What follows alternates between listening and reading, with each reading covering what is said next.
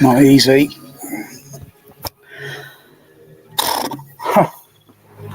Exhausted. Very exhausted. Still got a lot of wrinkles to iron out with this switch over from Storm Audio over to a trinnov. Still only got just about roughly 80% of it.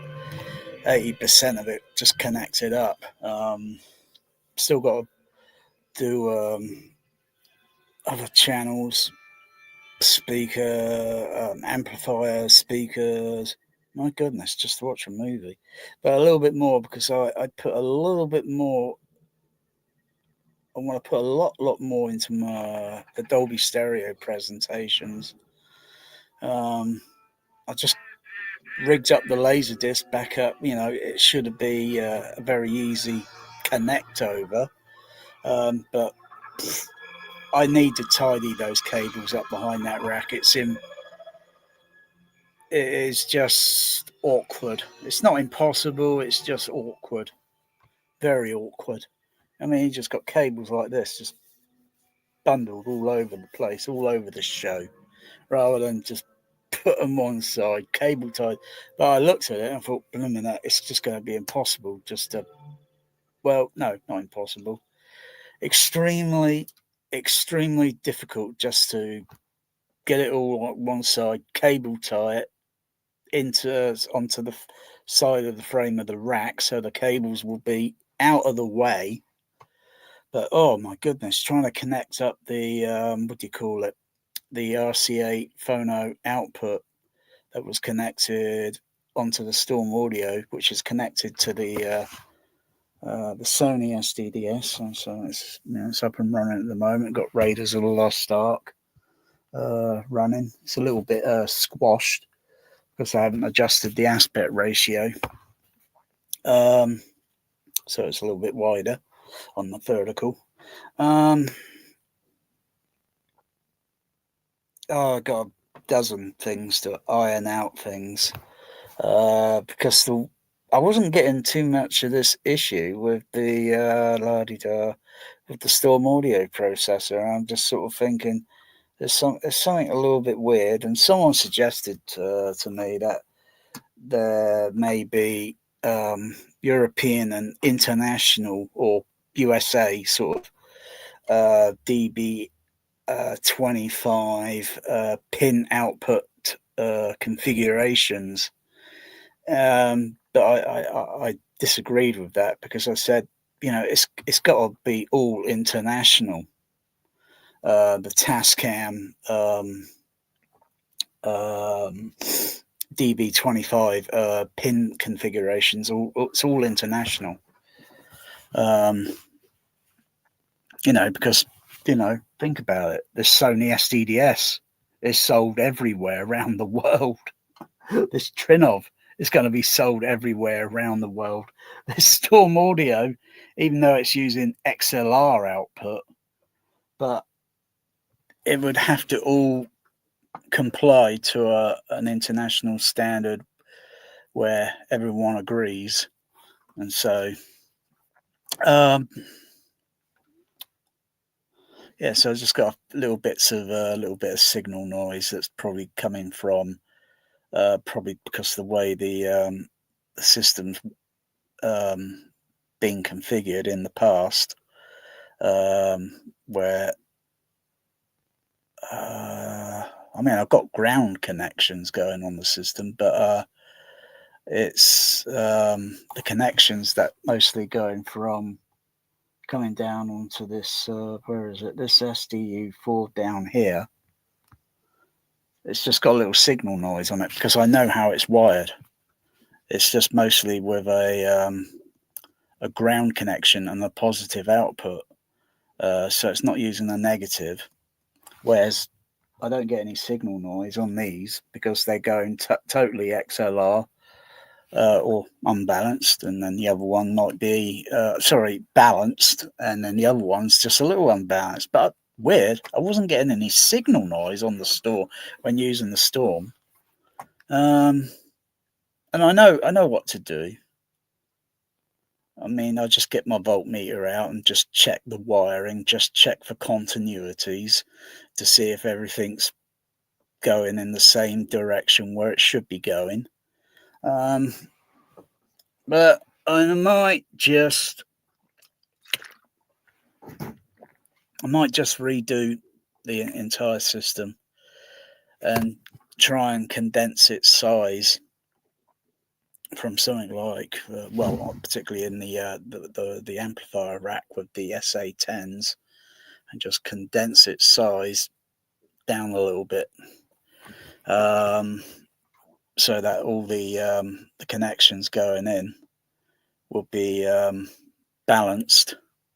And knock on wood, I shouldn't get any signal. I shouldn't get any signal noise of such. Um,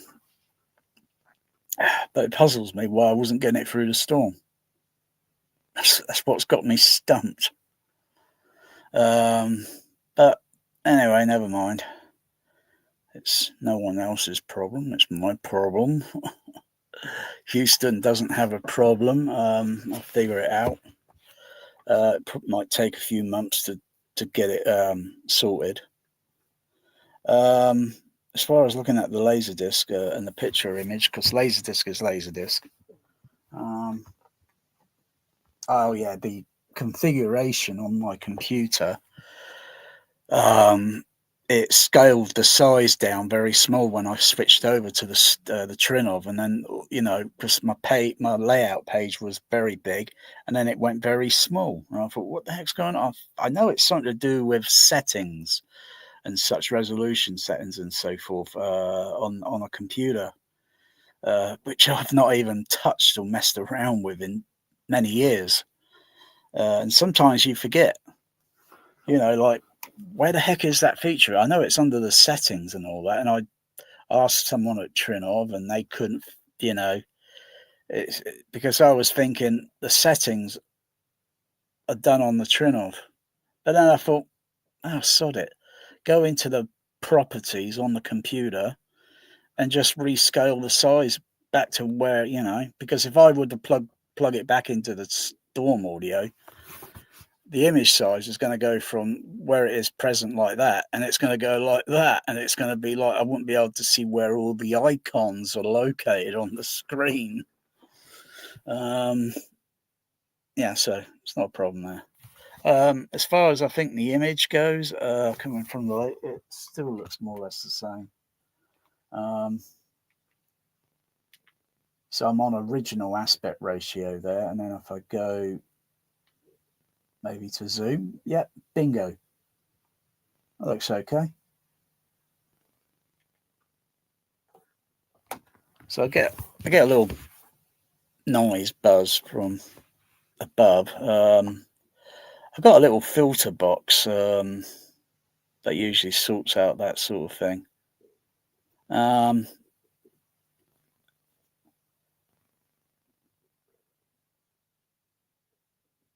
But I've been to installations before where there's a bit of hiss or a bit of buzz, and that's usually just typical PA stuff, and it could be solved. But when you get a buzzing, or that's just continuous and it's very low level, and it sounds like you're generating. It sounds like you've got a clean system, and you're generating a signal noise for a sound generator, and it's just completely uniform. Yeah, because I was thinking, maybe in the back of my mind, I was thinking this is probably not going to be a smooth transition going from the Storm to the Trinnov. It probably won't be smooth. It'll probably have hiccups, problems to solve, etc. I've just established where the extra channel for the center, middle, back surround, which is right at the back of the room, that's on a different theater mode on the Trinnov, because I wanted to check it a few days ago, but my health has not been very good, so I've been in and out this room this afternoon or late. I've got to take my medication in a couple of minutes. Where I was just completely exhausted. I thought I've got to go lay down for 20 minutes, come back in, do a little bit more, go and lay down, come back, and keep repeating that. I just don't have the straight energy anymore. That buzzing sort of I've encountered that before, that sort of issue, and then I resolved it. I don't have to go on, you go on you get all these people that maybe not too clever, not too tech wizard, whatever. I mean, I'm no tech wizard with blooming computers. I hate the damn things. But,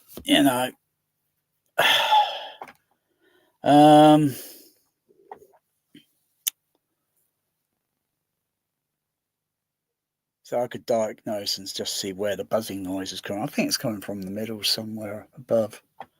I can just go and turn off the amplifiers, which go to the overheads, and identify which, and then think, okay, it can't be particularly the ground now, can it?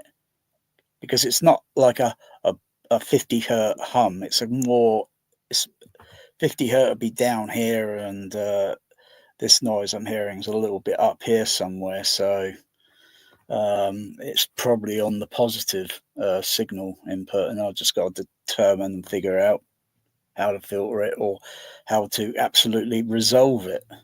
Because a filter box usually just masks the issue, just like where we have issues ourselves, or say psoriasis, and you use creams and all that. It just masks. That's all it does.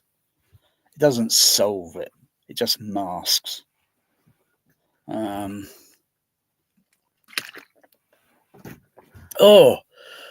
tell you, oh boy. I think it's in I haven't loaded my other videos up yet. Where I went out fish and chips the other day. I tell you, I'm not sure if the resolution's going through some extra process, because it's going from the Denon on the output on the HDMI, so the video signal's going into the Denon HDMI output, then coming down and going on to HDMI number 3 input. I'll use number 2 HDMI for what do you call it? The DVD player. That doesn't get a lot of talk about much now, even though it came out later days than Laserdisc, when Laserdisc retired, and Laserdisc is still being talked about. I was watching a video earlier this evening where someone was going about on, this trinnov or this Storm Audio's got these inputs, this, that. They mentioned turntable.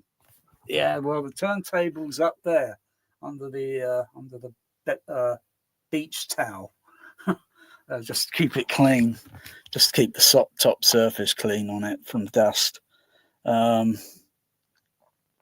they never mentioned any of the other past media players, DVD or HDVT and Laserdisc. Not even CED. Not even VHS. You got to be kidding. Oh yeah, and of course I've got everything's still rigged up there, the VHS and everything, and it will channel down on the HDMI output. But wow, I can't tell if that's been extra upscaled or it's just still the same. Because I would have to undo the connections, plug it back in, and run a test card signal, so I can see all the line patterns and everything to see if there's any difference, or run a Laserdisc test card signal to see if there's any noticeable visible difference. But no, it looks okay. It looks pretty watchable. I'm thinking, wow, it almost makes a UHD shameless. Well, the UHD sort of roasting thing will still continue, though I've been very cynical about trinnov. And I have to say, like here on the go to the where is it?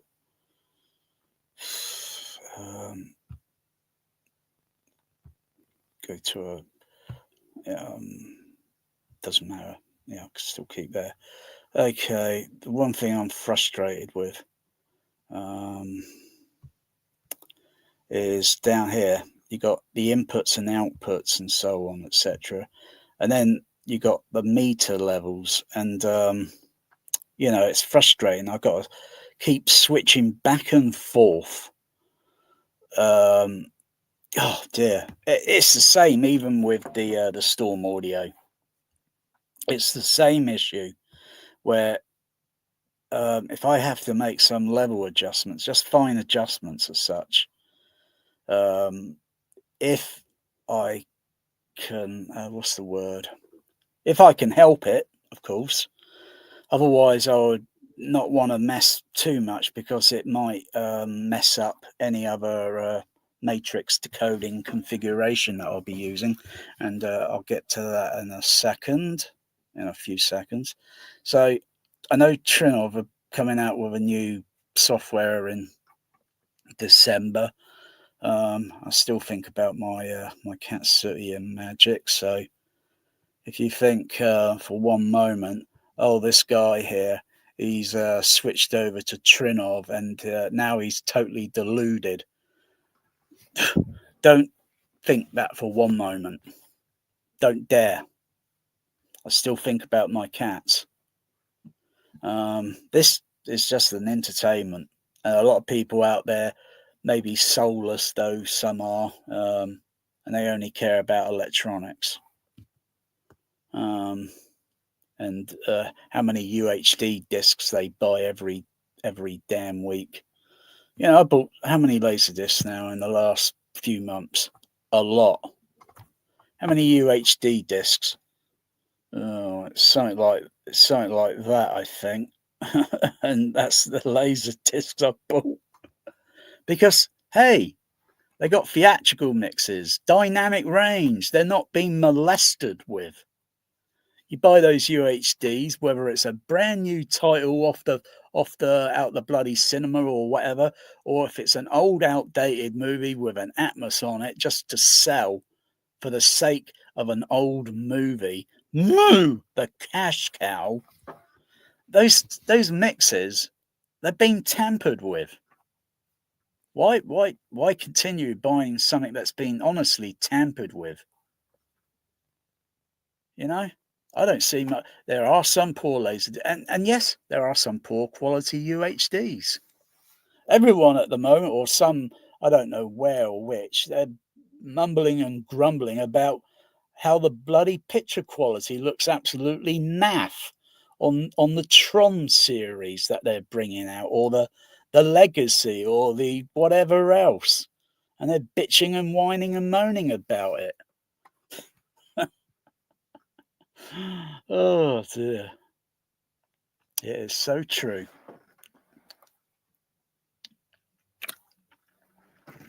But I've still got to do iron out a few little things here. Looks like the SW here is behaving on the CP200 because usually I get a slight hiccup and the signal drops down, and I know it, if I unplug the Cat 22. Which is the noise reduction card on the A-type card on channel right or the right total signal, because it's left total, right total, and then it goes through the decoding on the Cat 150, and then goes through a few other things through the processor.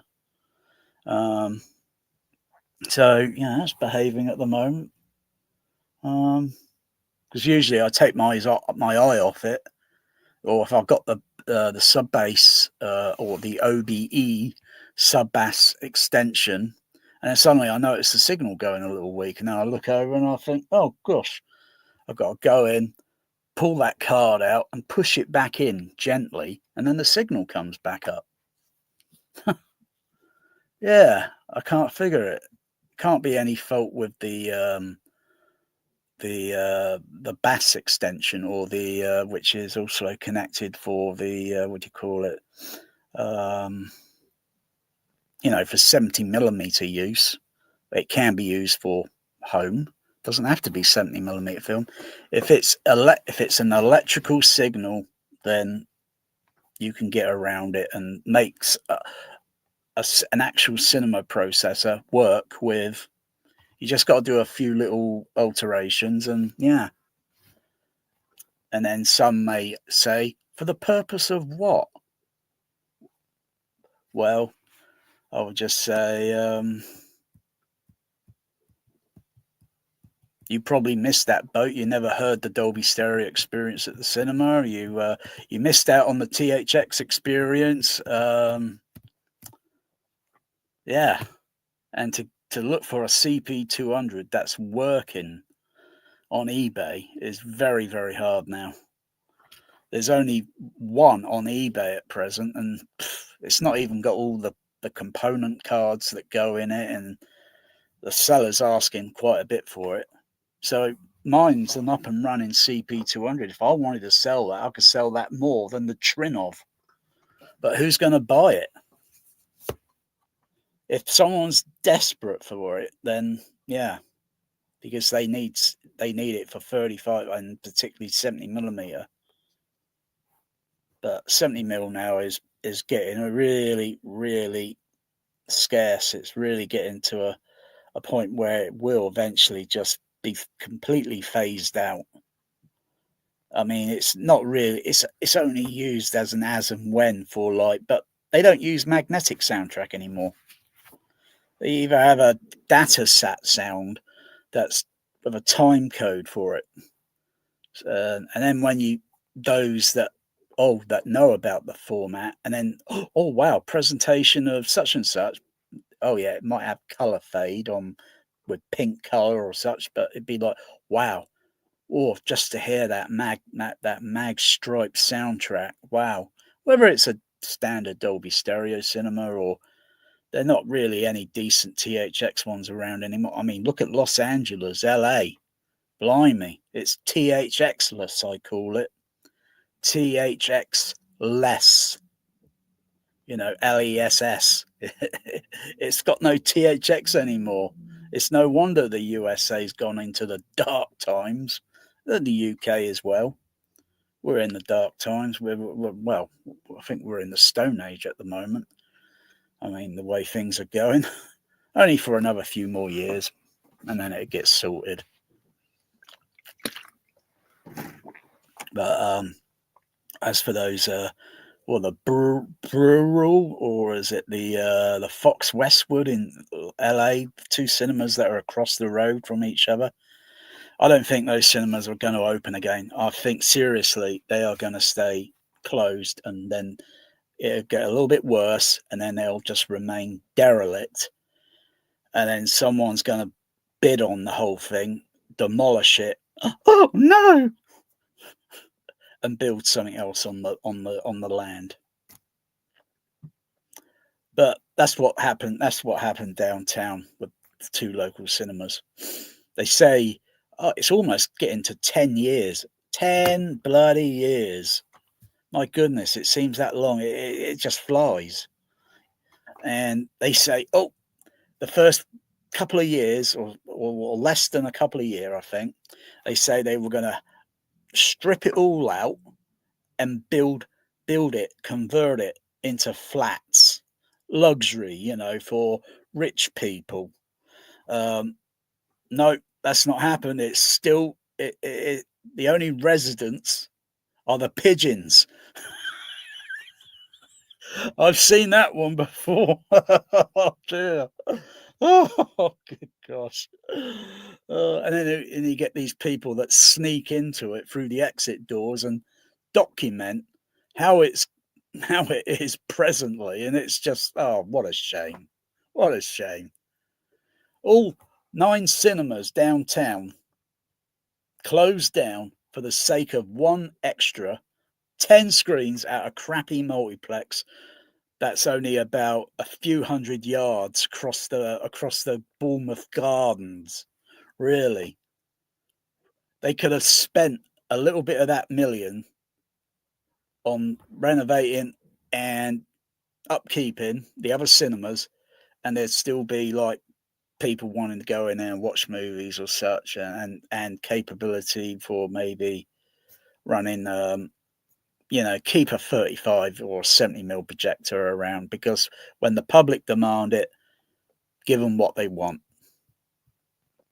and it probably sell more better than these Atmos movies today, because people want a piece of the action. They want a flashback. While they're still breathing, they want a flashback. They don't want this crap today. I don't want it. I don't crave for what some I like the what the youth man's done on his thumbnail. Yeah, he does clickbaiting shit. Yeah, so he puts a little sly thing in the corner of the thumbnail, like that crappy movie with Brad Pitt, the racing car movie. Yeah, puts a little sly little bit there, like, oh yeah, you're gonna see some clips or some scenes of it or demo or something. Clickbait. Shame on these YouTubers, home theatre YouTubers, with their clickbait. Honestly. And as for the microphones in the ceiling and all that, I was thinking about doing that a few years ago, and just putting microphones around the ceiling, because I've seen it somewhere before, or heard about or its use, or a microphone that's permanently fitted in the auditorium. I think it might have been in the Dolby somewhere in, because the Dolby CP650 manual's got several manuals and bulletin things and so forth, and it has a where, I don't know, they were thinking of permanently putting a microphone fixed into the auditorium, so you don't have to keep, once it's all done, that's it. The microphone doesn't move its position. When you put a microphone in a position you think you are putting it in, it would have to be in exactly XYZ axes, and like measured with something like a GPS, right down to the absolute degree. Otherwise, that microphone moved just a little over that way, down, up, slightly, tilt, and then you do you do a frequency sweep to compare with the previous frequency sweep to see if it overlays, and if it doesn't, the microphone's out of position. It's as simple as that. It's a no-brainer. It took me a while to suss these things out. I learned the hard way. You don't have to go to well, maybe sometimes you need to go somewhere to make sure you got a certification, to do electricals and such, so forth. You can't be the cowboy when you're messing around with, high voltage. But generally, all this, it doesn't require a PhD. If I wanted to do things like with acoustics and such, and think, well, have certain areas where it's dampened and you want sound to be reflected and come to your ears at a certain point, a certain seated height position or whatever. That's not hard to do. That's not hard to do. You just dampen the entire walls down and the ceiling, and then you place certain materials on the, in specific positions, and then theoretically the sound should reflect and then come to your ear. You should notice a slight, oh yeah, and then if you move out of that position, you will notice that, or you use the microphone, yeah, on the RTA, move it up and down, and you see like, oh yeah, You can see where it's reflective there, and you move it up a little bit, and then you see it less reflective to a certain degree, because it'll still be sound coming down from the HF horns or wherever else and hitting that microphone and showing it up on the RTA. But it's often what I hear in reality.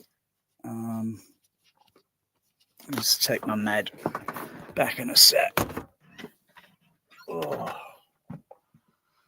Oh. Whoa.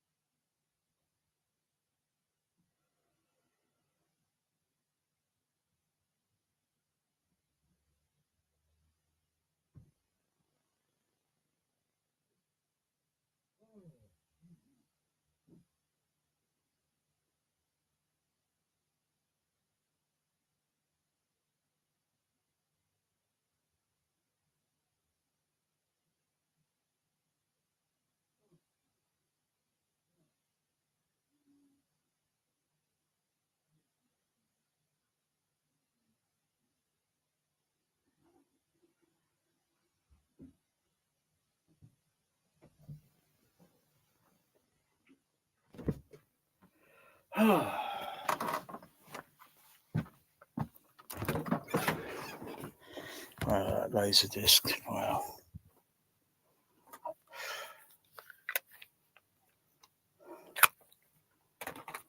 Wow. Still brilliant. Yeah, so I'll probably check the. I'll probably do it tomorrow. I'm not doing it tonight because I'll. Oh yeah, I can see a few little things there. I wonder if it's the upscaling. Yeah, I can see that effect there on the image. Yeah. So I know what to look for when I see things that look a little bit strange. I think, oh, it could be the upscaling, thing, the upscaling mode.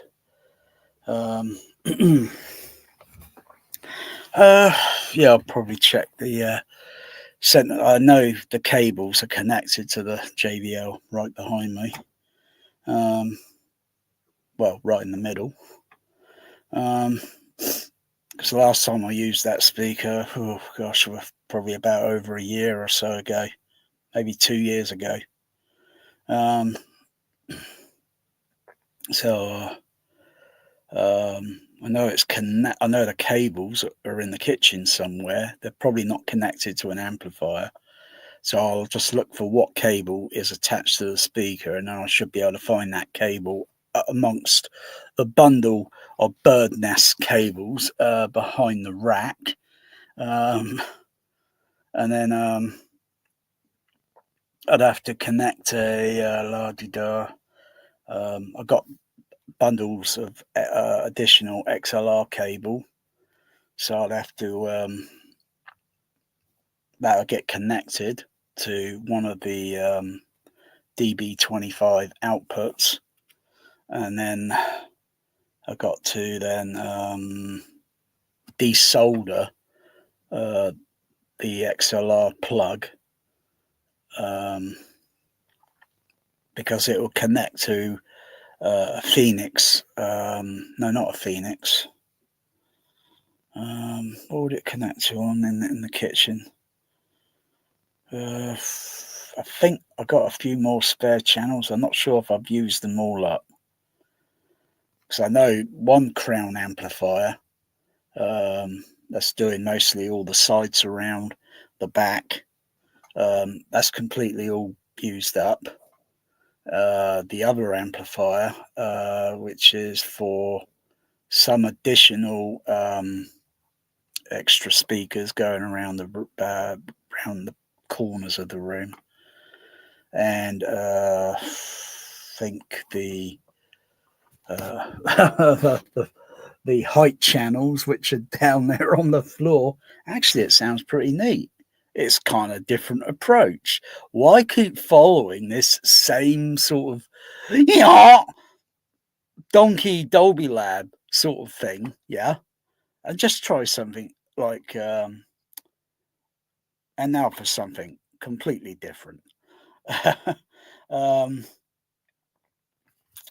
Yeah, I've got the front wides there. Those have a JBLs on top of the. So yeah, looks like I'm gonna do. It looks like I'm gonna have to do something myself, which is not a problem. It's just gonna take me. It's just gonna take me a long time to do it. I'm not in a hurry. I'm not in a hurry. A little bit at a time. That's what they did when they went to the moon, isn't it? A little bit at a time, isn't it?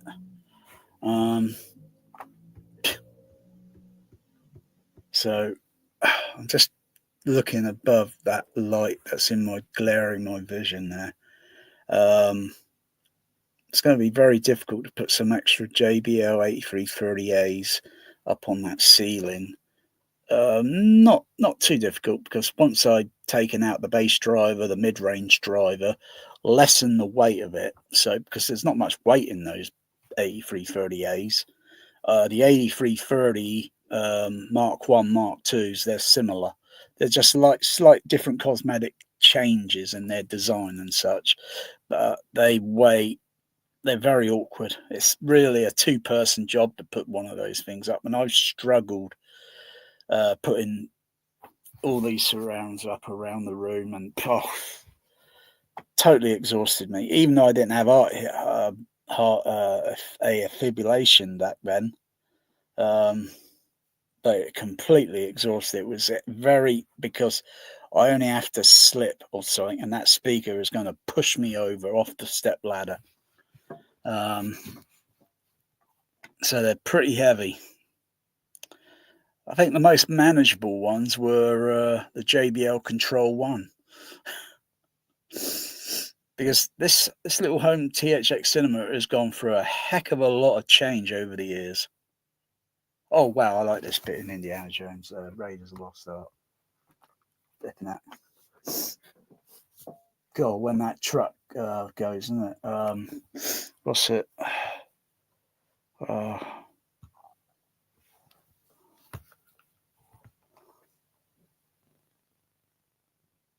So it's yeah, where'd you go? Snell. Vroom! Flipping that. The rev on that engine, it's just like pressing. You don't hear vehicles going down the road where the engine is revving and pressing against our bodies. That doesn't happen. There's I can explain why a lot of things, why you feel and have certain bass and such. If it's a concrete floor, it's not, the bass level is not really going to interact with it that much. Now, because this here is like a little seating platform, the bass sound or bass frequencies kind of interact with it or resonate with it. So if I were to put my feet in certain positions, it's just the same when going to a cinema. You put your feet down and it's got like a wooden floor or such, and you feel bass in certain different areas because of the way it's resonating through that auditorium. So, and of course, the type of seats and how they're designed. Yeah. And you probably, and everyone's thinking they're chasing this, what do you call it, waveform. They're chasing their sub bass and all their sub bass, and it's not just a case of measuring it with a microphone. Have you done the rest? Like, how does it interact with the seat itself? Because that bass is going to go underneath the seating, behind, and come against the back of the seat, or maybe in the front of it. It's going to go around in many multiple sort of ways, and you got to deal with it. I'm afraid you can't change it that much. It's just the same when you go to a cinema. Other people would know about this. Other people wouldn't know about this. But at the end of the day, you got to embrace reality. You can't live in a dream world of cinema and your Atmos and your UHDs and think your bass levels. You can't live in that dream world. It just, if you want to get natural sound, you got to get it like how you would hear it in reality. So if a room basically was made in a certain way where the bass would just literally react and play with the materials in the room, you're going to be feeling it all the time. But people think, there's not enough bass on this movie. There's this crazy guy on YouTube. I think he's more, I don't know. He's probably more crazy than me, or what is the definition of crazy? Crazy or insane? And when people start talking about insane bass, that's how he talks. He's the late night home theater guy. He's a hoot. He is a hoot sometimes. um, I agree with some of his ranting, but he hasn't seen my ranting on my channel. I can be a little bit more extreme.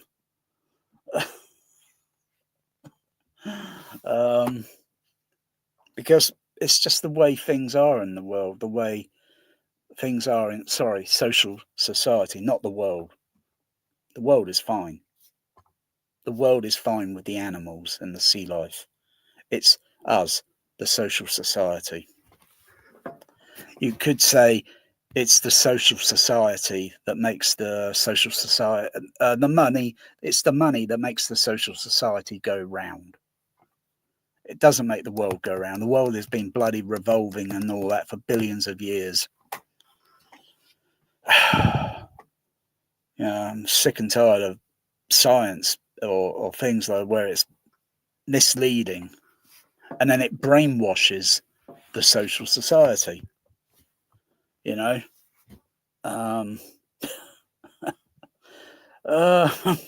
So yeah, I like the way this guy talks. He's almost like Alex Jones, you know, who used to be on YouTube. I think he's on Twitter or X. It's still called Twitter to me. It's not X. It's just it's like putting makeup on, you know, and just it's still Twitter or Twatter. Twat. Yeah, he kind of talks like Alex Jones. You want your base? You want your base?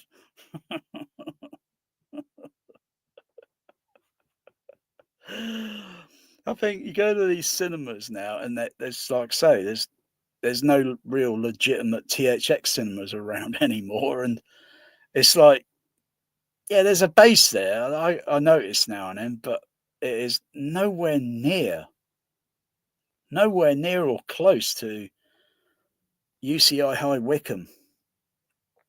Not even by the prick of my hair. And I kid you not, when I stood at the back of that auditorium just to get a little brief of arachnophobia, though I've seen it before, month in December, downtown local, in a very appalling sounding conditions. Well, atrocious, I would say. When I stood at the back of that, because me and this guy, we went up there, me and this guy, we missed the opening morning matinee show or such, you know, and we had to wait until probably about past 1 o'clock in the afternoon. So we had to wait, you know. But I just wanted to slip in and just catch what it's all about because he's been bragging how damn great it is. And I'm talking about going back to 36 years. 36 years. And I can still remember where the bass was pressing me on the body. It's all up there in my noodle. As long as I don't fall over and get a serious head injury and then I'll get memory loss. It's all up there in the noodle. It's like a little template. So I got the reference arachnophobia on Laserdisc because it's going to have an unmolested theatrical mix and it's going to be proper dynamic range. When I put that movie on, it's like an air base buster, for goodness sake. Oh, yeah. I was standing at the back of that auditorium and I thought it was the quiet scene in the movie where they're in the jungle. It's only about 12 minutes into the movie, I think. And it was just literally, I don't know where that bass or where that energy was coming from. It was, I could feel it on my shoes, my feet, my legs. Well, that's just frequency going against your fabric on your jeans, and it's made of fabric. If you pull it out in certain ways or crease it or what, the bass frequencies, you don't feel this. It's a myth. It's bullshit. You don't feel this trouser flapping. That's bullshit. It's just that the bass signals are going against the fabric, and then the little what do you call it? The hairs in your leg and all the flesh and all that. It senses the vibrations. That's all. Otherwise, if we were stripped down, stark bollock naked, I mean down to the skeleton, I don't think we'd be feeling much. I think we'd be having a pretty bad day, actually. Anyway, I felt it literally uniform, right up to the bloody hair on my head. And I thought, where the heck is that bass coming from? And I thought, wow, that was great. Went back out. We got in the car and drove around High Wycombe. And then went, because he wanted to see a few friends. And then we went back to the cinema later. And wow. Wow. Wow. Oh, dear. If George Lucas was putting that system into cars, I think the cars will just rip themselves apart, because that was a pretty large auditorium for that amount of energy. If that was stuffed into a car, I think it would just rip itself apart. Well, we've all seen stupid videos where they bust out their windshields, and then you can't, and then that ruins the day, doesn't it? Because you can't drive that car back home because you got a busted windshield. You got to get someone to come out ASAP and fix your windshield before you drive that vehicle on the road. Idiots. Why do they do that? Why don't they just get some crappy car that they don't care about and then let it be busted and then anyway. Totally stupid. It's just air pressure. You could do the same if you seal all the car and then you get one of those bottles and then just start pumping it up with air up to until it goes to a breaking point with the PSI, pounds per square inch, and then the windows start giving and breaking.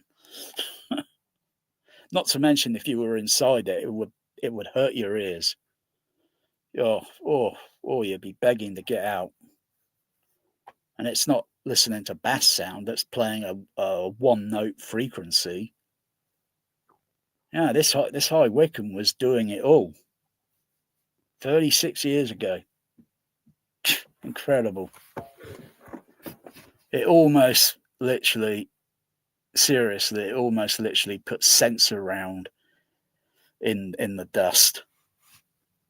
And I've experienced sense around 5 times. 4 times with Earthquake in 70mm, 6-track mag. And then Battlestar Galactica, which ended up giving me bloody tinnitus. And it's like, wow, the THX was just flipping that.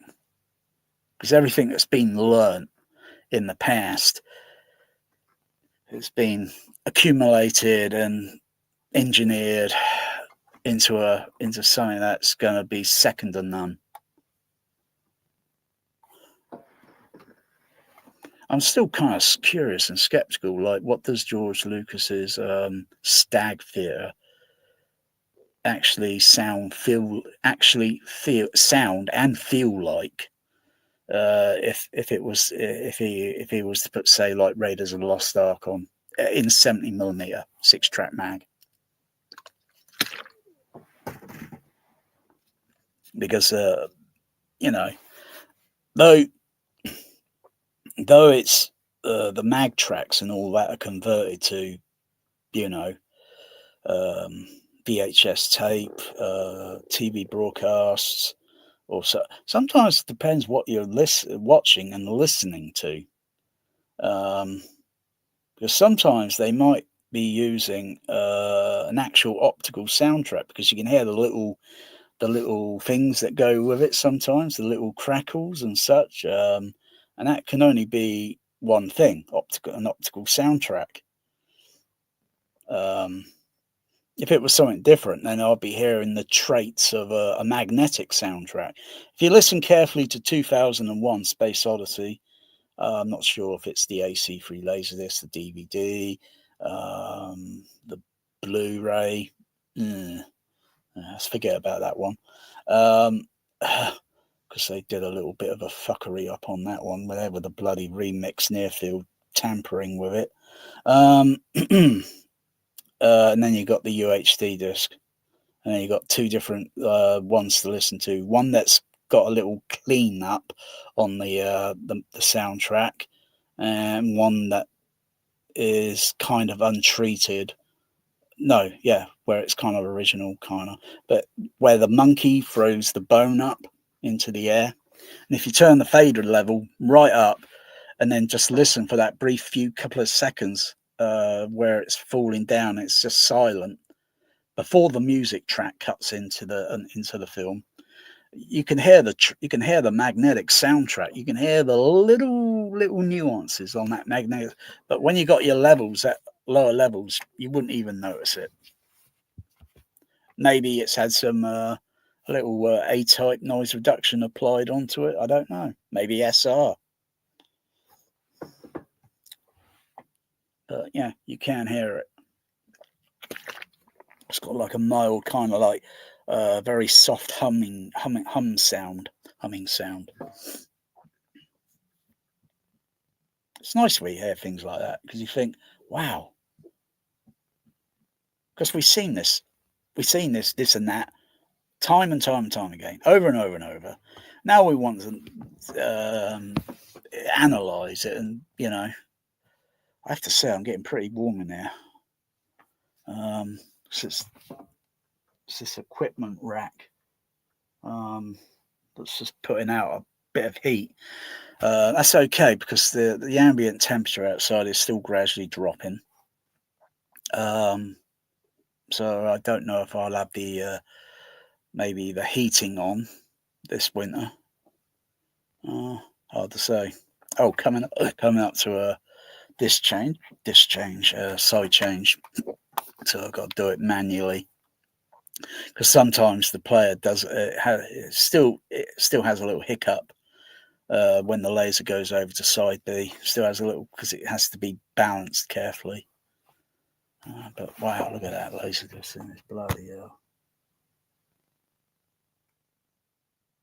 And on top of that is the what everyone would have heard in a Dolby stereo cinema. If it wasn't 70mm, you still be treated to a nice Dolby stereo matrix. And if it was in later years in a THX cinema, you would be really treated like VIP, end game. But they didn't brag about all that nonsense end game decades ago. It's just something of the Atmos sort of thing, and all this BS of immersive audio. And a lot of people like all this youth man and all this the late night talk guy and all these other people. They're so deluded. They think this is all end game. Oh my goodness.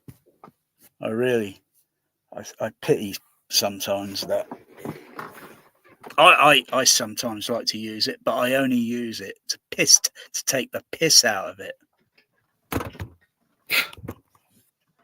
Otherwise, I think my CP200 is the end game, not the end game, the end game.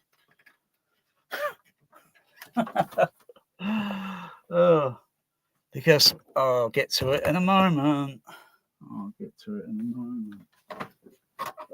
End game. Oh, my cat is end game. Hey, boys. Hey, girls.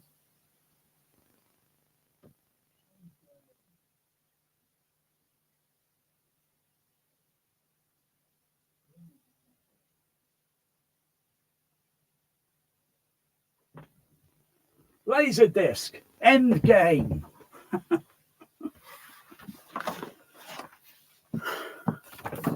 I don't have to keep repeating or stressing it any further. It uses theatrical mixes that are not molested. You buy your 10 UHD discs with your Atmos on it this week. They've been molested with. They've been wanked off. Shame on the studio. Shame on the mixers. You basically got a wanked off soundbar version. And you're all bitching and moaning and whining. Why do you keep buying new movies? I'm not even interested in that anymore. Not interested in new movies anymore. Seen that crappy Superman a couple of weeks ago. Oh my goodness, 2 thumbs down. I'll tell you, if that Cisco and Albert guy or whatever they were, those 2 film critics, if they were around, they would have given that 2 thumbs down. They give Superman the movie 2 thumbs up, and they'll give that thing 2 thumbs down. Or did they give Superman 1 thumb up, 1 thumb down? I don't know. There's loads of videos on YouTube where they're, you know, but no, Superman 2 thumbs up the movie. Superman 25. What the fucking blazes with that rock bloody music on the end credits? Because they're trying to cater for little kiddies with their bloody mobile phones today. Oh my goodness. Sometimes I think I could see grain on this. You know, depending on, you know, because the image, don't forget, you don't have to have UHD to see film grain. It's total misleading bullshit. I can go and get a 35mm film cell and show you the actual size, but I would need a microscope if I had to examine to see if any particle of grain, and depending on the film stock that's used. You know, otherwise we don't see grain in real life. It's not there. We see dirt in our eyes. We see little particles of dirt that move around sometimes, yeah? But we don't see, nothing is made up of grain. It's made up of 2 things that I keep ranting about: light and shadow.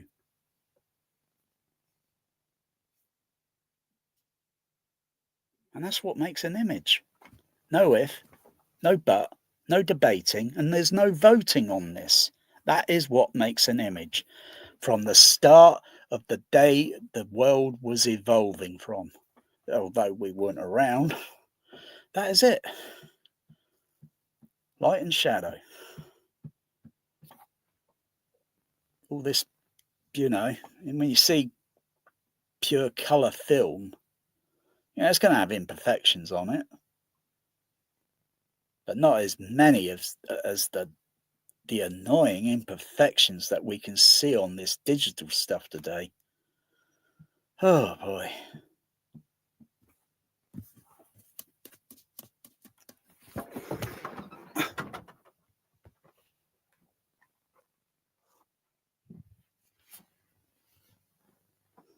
Put my ear up closer to the... I think it's on the middle. I'm going to turn the one of the amplifiers. I don't have to turn them off. I could turn the volume levels down. I know which ones.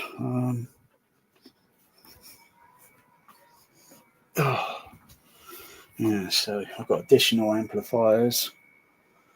I was thinking maybe I'm gonna have to make some trade-off. I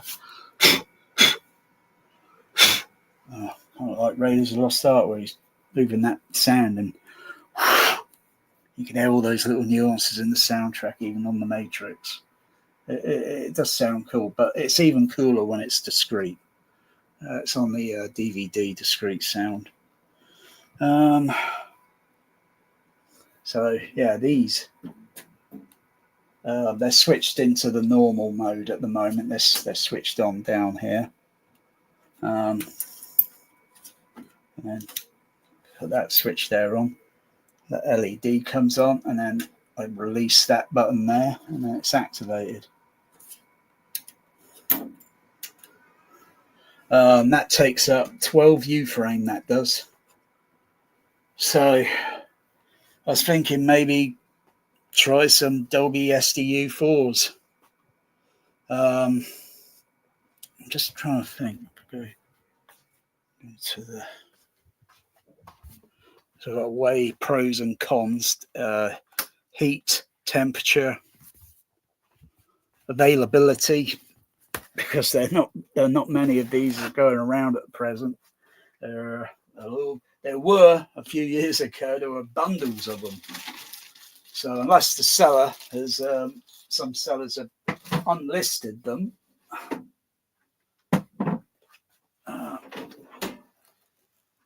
So that's built like a tank. It's pretty heavy, not extreme. Okay, that's a Yamaha that they're always going to fix, but it's a little bit problematic. And this is, well, actually the SA10 is a little bit heavier. Relax my arm. That's a little lighter, as well as it's a little thinner. That's a Dolby THX DU4. So minus the fader volume on it, and minus the extra output channel. So I would need to get the SDU4s, but they're again a little bit scarce at the moment. And they got DB, no, not DB. Well, they got XLR input, balanced audio input, and balanced audio out. So it means that, you know, I've got to put different connectors on the back, you know, depending on what amplifier it's got to connect into, whether it's the XLR or a TRS, tip ring sleeve. These have got XLR and TRS. I think these I won't be, you know, because they take up a little bit of rack space. They do. There are other amplifiers out there. Dolby makes one, a 32-channel amplifier, but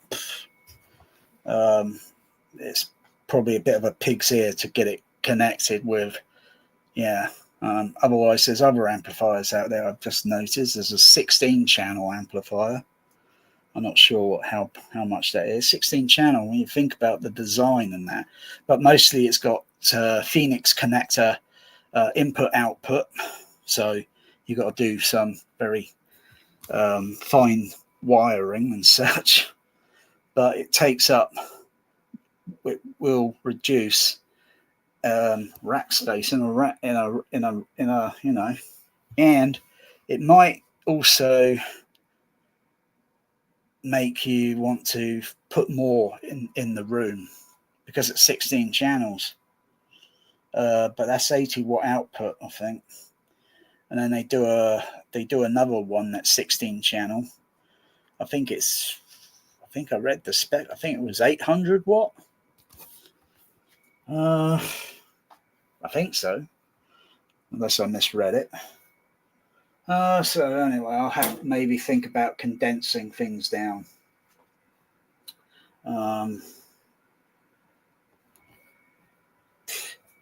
Otherwise, if everything's all up and running, there will be up to about 70 amplifiers.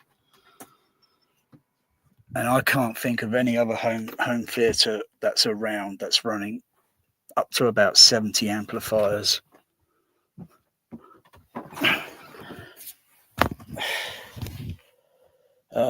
Most Atmos installations today will probably be, I'm not sure what it is in Leicester Square, but probably downtown. Well, I know all the surround speakers will have their own amplifier on, and the screen channels and such will probably be bi-amplified, or some not bi-amplified, DSP crossover, because I think they're a freeway. So they'll probably have their own. And then there's only a couple of sub-bass speakers in use. I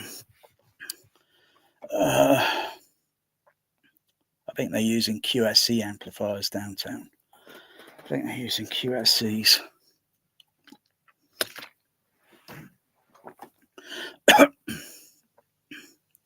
But does reality use amplifiers? Of course it doesn't. We amplify the sound by talking. Vehicles, they're making their own volume sound. The nature Take wind, for example. Yeah. How many amplifiers are on that? Now that is a really good question. I think I'll have to maybe ask a meteorologist something like that, and they'll have to think, I'm not too sure about that. Oh, I'll have to check with someone else. Because, yeah, it does. It does. It's a very interesting. Everybody wants to play that stupid woke twister up mix Atmos load of rubbish, and with a cow that you can hear mooing around. And you think, why are they in the vehicle? Okay, it's windy, bloody noisy on the outside.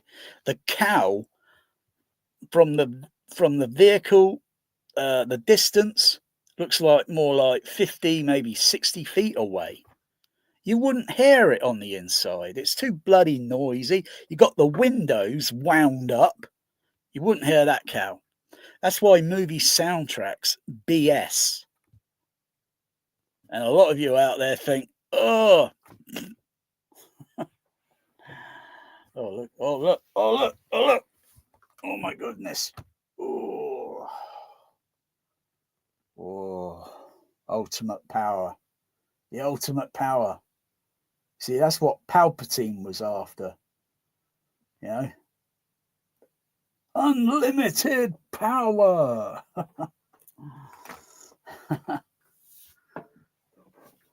They're flexing. They're doing their arc workout. Oh, Indy, this is heavy. Oh, can we get a move on, Indy? Oh, my back is aching. Oh.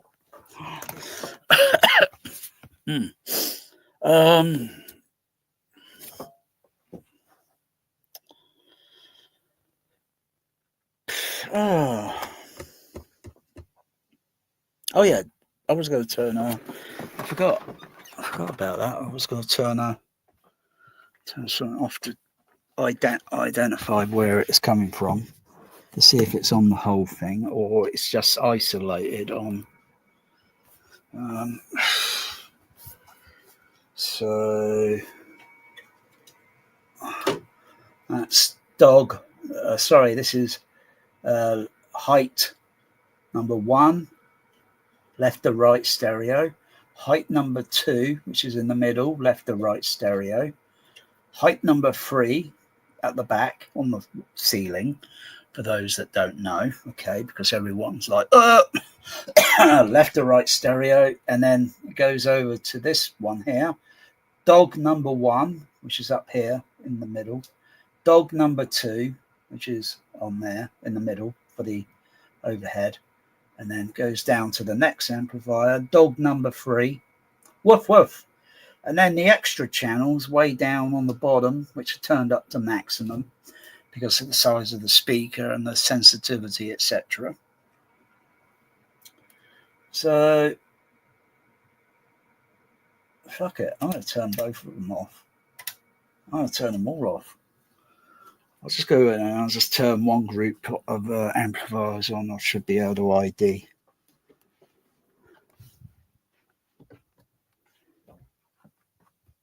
I don't hear anything. It's a kind of magic. One amplifier, one dream.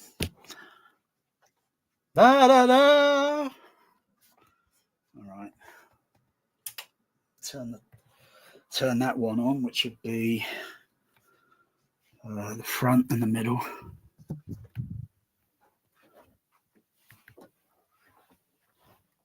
Just sit where I am, so I'm not in the frequency now.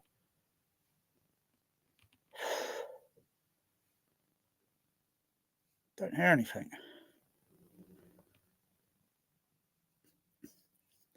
Just check the pressure on my ears. I think I hear something very vague. Yeah, I hear it now. That's coming on. So I'm going to turn... Melanie, come on, out the way, girl.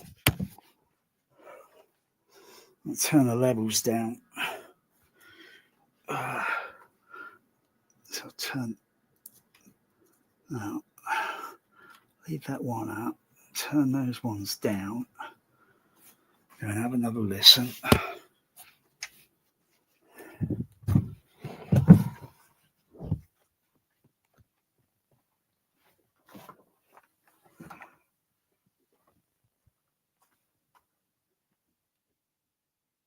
Yeah, I hear it on dog. I hear it on the front one. So okay. So it's probably the wiring, because it's not balanced input. Those SA10s were unbalanced inputs. So yeah, I'll solve it. I'll solve it. I'll turn that one back on. That one back on.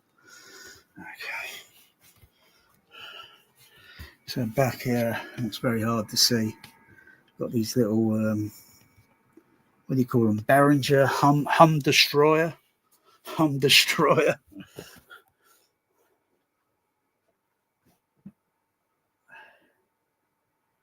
Oh, Mel. Oh, Mel. Mel. Smell Mel. You want to finish, girl, sweetie? I'll do your biz. I'll do the cat litter.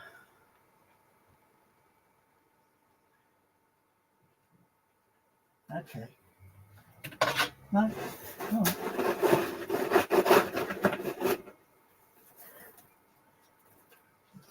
Oh. Oh, man, smell Mel. Oh.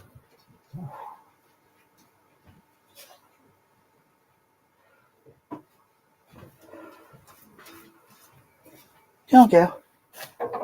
Oh, you're getting in to be a little lady.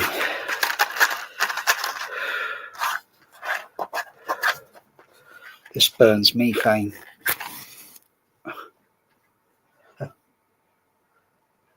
Oh.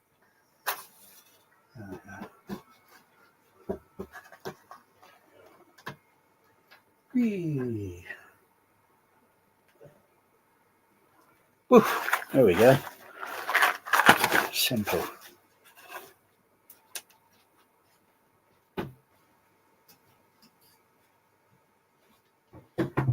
Yeah, I'll probably figure it out.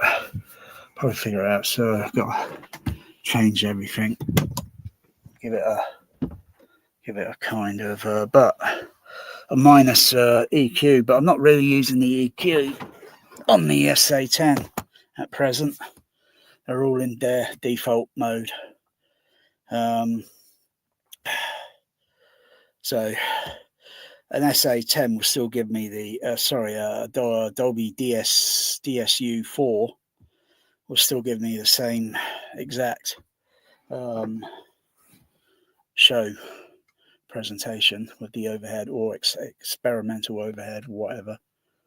Plus, I think just a minor little flexibility or additional feature that I can use on the SDU4, which I can't use on the SA10.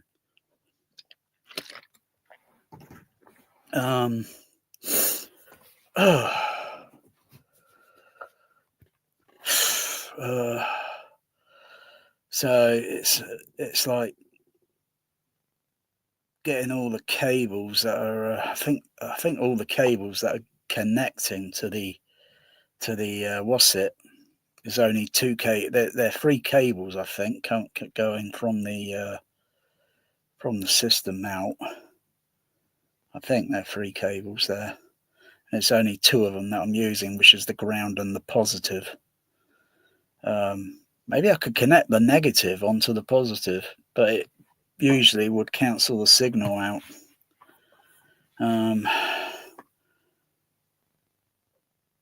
So it's mild. So when I've got some soundtrack over it, I don't notice it.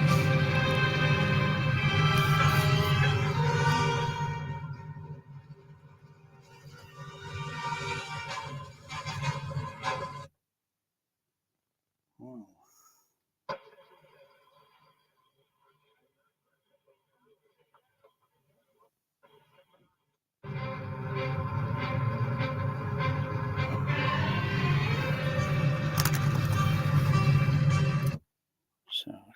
sound there and go to the meter levels.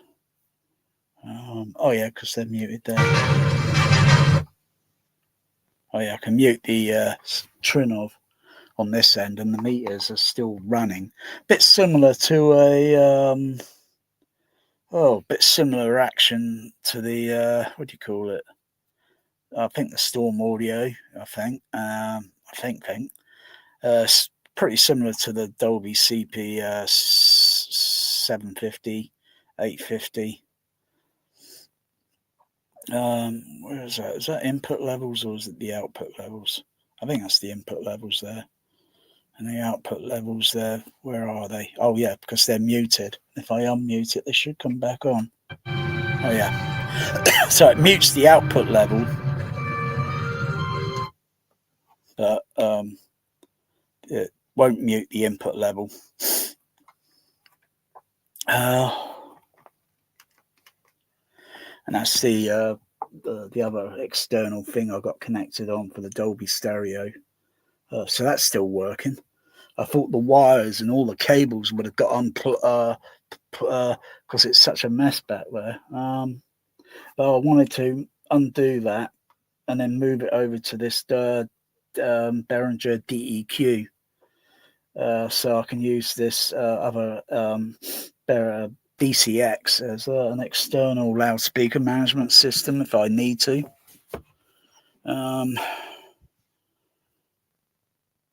Yeah, I think the one thing they could put on this trinnov, I think, is an audio monitor, so that it goes through the laptop, because obviously the signals and everything else that they need to have something where you can monitor the sound on the laptop, like a kind of like a booth cinema monitor, so to speak. I've got a long cable that I'll probably maybe test at some point. I could test it now if I wanted to, connect it up to the computer, run some signal noise, monitor it on the Room EQ Wizard on the RTA, or I could put a signal through the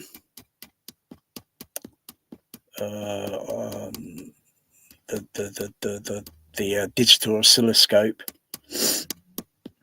I can use up to 4 channels and monitor on the digital oscilloscope if I want to, be getting levels and so forth or whatever, or check for harmonics or check for distortion, or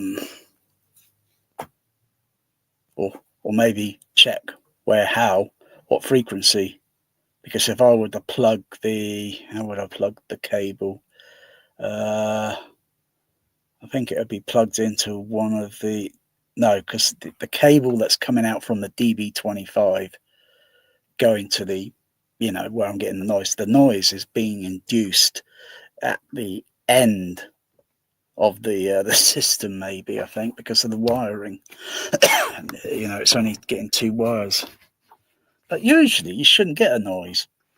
Usually you shouldn't get a noise there.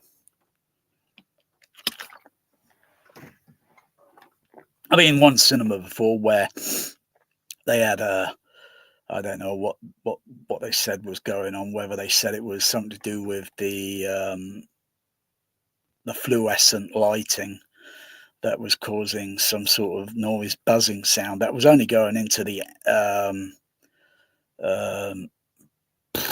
being picked up by the amplifiers for the surround speakers, and you just hear this kind of buzzing sound, particularly when it goes quiet in the soundtrack. You turn around, you hear this buzzing noise.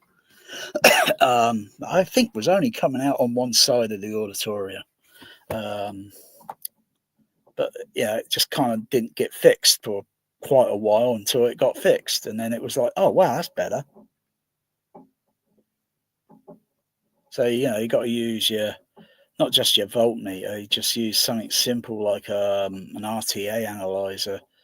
So you can identify the actual frequency, and then you can say, yeah, that's the sound I'm hearing, and that's the frequency of it. And then it's like, well, let's turn everything off, see what goes on. All right, we'll turn everything back on in a certain order until that noise frequency appears. And then it's a case of like looking at where the cables go to the amplifier, because if you undo the disconnect from the amplifier, you don't get any noise. You put another monitor onto the amplifier so you can monitor and you don't see any noise there. It's quiet. And you connect it, so it's obviously okay. It's the cable. Okay, first thing to check the continuity with a voltmeter, both ends, to see if there is anything broken with the cable, and then checking, or maybe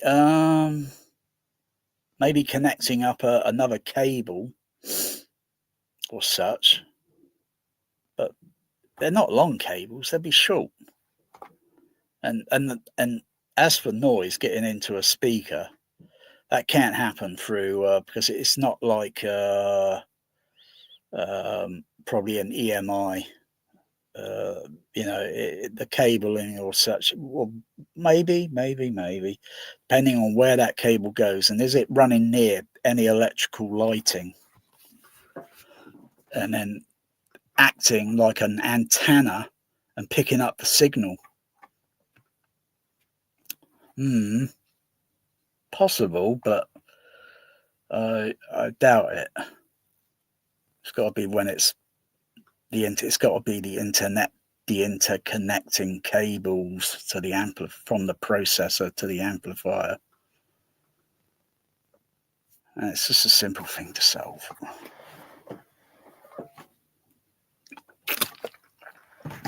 But the experimental still works okay. I'll be really pissed off if that was not, because that doing the wiring on that blooming Phoenix connector was bloody complicated. Can't say I'll be in the mood for doing something like that again. I think, well, I've learned how to, get that experimental, and I think I'll maybe try it a different way, but more electronically, because I'm doing it in a passive way, which cuts the cost down.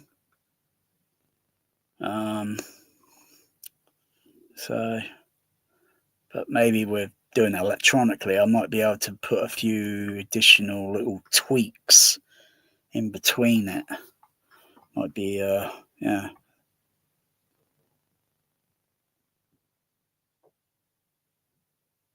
If I go and turn the amplifier volumes down, I guess this buzz noise will go, because I'm guessing this buzz noise is idling.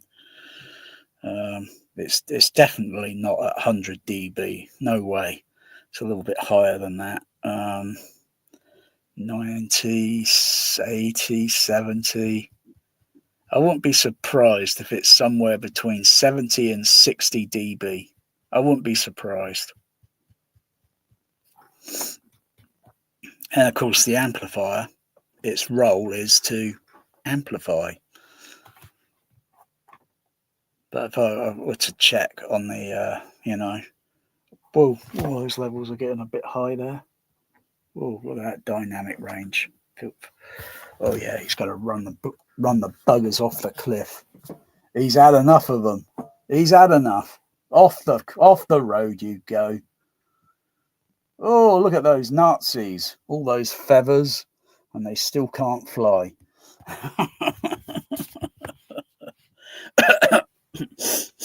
Oh.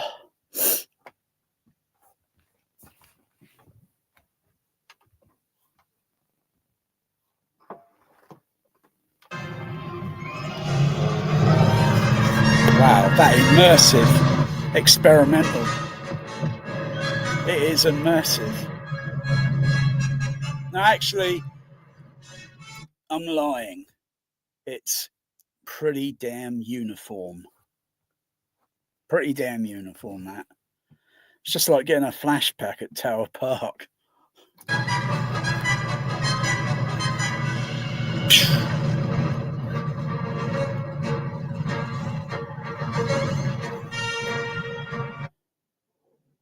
Just wondering if I'm noticing any differences in, because the trinnov won't be really doing any processing. So I got it in what's called native mode, 7.1 mode. So I've only got 6 leads connecting into it on a DB25 from the Sony system output, and then it's going down here on to the back. So it's on analog. Can't even bring that up on the screen, I don't think. The one thing I've noticed, the trinnov doesn't seem to have a temperature gauge to monitor the internal temperature on the processor. I'll probably ask customer service that. Is there something on there? Because I've not noticed it. Because usually on the Storm processor, it will be near the meters, the meter out, the VU meter levels. And you got a choice to select monitoring or temperature. Oh, I think the sub-bass signal's dropped down a bit there. That's the lead, so I'm just going to, because I notice it's a heavy scene with a lot of bass. Yeah, it's dropped down. Something to do with that A card or how it's connected.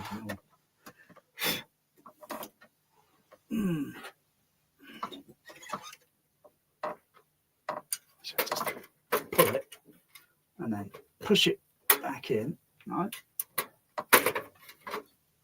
There we go. It's back up to normal level. Got to mute the sound when doing that, otherwise you get a bump sound. Oh, look at that. It's a little bit high. I'll just turn the fader level down. Just turn the fader level down, or maybe check my input levels. The input levels. So this is one thing you can't bring up on a trinnov.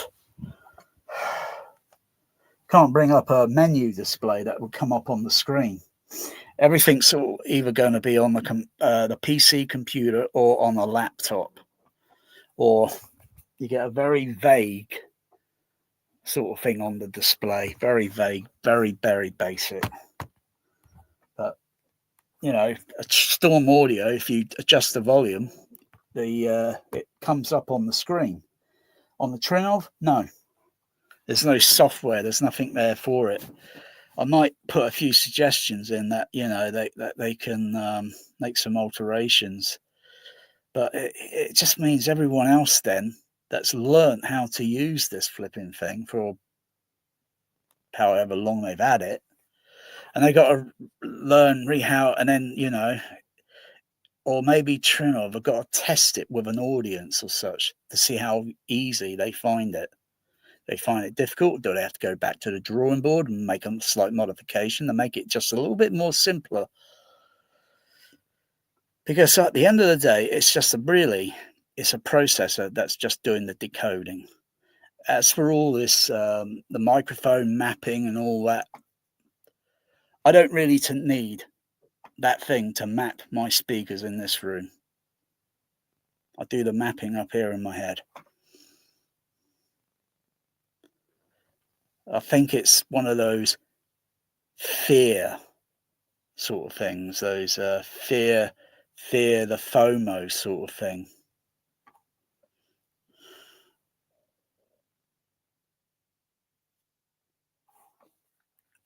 I think they just need to make a few little things to make it just a little bit more simpler.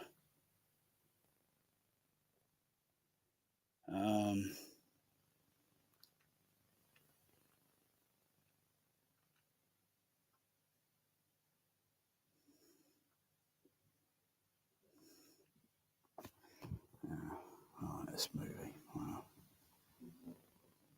Once I get into it. Wow. Yeah, input. No, it's general. General number 3.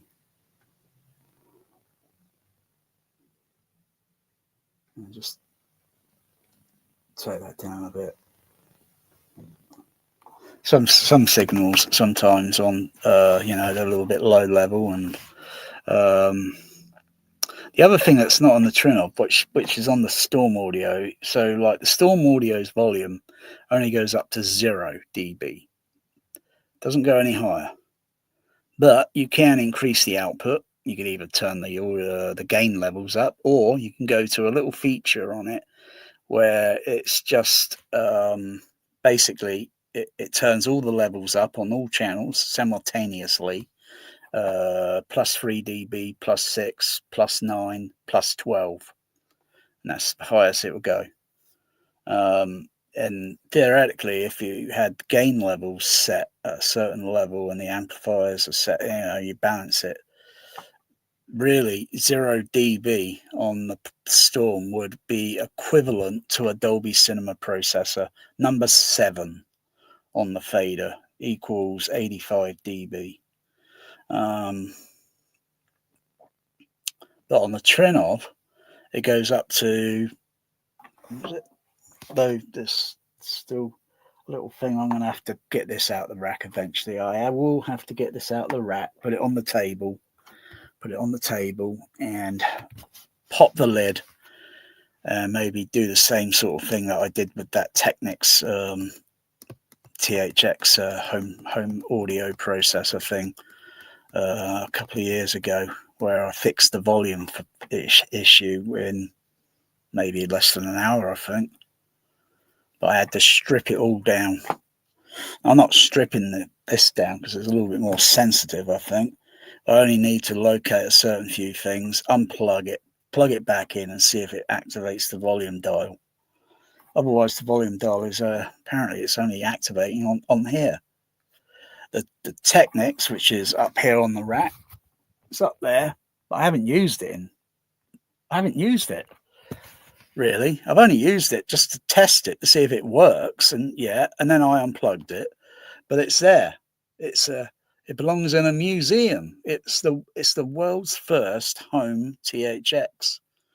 And Thomas and Holman, he partly was involved in the design of it. And George Lucas, he had one of those in his little office with some of the Technic speakers back in the early 1990s.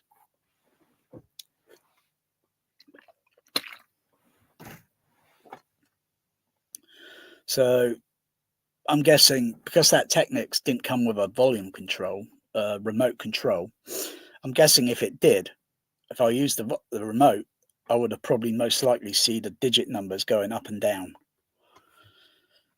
So it's probably something that's rarely happens, because someone at Trinnov said, I've not seen an issue like this before. He said, either send it to us and we'll fix it. And I'm thinking, crikey, that's going to be it's going to be 30 days at least until I get it back. A few days until they get it, and then it's waiting in a workshop with a load of others that have maybe been upgraded or repaired or been built from scratch. And then it comes to someone and they get the diagnostic report, like, check this and check this, and this. And they'll go through that and solve it. And then once they've solved it, fixed it, mail it back. It'll take about a month. And if it's something as trivial and simple, I can probably fix it in maybe less than an hour. And if I can't, then it's a hardware issue, sort of felt, which send it to them. And because I'm not going to be connecting up the Storm processor, I'll just, not bother for a couple of weeks, a month. I can live with that.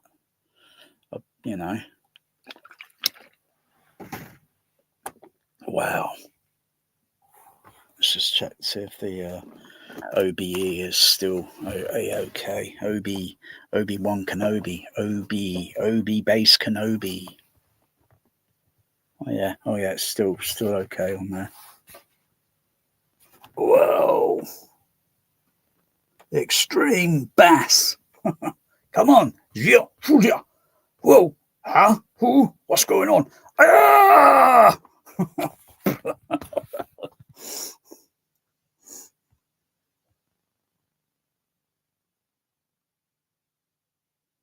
See, even when Indy curls up like a cat, like there, boom.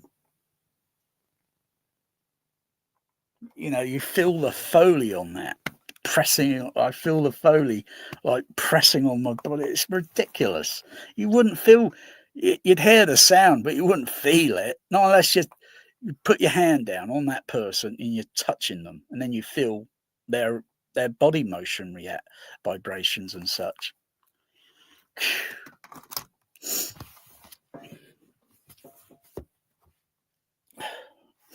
I know when I think something's a little bit over the top, and I think, and it's not a case of like, like that talk home theatre guy.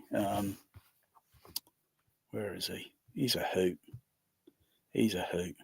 Where's his latest one? Late night talk. It's more like late night ranting. And he talks like Alec Jones.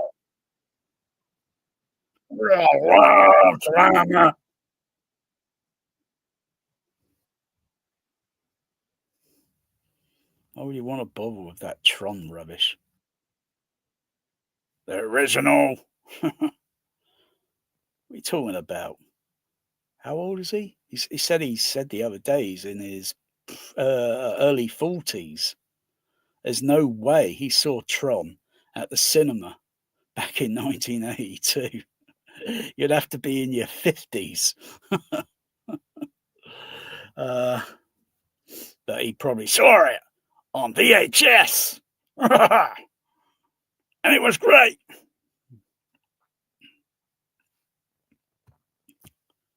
This guy's always like a typical American. Always brag. All these Americans always bragging about bass. It's not bass, it's bass. I keep thinking it's like a moon base on the moon. It's bass. Bloody hell. Good gracious. But that's how we're flawed. It's not our problem. No, it's not our fault. It's our parents' fault. Because we learn it from our parents. Where is it? There it is. Boom. He's ranting about the bass. My goodness. Too much bass. What is too much? What is too much? And what frequency? What frequency? I know I can generate sine wave tone in the room, and when I get to a certain frequency where there might be room no dips or so, and you go elsewhere in the room and it peaks up. Oh, I wonder why. Oh, it's near a corner, it's near 3 parallel wall surfaces, or you're maybe 2 parallel, depending on where you are standing, is what we hear. Now if I climbed up on a step ladder, that bass, as it gets near to the corner, 3 parallel surfaces, that bass level should increase. Well, I don't have to. I only have to have an SPL meter there and then move it up near to the corner, and that level is going to go a little bit more higher because the levels are peaking.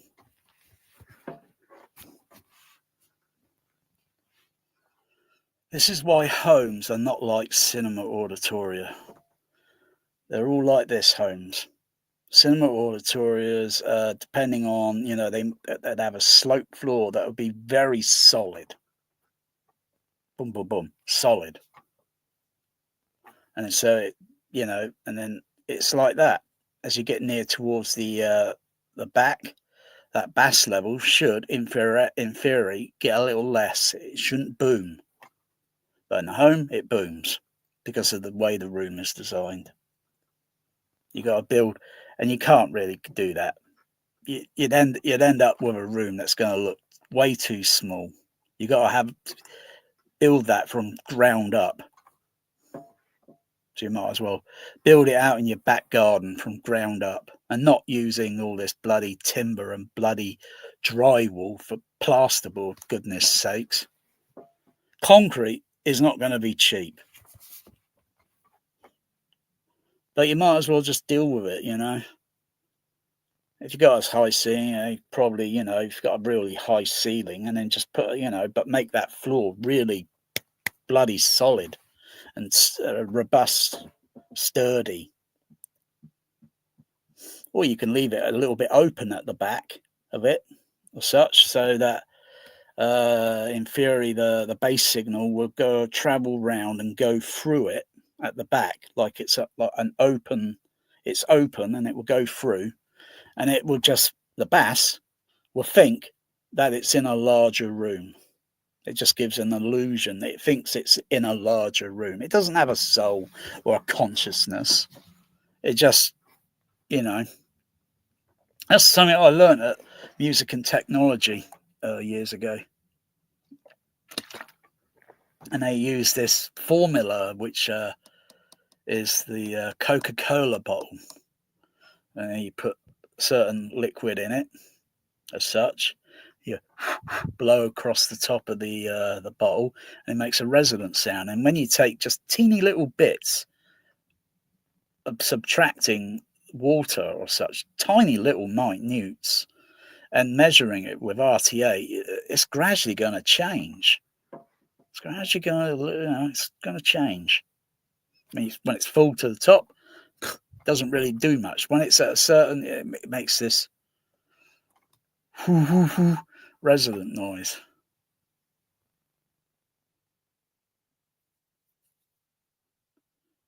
Yeah, it's bloody hot in there. Bloody hell, I think I'll open the window. No, I don't need the air conditioner, I just need to open the window. Open that. It's roasting.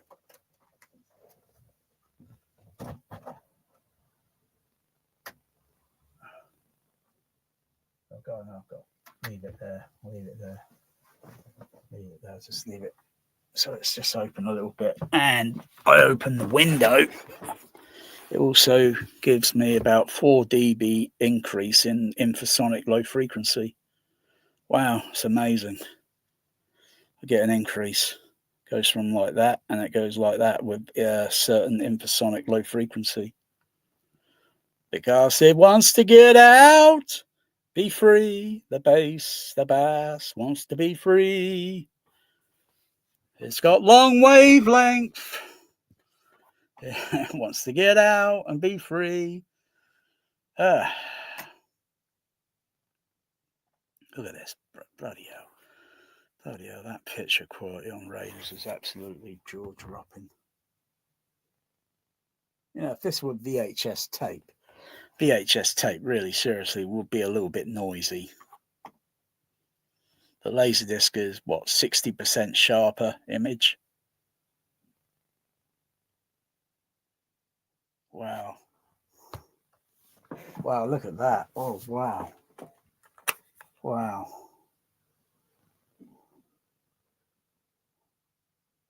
Analog image. Yeah, it's like, well, film is analog. 35mm is analog. You know, this is like why I still want to get some film taken in, get it developed. 35mm. Because I've taken some pictures that were pretty complicated, very complex with colours. And the digital camera was just skewing it all up and thinking, why is it doing that? My eye can see it as it is presented, but the camera is kind of like getting confused with the algorithms with the yeah. And so I thought, get the get a 35mm camera, take the same sort of complex picture thing, and then just get it developed, see if it comes out. I mean, if it comes out clear, depending on the ISO, because I might have to do it again, but it doesn't matter really. If I see something that looks like it doesn't have these other artifacts, then I know the 35 is like, okay, but it's like trying to figure out the DSLR and get it so like it can see all these complex colors. Very mixture of complexities. Because I had some nice, I thought this would look really neat as a picture. But when I looked at it, I thought, oh my goodness, that's terrible. Yeah, they got the dummy in the car there. The what's it? What's it guy with the black hat?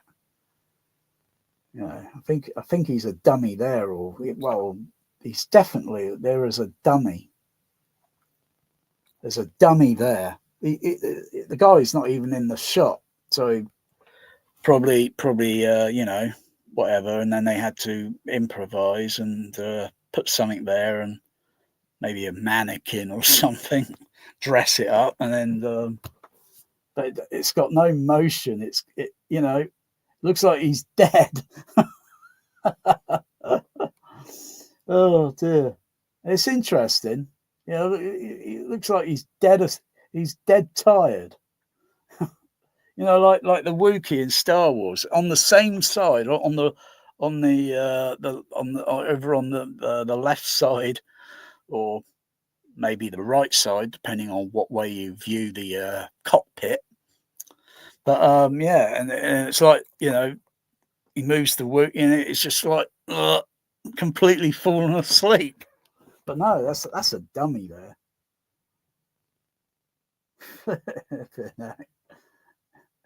Maybe he died, you know, because they couldn't catch the arc and all that, and then they drive off, and it's probably an extra in the vehicle. Probably not even him. Yeah, it looks. I don't know. It just looks like an extra.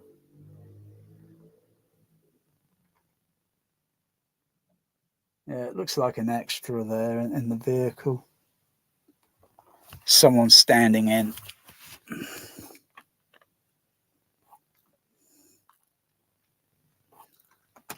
Oh.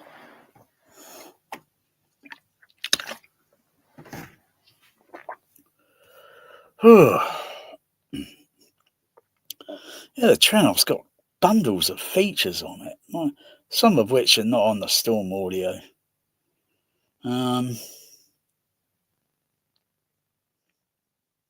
It's just sort of programming it and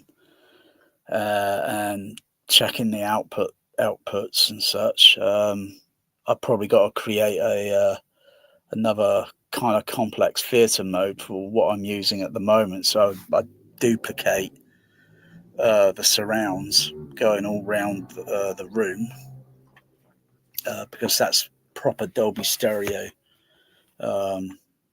theatre configuration. I'm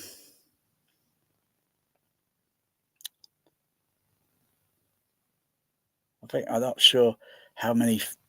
I know they say with Trinnov you can create so many profile or whatever they were talking about on it, 1,000 or so. I'm not sure how many with the, but yeah, I'm going to look at a few things and suggest that they make some. Maybe I'll get, you know, because if this thing software is going to be released in December, even though they probably might be still doing little tweaks to it. Yeah.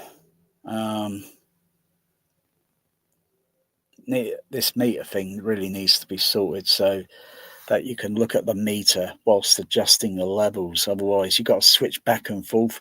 That's not how you do it on an actual mixing console. You got the faders, the EQs, everything there, and you got the VU meters in front of you. Otherwise, you kept going, looking over this, but you wouldn't be able to keep track.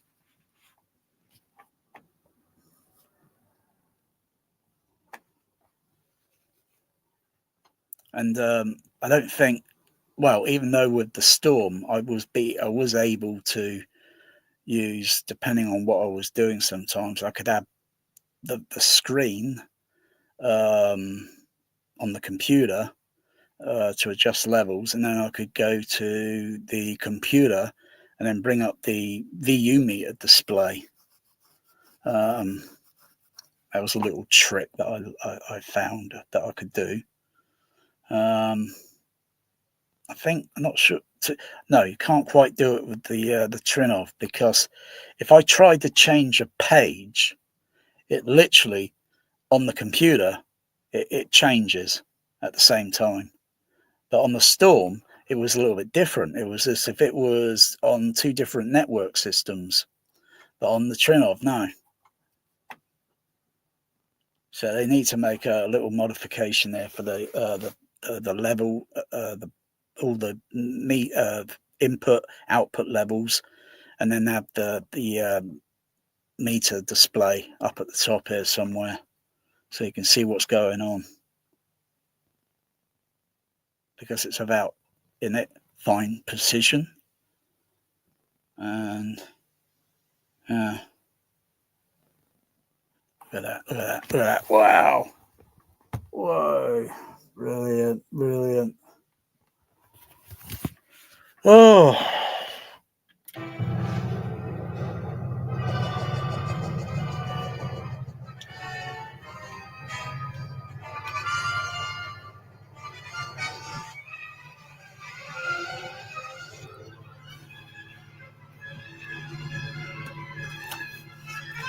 Let's mute I'll check the screen channel, because I haven't checked it. I'll check the screen channel.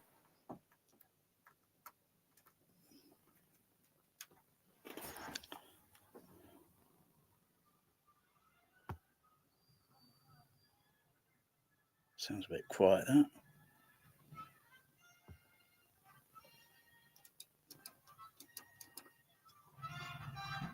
Sounds a bit on the soft side, that. Not too bad on the surrounds.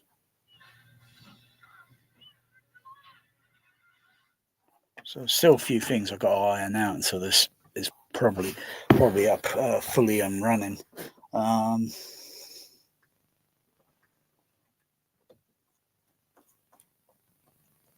Oh, hang on, I had the THX turned down -15 dB. Let's try that again. Oh, that's better. That's better. This system is very complicated, very complex.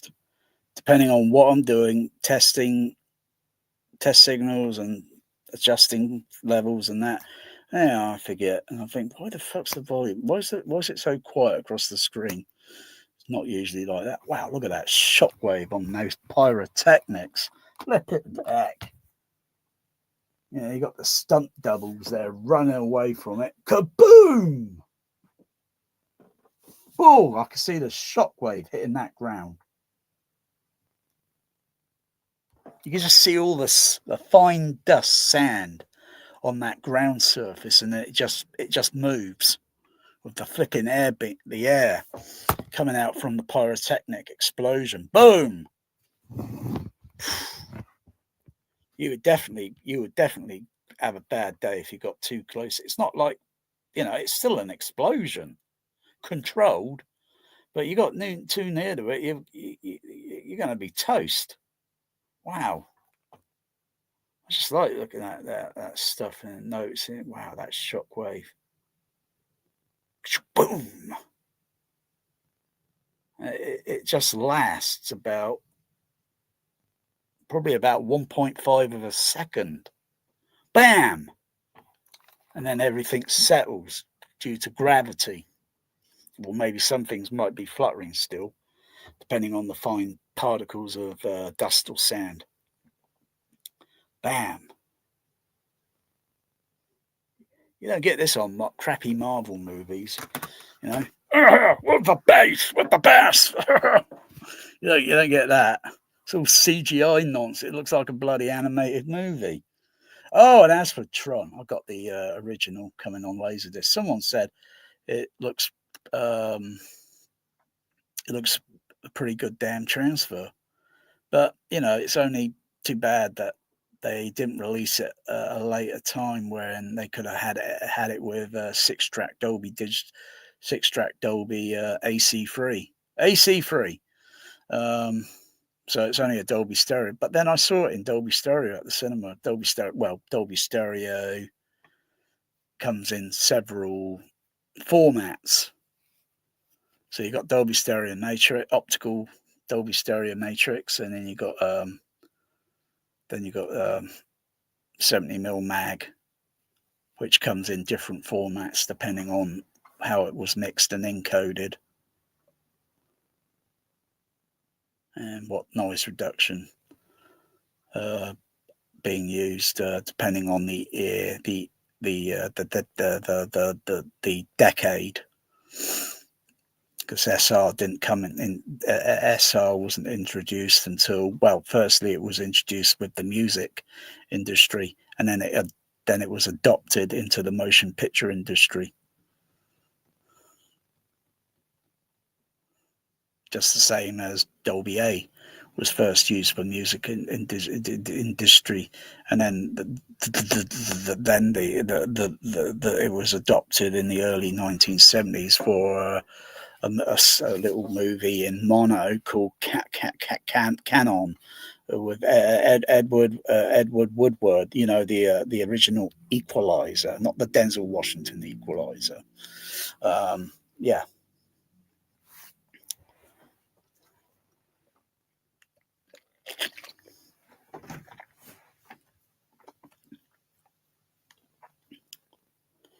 I'm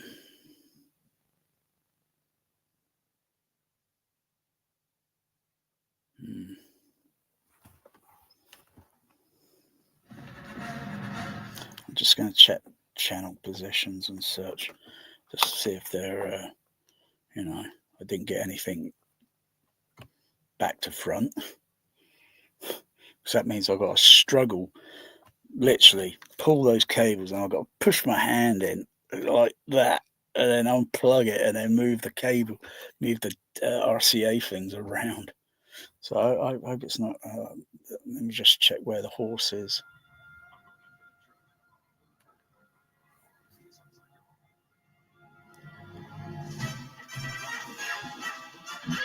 Yeah, the horse is in the right position. So my left channel should be in the right position. The center should be. Meet me at Omar's. Be ready for me. I'm going after that truck. Oh. Seems okay. I'm making this up as I go. Seems okay. Meet me at Omar's. Be ready for me. I'm going after that truck. I've got gain level on the THX. Meet me at Omar's. Be ready for me. I'm going after that truck. Oh. I don't know. I'm making this up as I go. I don't know. I'm making this up as I go. I don't know.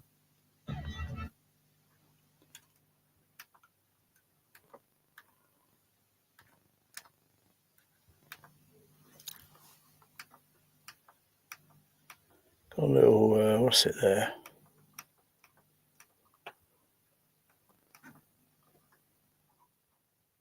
Yeah, it's there.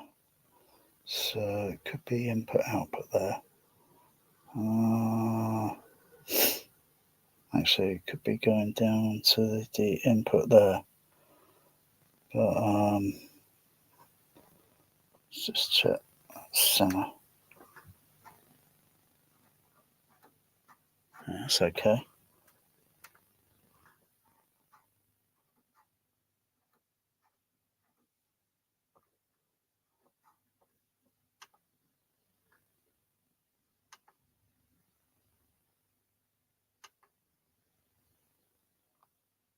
Could be the trinnov. Despite all I've been reading and such, maybe, I don't know. Wait a second. Let's turn that up again.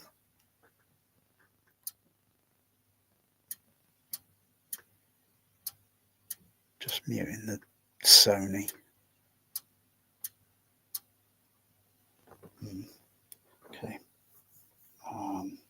Hit that there. Turn the Sony off. Unmute it there.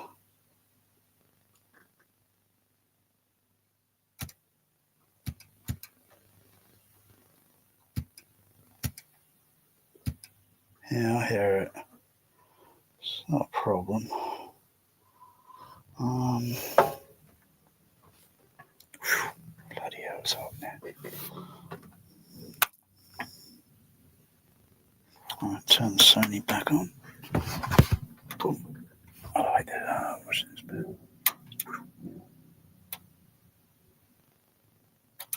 Wow. Yeah, you hear a relay click. Of course you hear a relay click. Click, click. Bloody hell, it's hot. It feels like a heat wave in here. God. I need to put that air conditioner. I need to put that because it's up to 24.2. Should be lower than that. Oh. Cooler over here. Oh.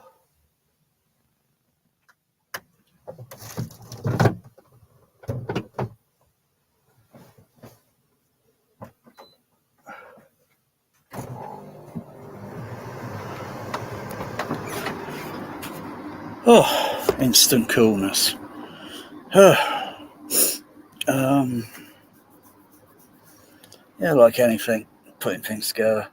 Never expect it to be simple. Always going to have little hiccups. I'm not getting any hiccups with the laser disc, so with the image. Let's see.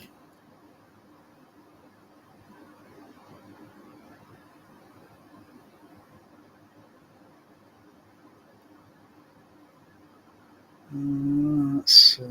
Let's go through the. Let me think. Go through it. Output from there. Connect onto the short cables.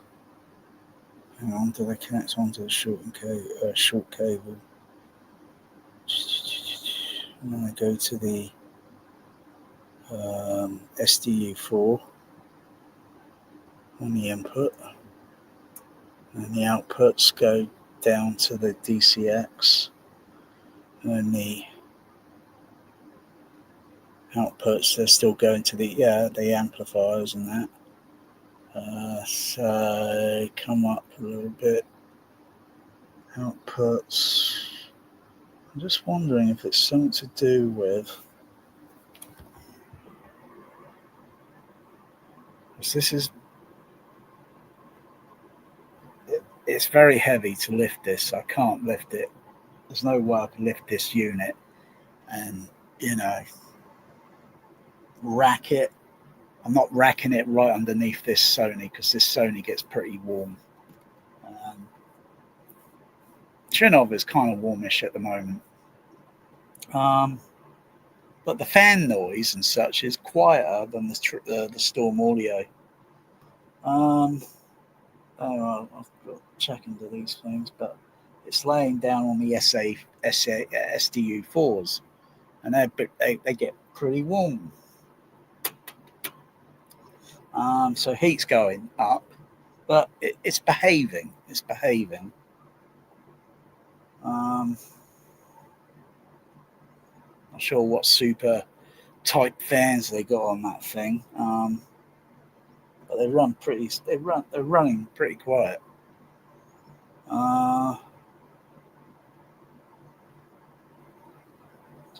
Just thinking, because I've encountered certain issues before, and I can solve it sometimes with just maybe a little bit of paper or something non-metallic, piece of plastic cover or something non-metallic.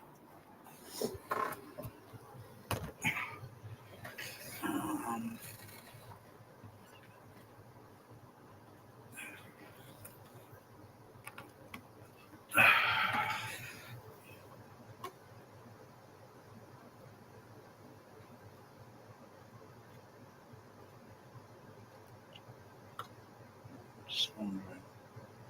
Because there's one other thing I've not noticed on this. I've not noticed. Usually, most audio equipment, even though it's grounded on the plug, it's grounded. Usually, you get these little things, and you just got to solve and think: could it be this or could it be that? It's one or the other.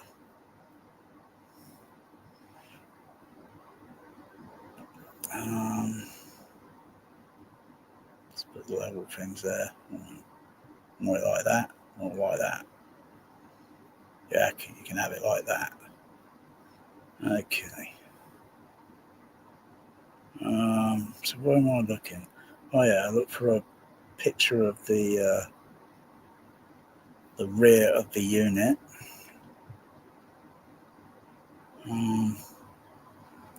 Zoom the picture up a little bit so I can see it. Oh, bugger. These bloody things there. Hold it, stay there. Right. I don't see anything there on the back that usually has a simp. Because one, there's no phono input for turntable.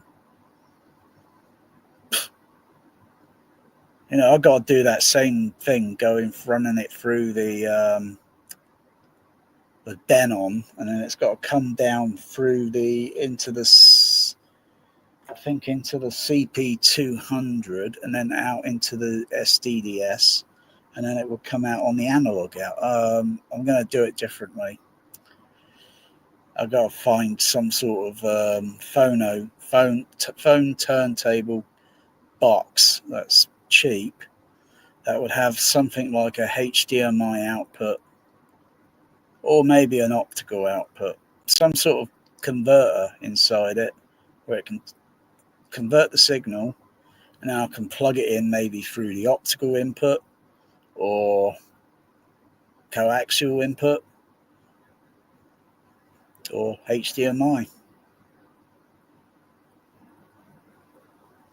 But there's nothing on the back of this unit that's got usually a little screw thread with a where you connect a ground wire, something. There's no internet radio on it.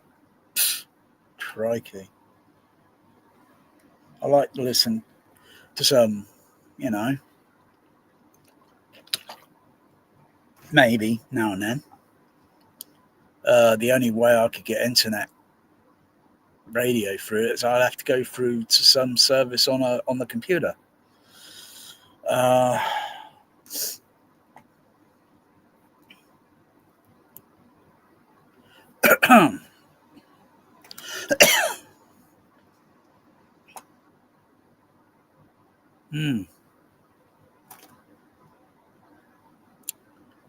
think that's something they should have added on this, and they should have, even though they got RCA phonos on there, they should have had,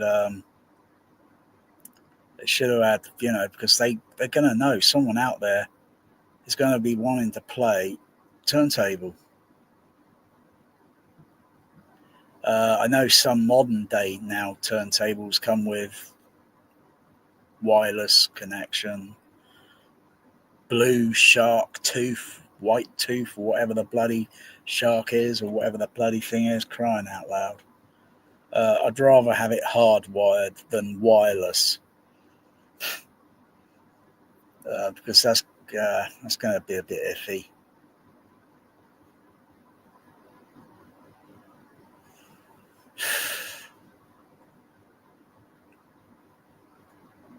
So I'll look for a converter.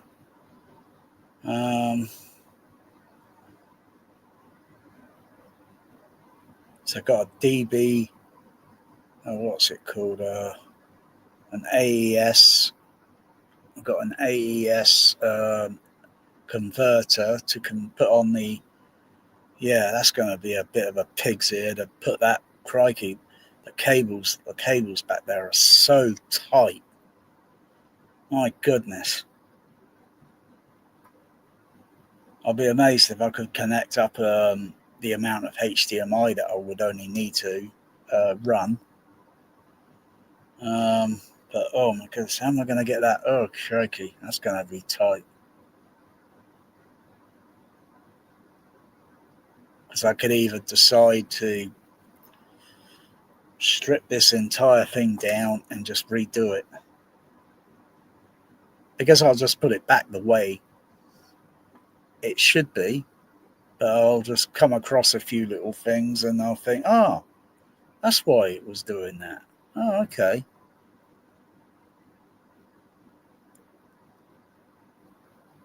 I think I should flip a coin or such, and then just heads I strip it down. Tails I just leave it the way it is.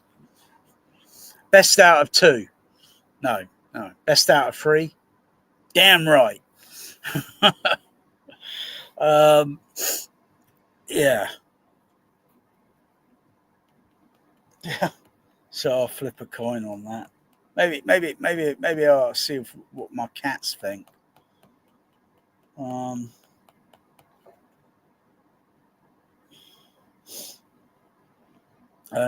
mean the whole thing would be undone and all that for about maybe well, it depends on my health. Maybe a couple of days.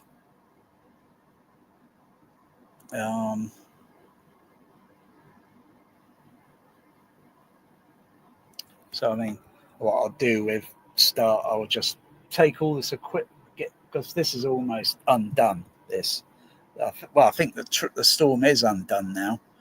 I think there's just a couple of cables connected on the back on the XLR. So I'll strip everything else down. I know how to put it all back.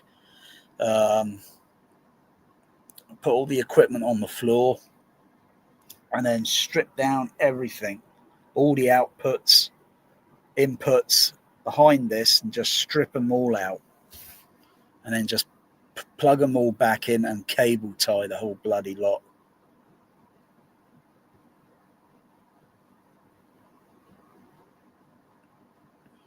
And there's only so many cables that I would only need to do. All the rest of the cables are going out to the amplifiers on the DB25 connectors. So it's only so many I only need to undo. But it's still a lot behind that rack, a lot.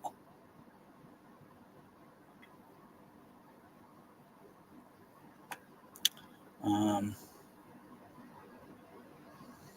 know if I want to do this now.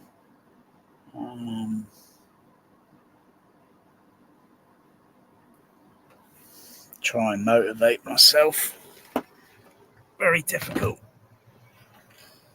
Let's turn it off.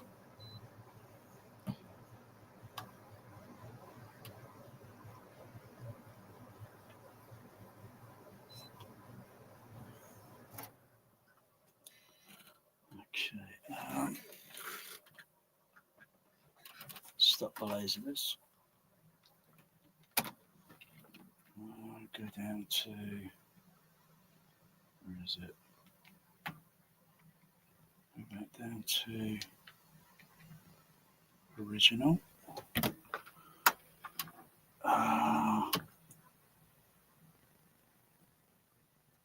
Switch over to, where is it? Number 3, is it? No, number 7. And press there. Wake up the computer. And it's up.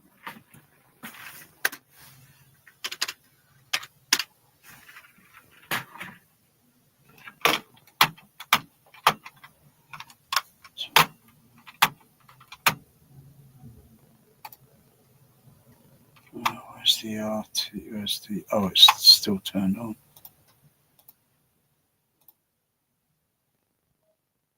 Okay.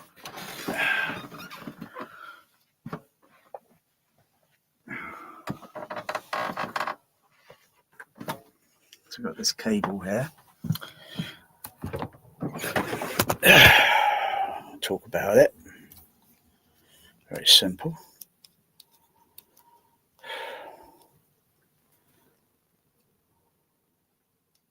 if I could design a system in another way, so they would be a patch bay or such on the rack, so I'd have to do a total, but that's anyway.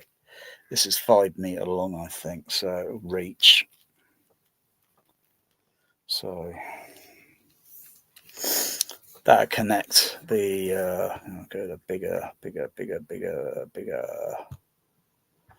So the female XLR will connect onto the XLR male on the DB25 out, and I'll just connect and then take this into the kitchen, plug it into the computer, and it should come up on the Room EQ wizard showing me whatever I'm looking for.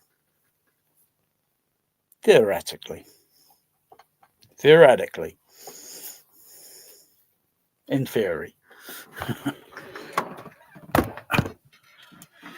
So I'll just have a look at the back, pick something, undo it, connect it. Where the heck is the center channel? Oh crikey. What number is it on? It's number 3. So it'd be on DB25 cable number 1. And it would be channel output number 3.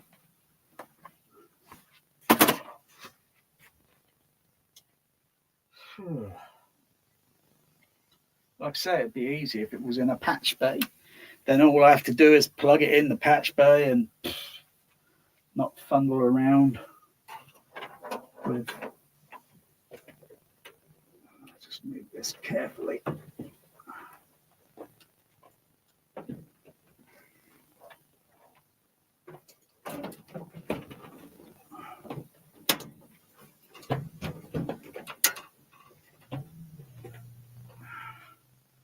I think the caster wheel is catching on down here. That's the trouble with 2 racks. With a single, it'd be a lot easy.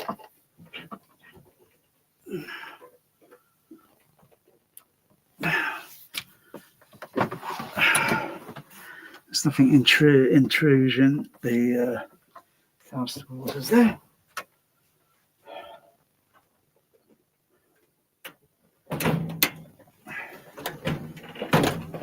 That's it. Okay. Get the cable.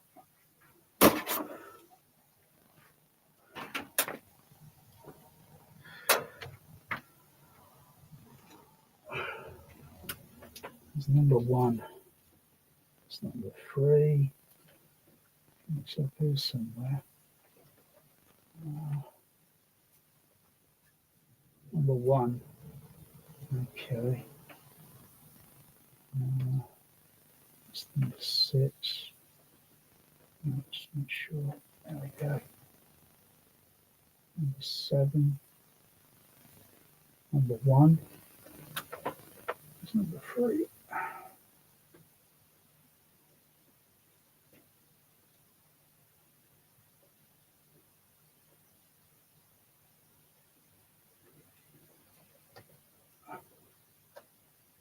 Number 2.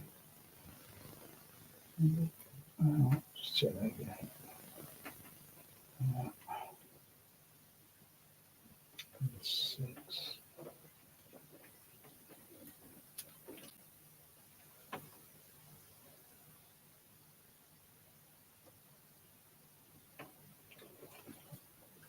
Number 8. Number 8 there, it's not connecting to anything now. Let it come attached on something because I've got to unclip the thing to it for it to come off.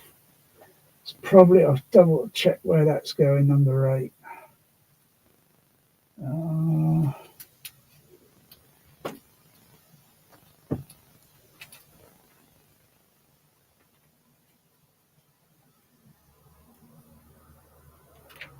Check where that goes, number 8. It's number 3, 7, 1.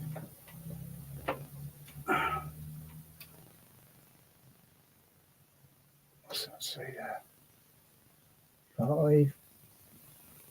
What's that? 4, 1.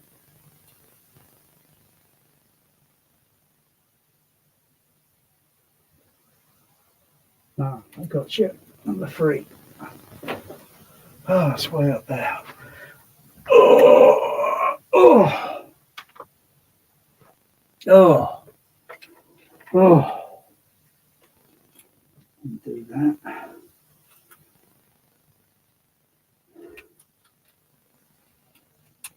Connect. Okay.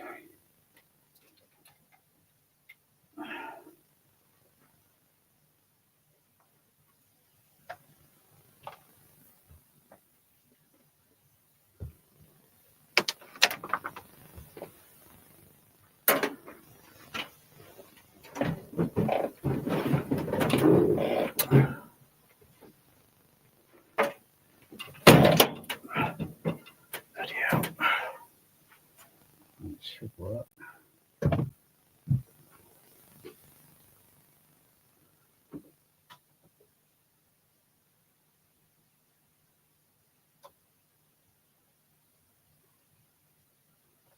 Melanie, we better run. Come on. Come on. Oh, I've got a problem. My cat Melanie, she's attacking the cable. Leave it alone. Oi, get off.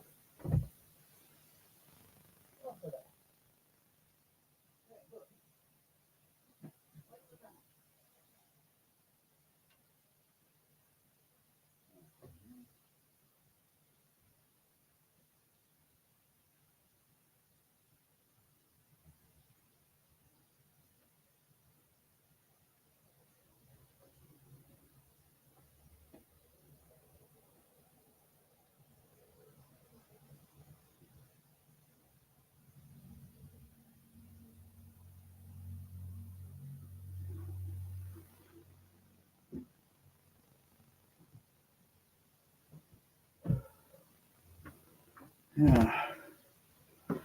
Got maybe the most amazing cat toy coming in a couple of days.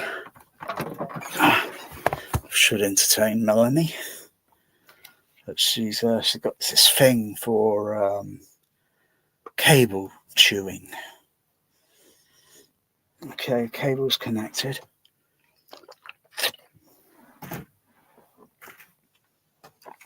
Just find the settings on the computer.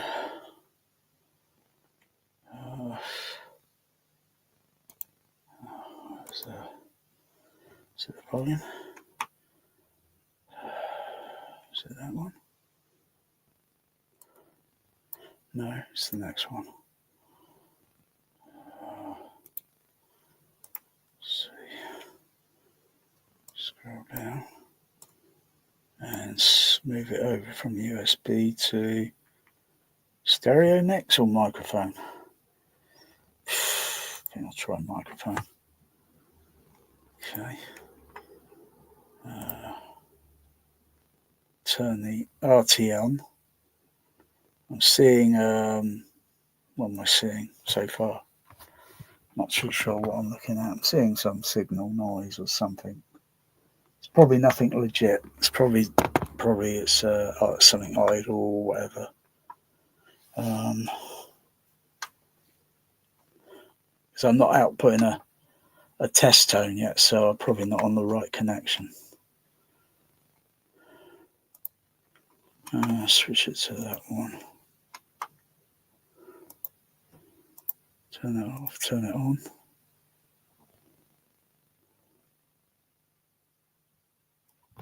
I need to generate a tone output so I know what I'm looking at. So I've got to go to the, where is it? Yeah, there. Input. Channel 3. 3 sine. Yeah, this is another thing trinnov could do, because on the Storm processor with the sine wave generator, you can generate any tone. You can select any frequency tone. I can't see anything here. I should be looking at it. But only when you generate the sine wave tone, it's like a standard 1 kilohertz,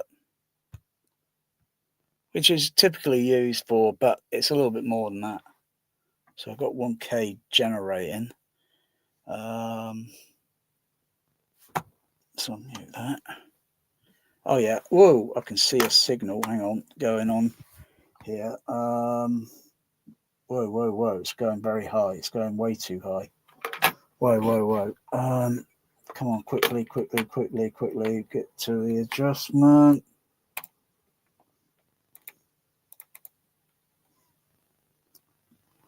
Where is it?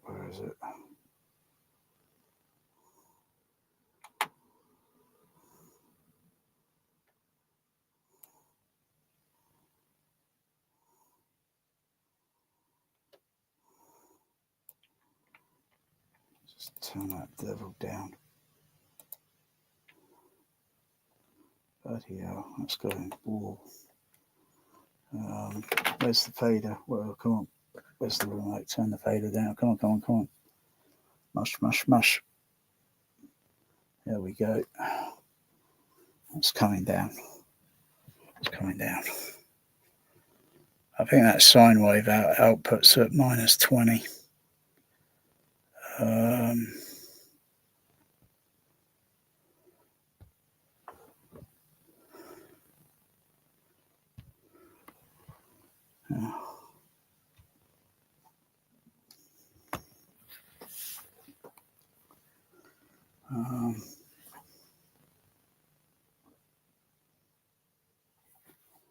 Okay.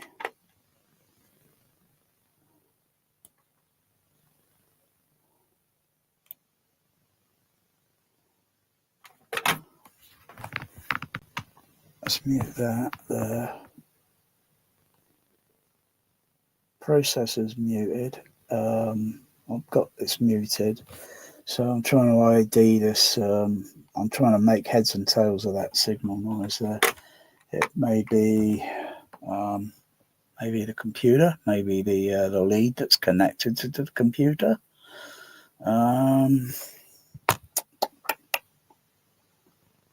Let's have a look.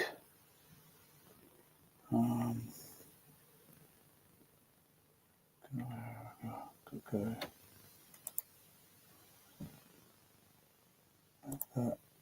It's a microphone now. Turn it off, turn it back on. Go to the level thing on here, turn that down. Is it going down? Doesn't look like it did. Unmute, put the sine wave tone back on.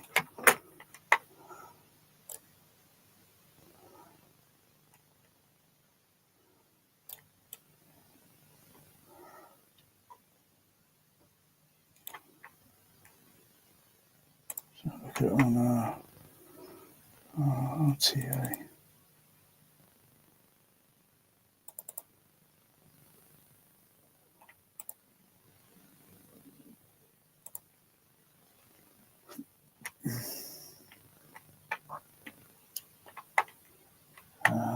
Where's the is it there?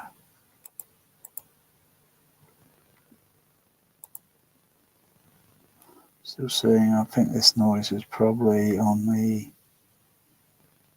could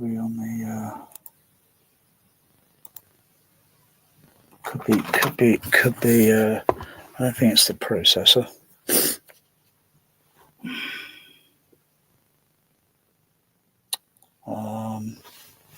Oh, of course, if I turn the processor off, I won't be able to see the screen. Unless I have, no. Let's see, if I unplug the cable, that noise or whatever, it should go down, so it's not then connected.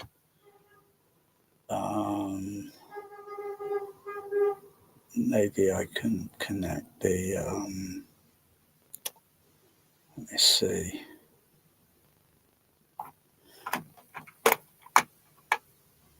I go down to a third, go down up to 148, 120 up, 128, 124th octave.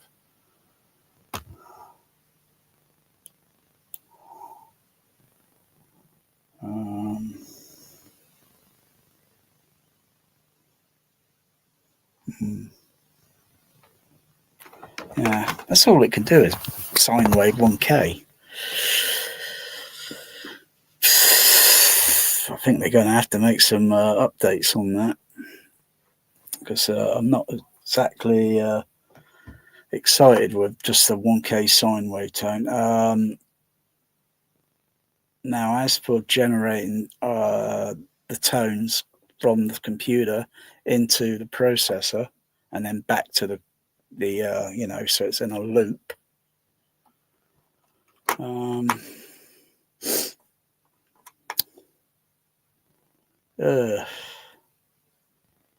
Shall I use the come out of the RT, true RTA, go back to the REW.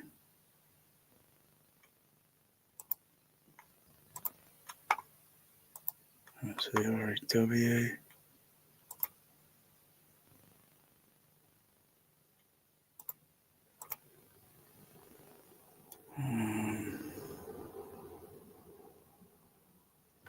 I got 148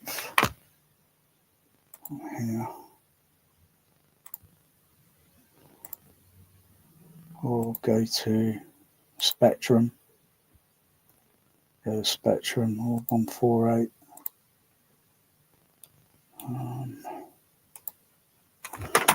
Hit the sine wave. I think it's always very good to keep running a sine wave on a processor thing continuous, even though they generate those things years ago when the TV station thing closed down for the night and they got the test card with the 1 kilohertz sine wave tone.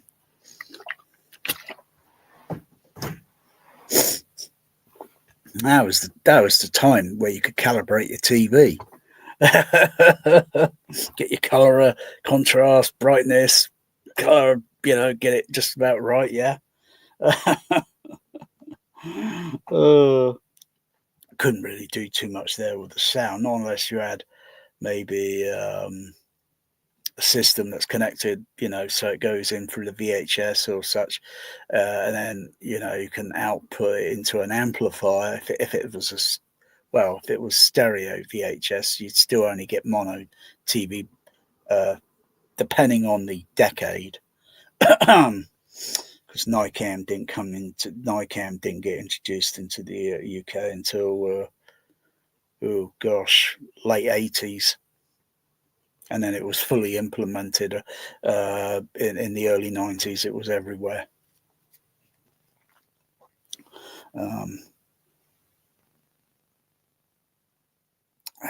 So generate a sine wave. I haven't even tried the multi-stereo mode to see if that works.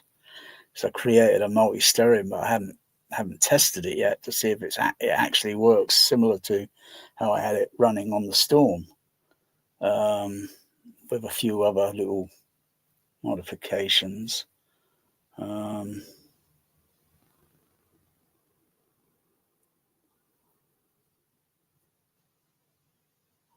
just trying to think.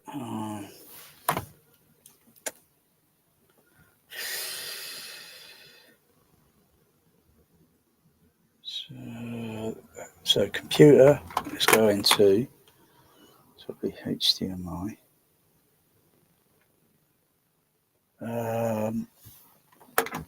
So, all right, turn the generator off here. Okay, I should see the sine wave coming through on the. I should see it appearing on the trinnov. Turn that sine off. Okay. Unmute it.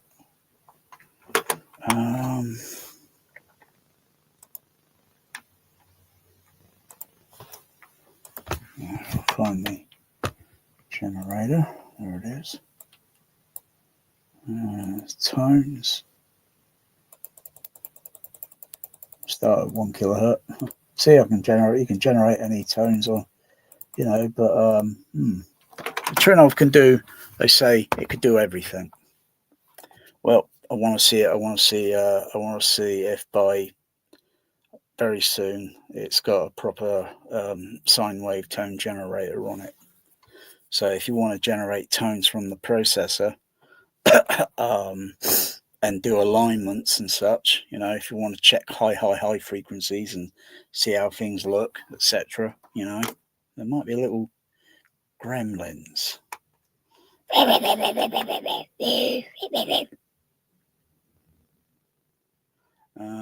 So,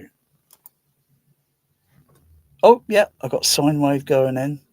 It's going into the, but it's only going in as 2-channel. Okay. So if I go to the meter, there we go.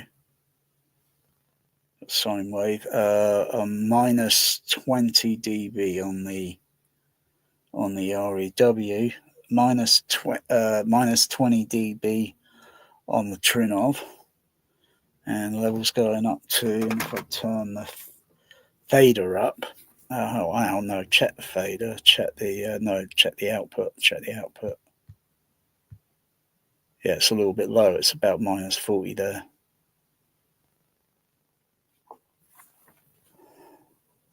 I think there's a JBL thing that describes through all the you know, input signal to the basically testing and going through the B chain. Anyway, so it's weird. I've got two little bits there, right? A gap here, and that's a. So down there. Okay, I'll turn the fader up.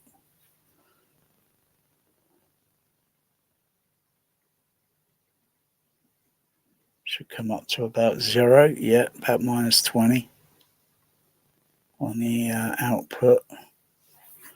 And I think it's changed. It should be the same. No, minus 20 on the input.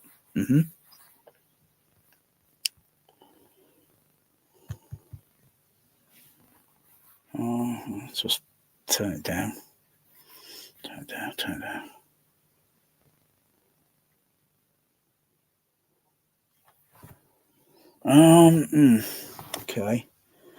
Okay. Turn that generator off for a sec.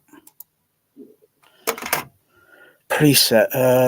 So I created a multi mono.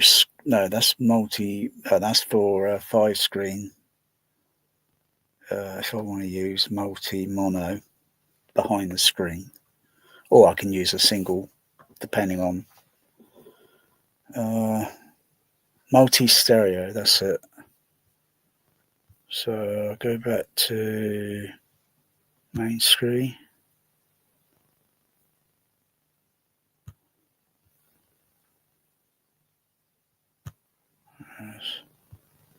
Preset multi-stereo. Give it a few seconds to compute.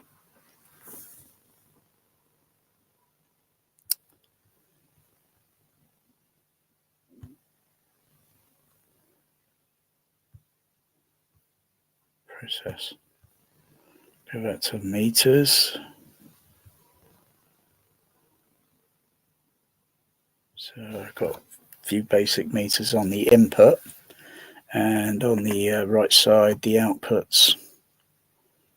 See if it works. I'll see if it works. Bingo! Doesn't show on the display. On the only shows 2 signals going in, input maybe or such, left or right. Yep, got sine wave there. I'll just check across the board. Just scroll across. Yeah, it's all outputting equally. Oh, wow. Wow. I noticed the screen goes a little glitchy here. It kind of almost comes undone. It doesn't stay stabilized. Kind of curious if trinnov is aware of that. You shouldn't be seeing that effect. So you move it like that. You shouldn't see that effect. Don't get any glitches like that on the trinnov. I'm not sure if it's something to do with the processing power, and it's does it tell me like you're using too much of the CPU?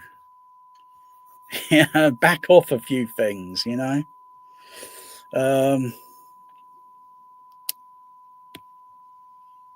Okay, so that's working. Wow. I've got to check the two REWs. Yeah, just mute that sound now. I've got to check 2REW now to see if it should, in theoretically, come out my below surround around the room.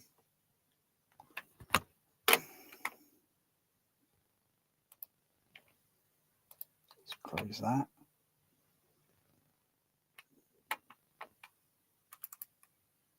Open a second REW. Look at that mess on the screen. Bloody hell. I'm going to fire my cleaning lady. You know, she leaves that a mess. I'm firing her. You're fired. No, don't fire me. Open a second REW. No, I mean the second generator. Shall I put that one there? And this one here. And put it side by side. Make sure I remember to. Let's just move that. I use the SPL digital meter about a month or so now. Got two of those. They're pretty neat. They are. So 2 REWs up on the screen. Let's just see if I can move this.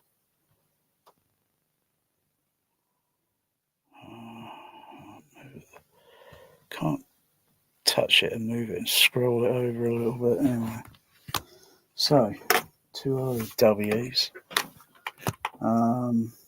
So if I go back to that one's on, that one's generating.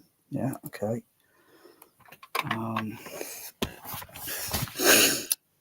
Let's scroll this over.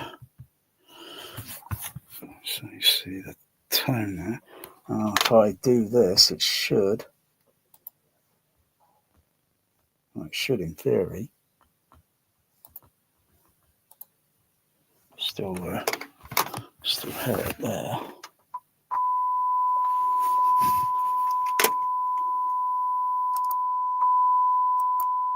Oh, I notice a slight, what's it?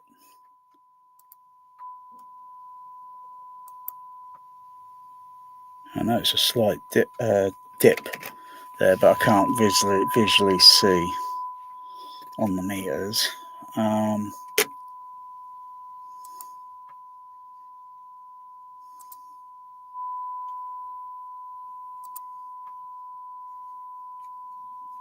Now you can see that. There's a little difference there. So that's two REWs running positive polarity. Turn one off, the signal levels go down. Theoretically, it should be 3 dB, but hang on, I see numbers up there at the top: 51, 52, 51, 52, 51.9s and such. Oh wow, this tone is just going everywhere in the room, on depending on how many speakers or how many amplifiers I got turned on and present. It's a little bit disorientating. But if I turn the other generator on, it goes up a little louder, and then invert the polarity or invert the signal,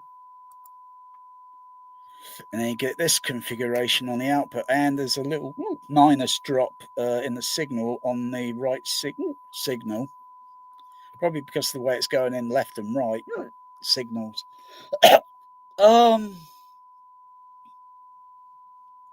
Bloody hell, it's just just mute that. Okay, now. So I know it works. It's going into the hang on, the matrix decoder, they're in their default position. Yes, just remembered they're in their default mode, so I've got to switch them on matrix, otherwise the signal won't come out below. It doesn't show on the screen on the but otherwise they're in default. I'll test that a little bit, and then I'll put the lead back, connect it where it should be again.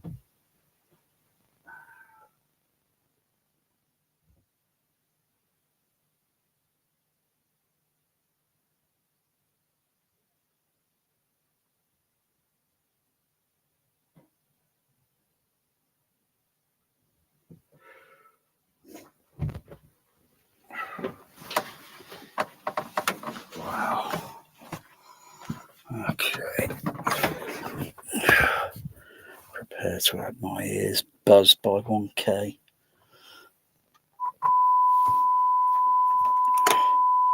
Turn that generator off.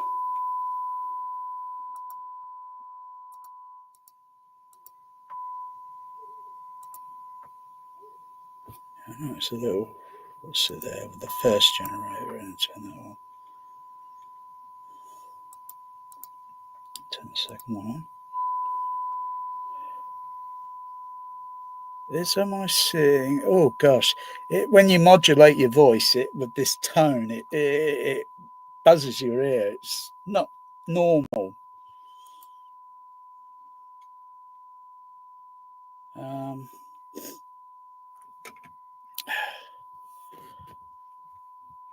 I think what I'll do, just to verify, I'll turn off the other amplifiers as such.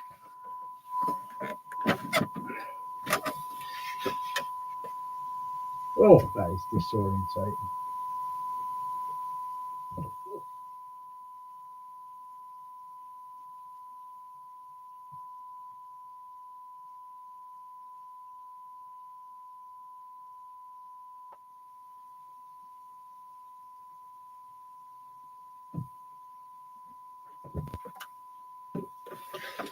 All the other amplifiers are off.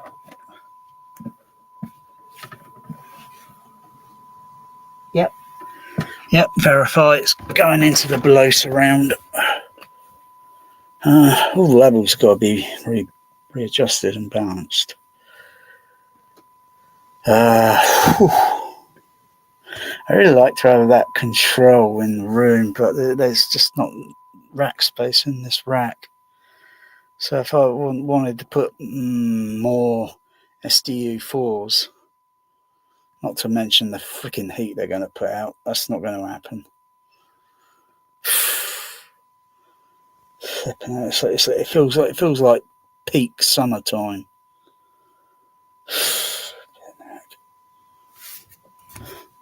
24.1 Celsius in there, for crying out loud. Normally it should be around about probably 22. That's if I turn all the equipment off, it'll probably go down to about 22. And then as the ambient temperature outside gets colder and such, it'll gradually go down a little bit. I'm not sure what, because recently I had white wool, they call it white wool, because they changed the specification on it over the years. It used to be rock wool or something, whatever. Anyway, being pumped into the cavity wall, so it should be a little bit for insulation for winter or summer, or I don't know. Personally, I'll see what it does. If I notice, the outside temperature is like that, such and such, and I've noticed the temperature inside is like, it's okay, it's livable, more or less, as long as you don't go too down low, where you could probably risk hypothermia.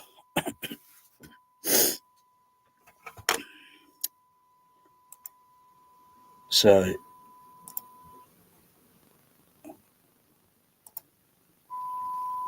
got the positive one on there, invert the signal. It's not doing what I think it should be doing there. That's not similar, even though the tone.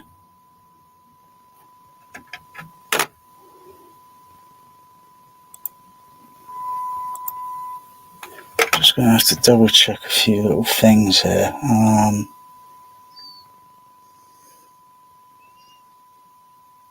Something that's maybe have a look at the this what's it?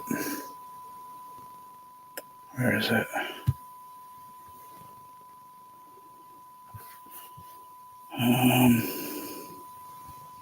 Go to main. Where is it? There or there?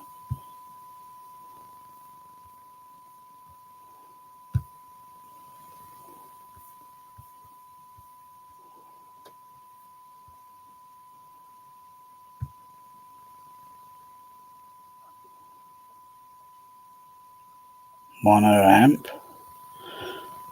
See, on the Storm, there was something where I create the center channel as mono, and then the left and right stereo speaker, or left and right, they're set as left and right, and then go on through the surrounds, and then create the individually going through the surround zone number 1, 2, 3, 4, 5, 6, 7, 8, 9, 10, 11, 12, 13, 14, 16, 17, 19, 20, and then create them as left, right, left, right, left, right, left, right, left, right, left, right, left, right. So basically, I think there's something a little bit, what's it here? Just trying to suss it out. But I can mute that sine wave for the moment. Oh, flipping heck. It goes down there, but there's something that's a little bit not quite right that I'm seeing with, because if I use one tone generator, so I've got two tone generators, REW number 1, REW number 2, or I could call it sound generator number 1, sound generator number 2. So when I'm using both of them simultaneously and I reverse the polarity on one of the signals, the below surround are activated, but it seems like they're still activated on the positive signal. That's not how it was when it was on the Storm audio, so I'm just trying to figure it could be a DB25 thing. It could be just the configuration that I'm using, that I'm assuming and guessing. Just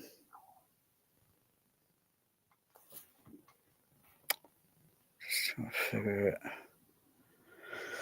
Let's just look through this, see if I not made a mistake, but it shouldn't do anything on the center. So when it goes into the surrounds, which is on a certain output, so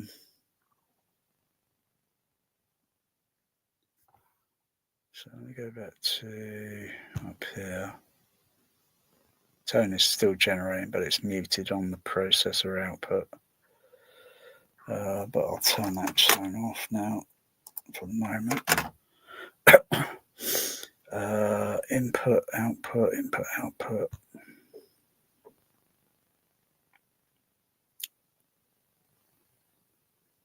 output.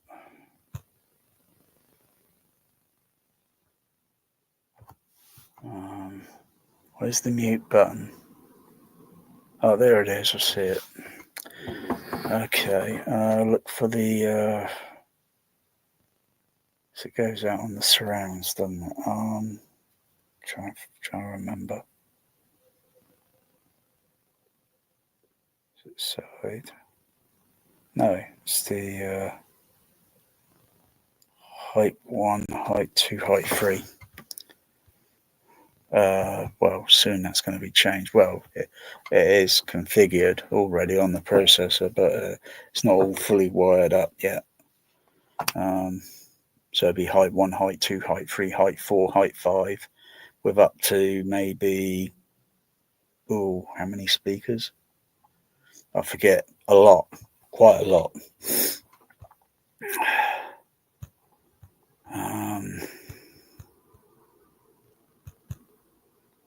So where's those height ones? Oh, they're labeled different here.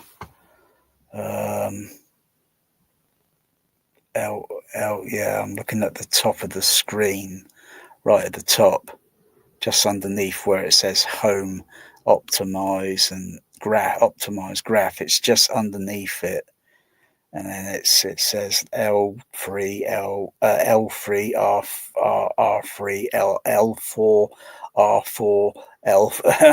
I need to look at the where is it? I'll go back and make a note. What?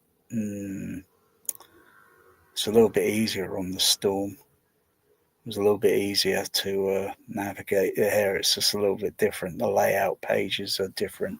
It's like, I suppose, comparing a Windows computer to a Macintosh. The graphic, even though they probably do a similar communication, but the page layouts and every soft are completely different. And this is a Linux computer thing or whatever. No idea. I'm experiencing it, but I've never actually had a Linux.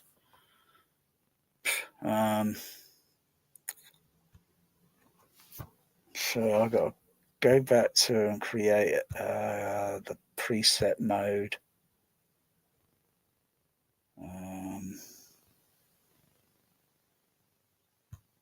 22.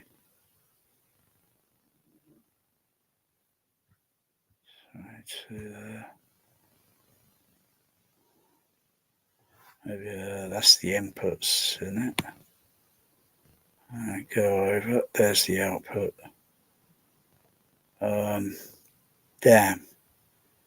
No, I need to go to the other page because they're not showing the numbers there. What numbers they're the outputs are. They show the short abbreviate, the left, right, the center, blah blah blah. But they're not showing the channel numbers.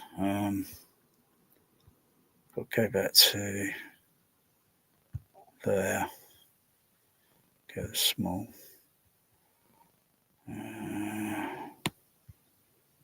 So I need to know which one to output. Where are they? I think they're a little bit random on here. Oh yeah, what's number 8? Oh, it's something to do with the front wide. That's on, yeah. Oh, right, gotcha. I got you now. Yeah, because it's the DB25 are 8 outputs per DB25. 8 outputs per DB25 connector, and the right channel is on the front wide. That's on the second DB25 cable. That I was getting a little confused earlier. Why I got one cable here? It's not connected. So they're not connected up yet. Only take a couple of minutes to do that. Only take a couple of minutes to connect those. Okay. Where the heck is the? And the page here is very small. You know, it's a little bit larger on the Storm Audio, the page layout. It's a little bit tiny on the trinnov. I'm going to need a bigger screen, but I've got a bigger screen monitor. It's just where the heck is it? Top. All right, I've got you there. Number 12 and 13. And then 15. No, hang on. 12, 13.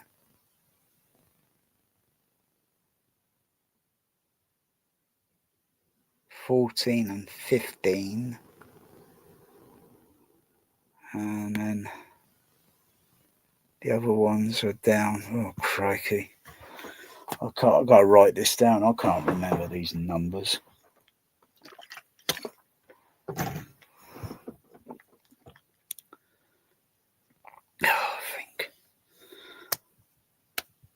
Think. 12 to 15. Okay, 12 to 15. Where the heck's the other ones? They're way down here somewhere.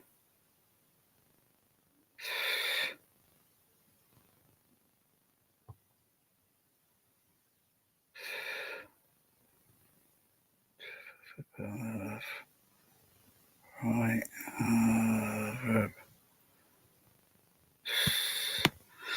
On the trinnov, on the Storm Audio, they're those top middle top overheads. They're near to each other. They're all assigned, and then the channel numbers appear accordingly on the meters for the outputs, but not on the input, just on the output. So I'd probably eventually I'll change it and go back and put like the left center.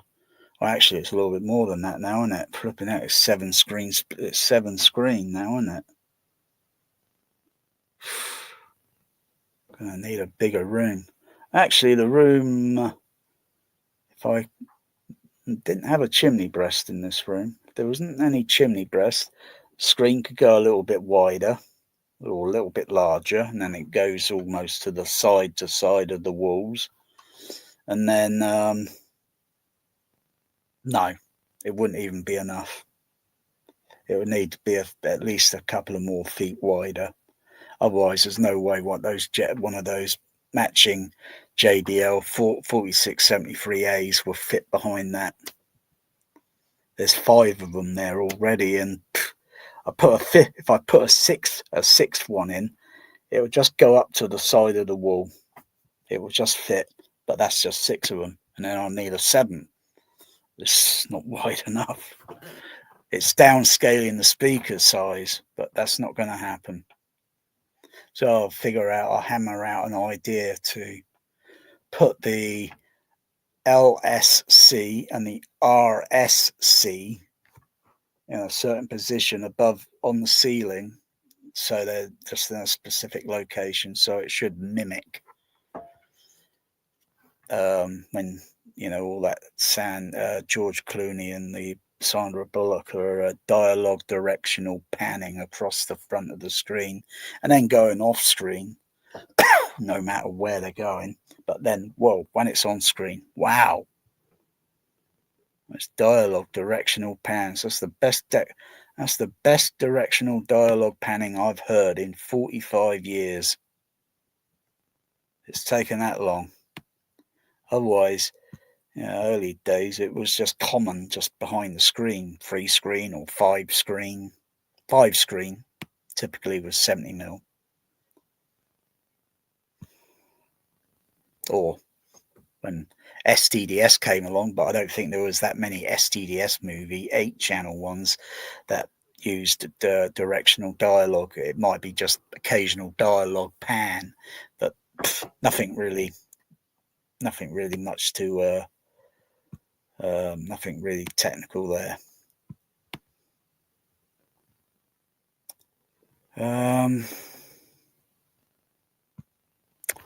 Okay, bloody hell.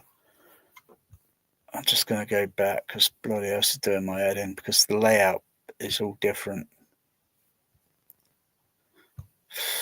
It'd take me a little bit more getting used to this, though it took some time to get used to the storm.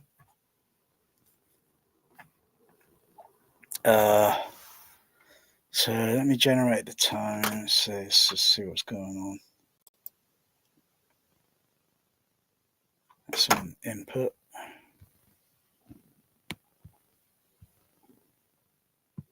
I hit the fader.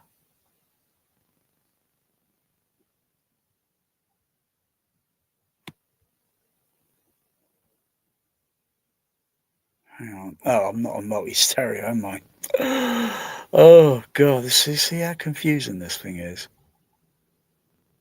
Go back to. Can I stay on this and just press preset and then move it up to multi-stereo? Click on that. Oh, there it goes. There it is. There it is. Okay. Where's the OK button to go back? Oh no, I'll just press processor and oh yeah, there we go. Meters. I need to go to output.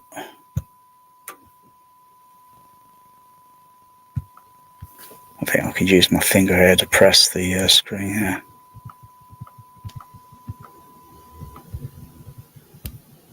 That's it. Some have gone out there. Okay, which ones were they?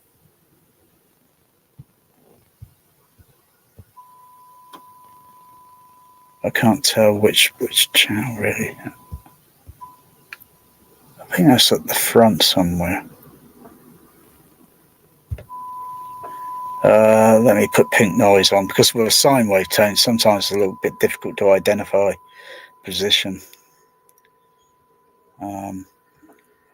So let me change this sine wave on the REW to pink noise. Oh right, it's coming out there. Let me go back to that sine wave again. Sounds like it's kind of in front or it's diffused. It's coming from behind me. It's a bit easier with pink noise to identify the position because a sine wave tone can easily throw you off target. Yeah, the real one's right up behind me. I should be able to still with pink noise. Oh, I've got sine wave on there. Pink noise and sine. Go to noise.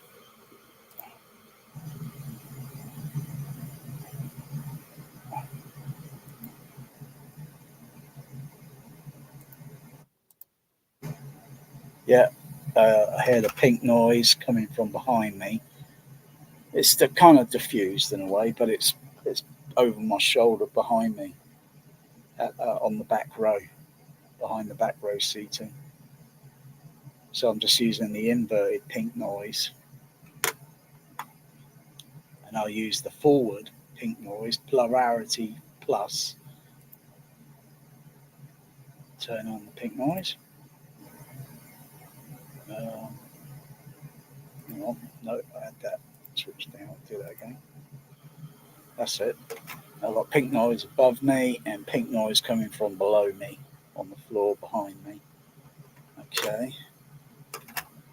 So, oh, hang on, that was interesting. What did I hear there? Kind of like an echo, kind of. What's it effect there? I noticed. I can't say I noticed that before.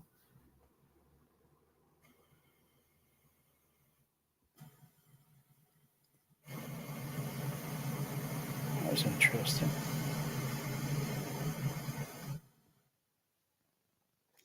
That was interesting.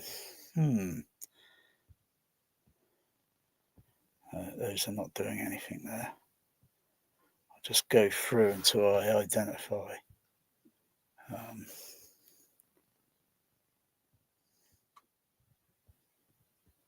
Not noticing any pink noise there.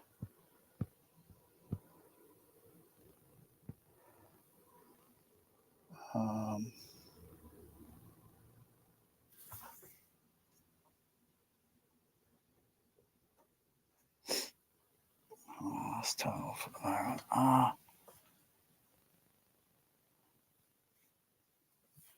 Yeah, I'm only noticing. Oh, hang on. I didn't turn off the other amplifiers, did I?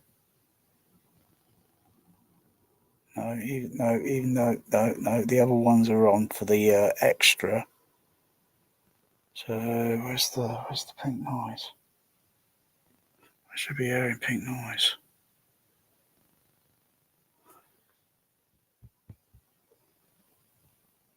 Not there, no.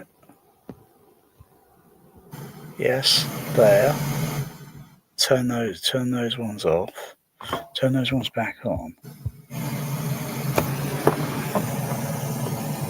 Oh, it's going to all the speakers, yeah. Beg my pardon. It's going to all the speakers.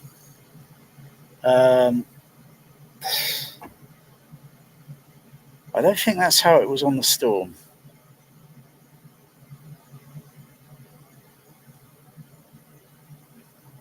I think I had a little bit more independent control.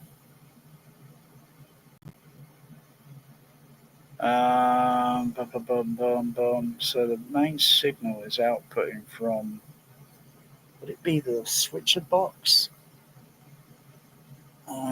The overhead experimental, even though that's, I don't think it's got anything to do with the switcher box.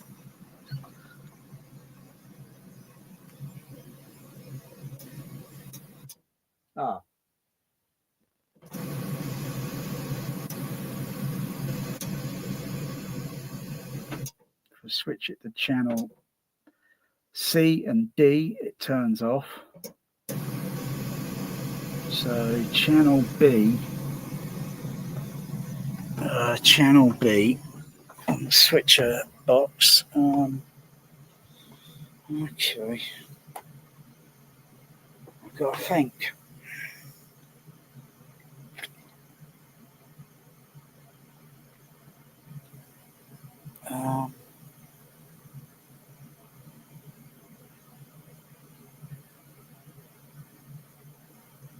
All right, I'm generating a signal there.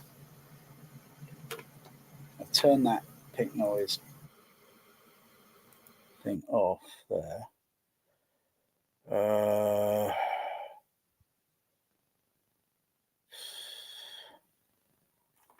Let's see. Let me go back to where that was again.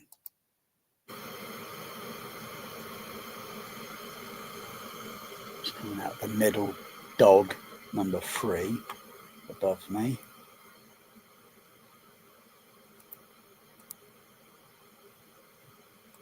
Off, or I can leave it on. Invert the signal, and the dog channel goes off. The signal's going down to the below surround. But where was it again? Was it those two there? Okay.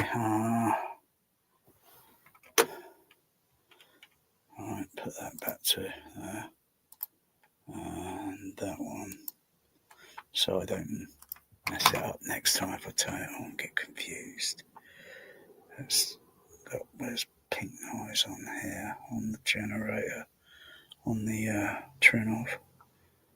Where's the pink noise?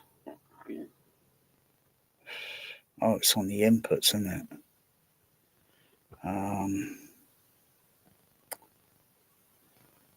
So I've got to generate. Is it on those there? Go to unmute. All right, gotcha. but it's only going to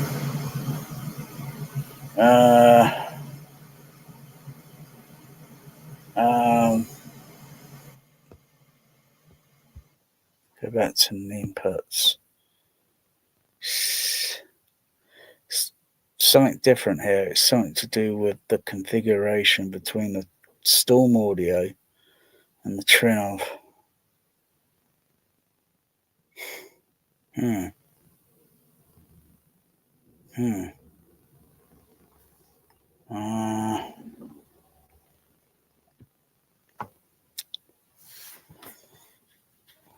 gonna have to work this out, do some screen capture things, and post it to customer service. Maybe it can get forwarded to the engineering department.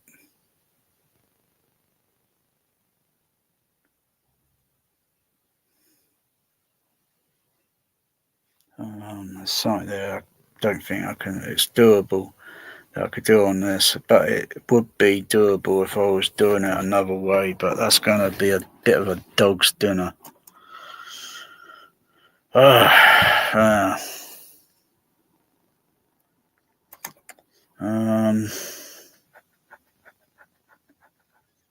does it work? Yeah. Let me see. Let me come out of this page preset. So I'll mute those. Go back to input, turn the pink noise off there. Go to preset. Which one should I go to? This one here. Okay, give it a few seconds to compute. And then go back to Pro Input. Okay, input, yeah.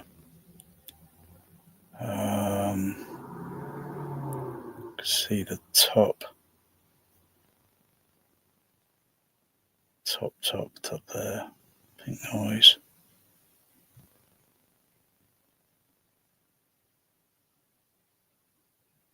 Not noticing anything.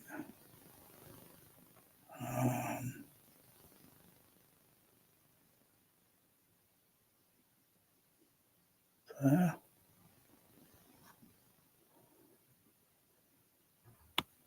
This is on the output. Not noticing any pink noise. I can see it on the level meter on the trinnov. Where's the other pair of generators ones? Right top, let's see, 1,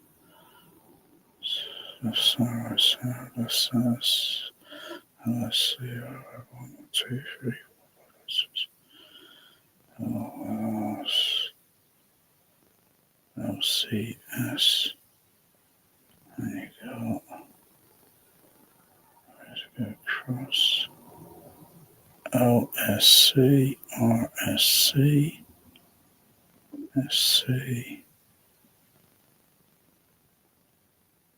RC, RCS, LCS. So, where's the other? Where's the other overhead? Right up, there it is. I think. Not hearing any pink noise output.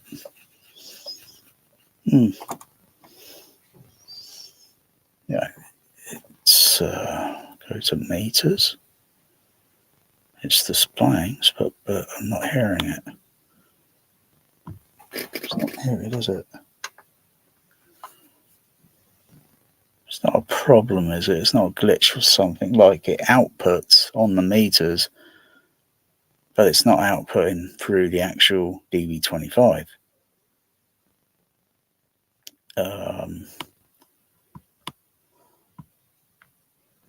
It's those sort of problems I've noticed before. I think it's a glitch. I think there's some sort of glitch going on there.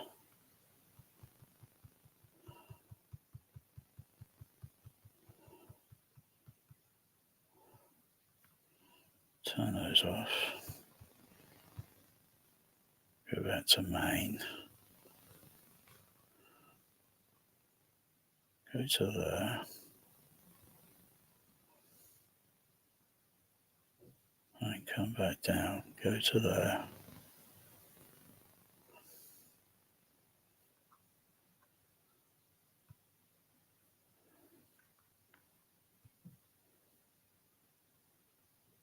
Try again.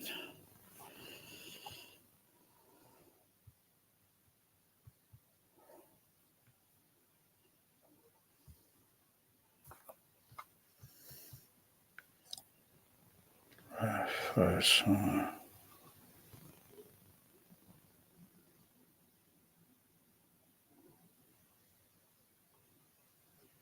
Left top, left front height. Not noticing any pink noise. Try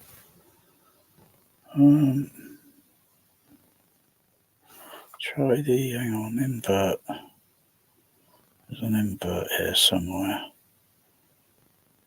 Noticed it earlier. Is it on the output?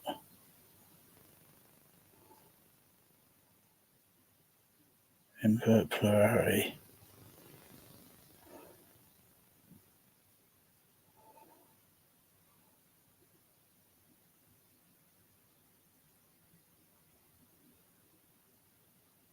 Not noticing anything.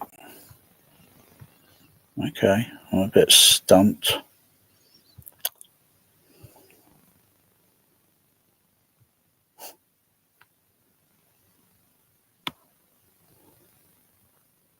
So left, right,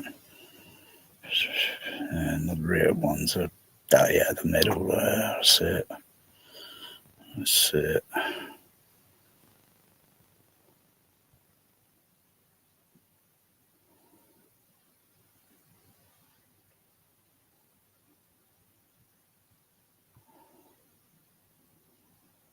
Oh yeah, that's the high in it.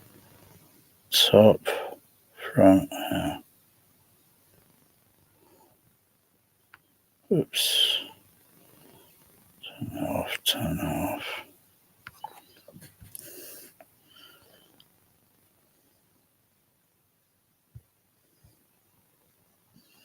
Two, 4, 5, 6. So right top, middle, right, left top front, right top front, left top rear. Right, okay. A bit weird order there.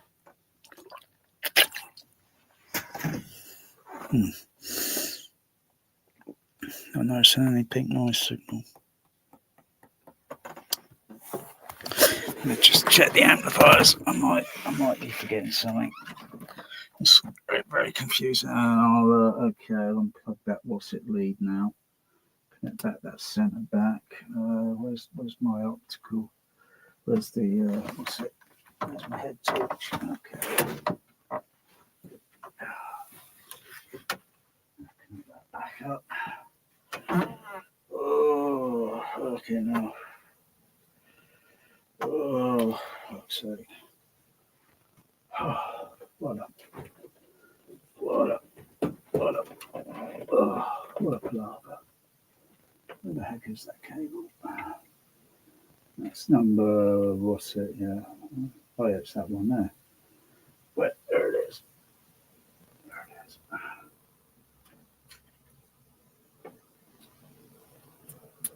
Connect that back.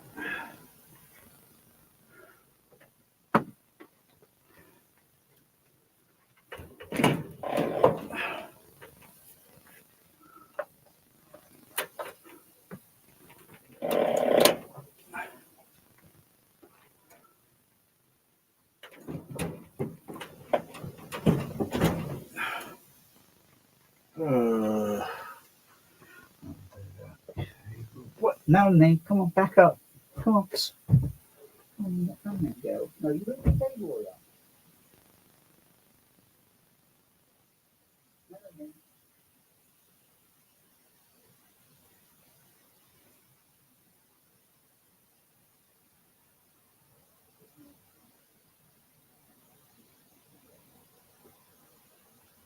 Come on, leave that alone. Melanie. Melanie. Get away.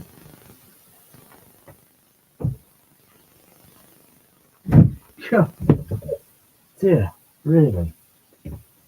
Attacking the cable.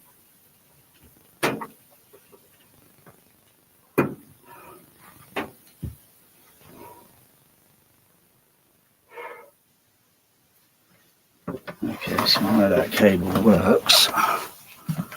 Of course it should. No reason why it shouldn't. Come on, Mel. Come on. No, no, you're not alone. Leave that alone.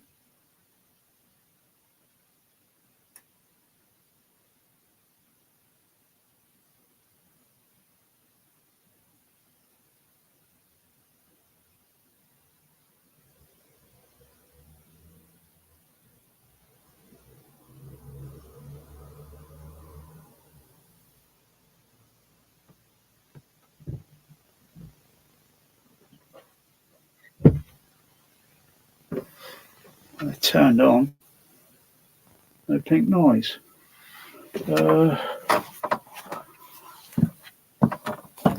Should be getting pink noise output.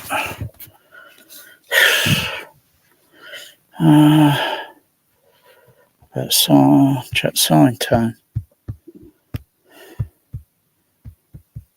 No. That's weird. It's outputting on the meters, but not outputting on the... Is it something to do with the switcher box? No, switcher box is still inside. Oh, hang on. Could be the switcher box. Yes. Yes.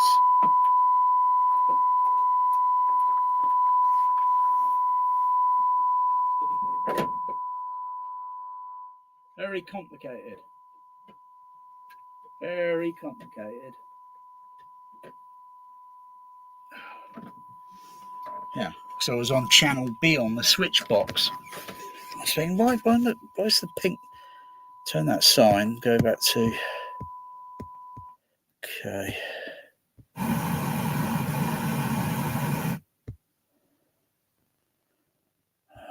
What's that one there? One over there. Yeah. Where's the invert? Output. Oops.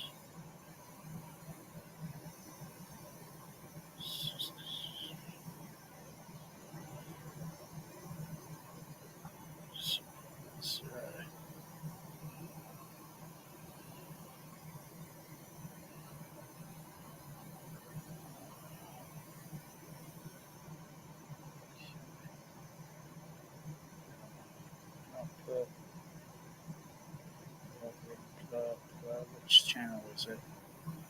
Left, right, top, middle. Yeah, there's the move.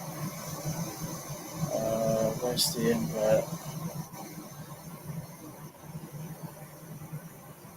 It's not working because I need two signals going at the same time. Can't do it on the trinnov or the Storm audio. It's got to be done by the REW.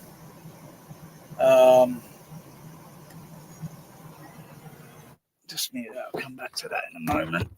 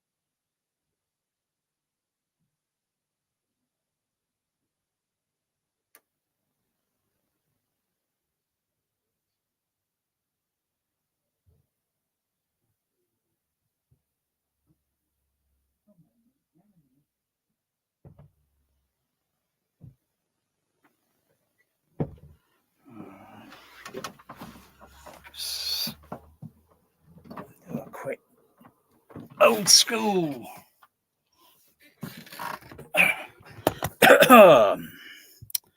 Old school basics.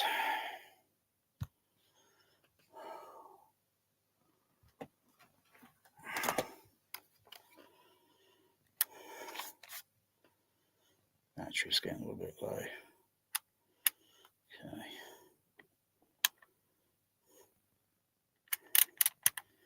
Shh. Shh. Shh.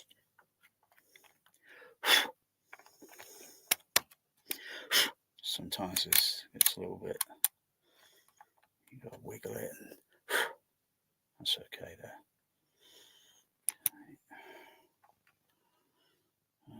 Set it to 880.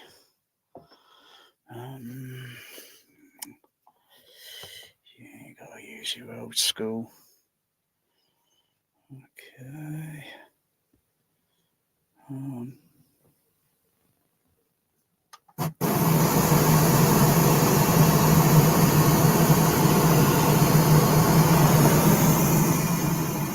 Even though that signal is going out to the below surround with a forward polarity,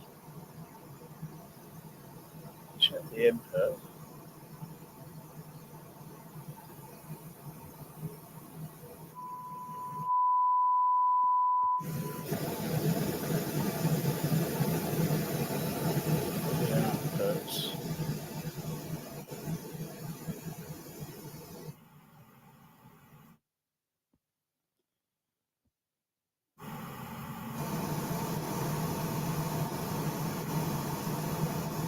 Nothing's changing there. It's a little strange.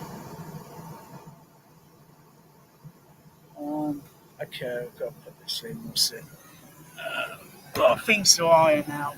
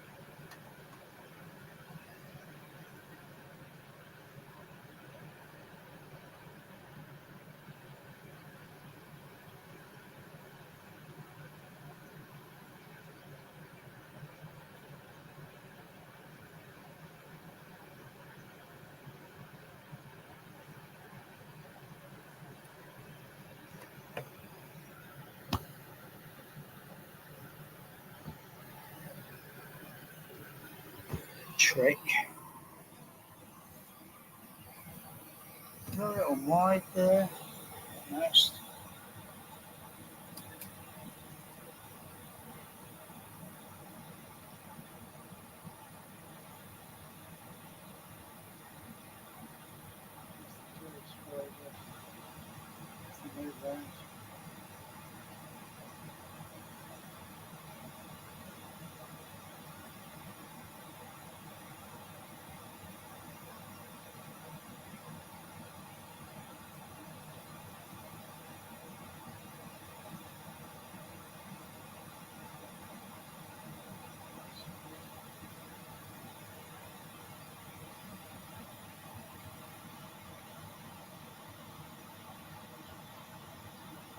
A little bit high there. Gain level can come down a bit.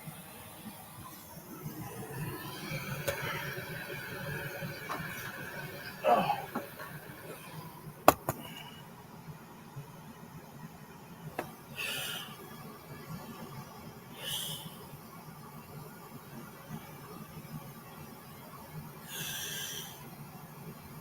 It's so simpler on the store.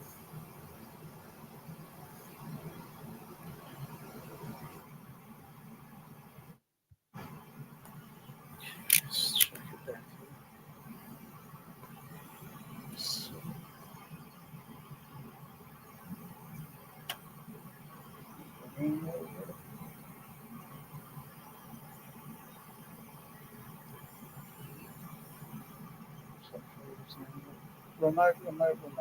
Come on.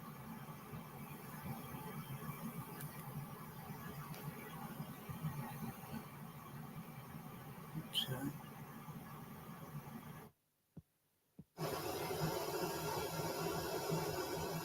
it's down by about dB. Okay, not a problem. I'm going to make an adjustment.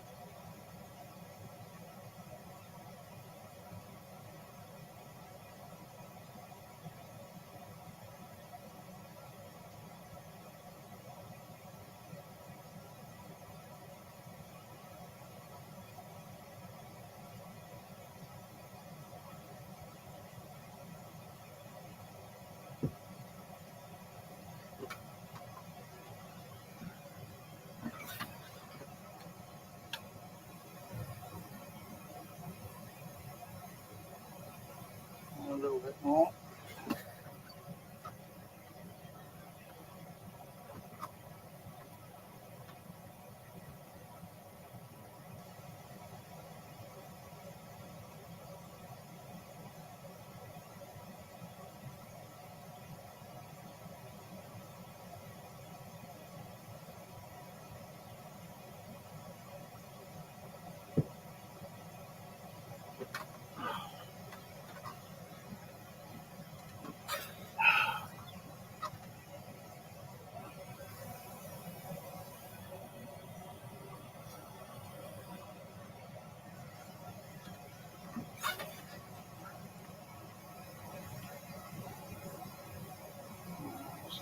Better.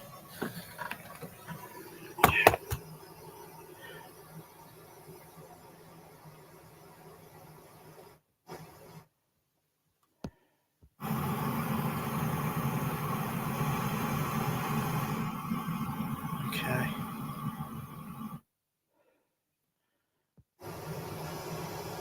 Okay. Turn on the other one's input.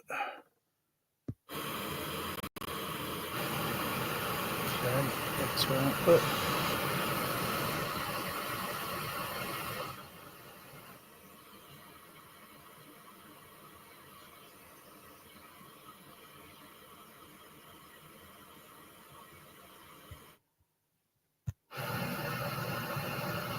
A little bit higher now.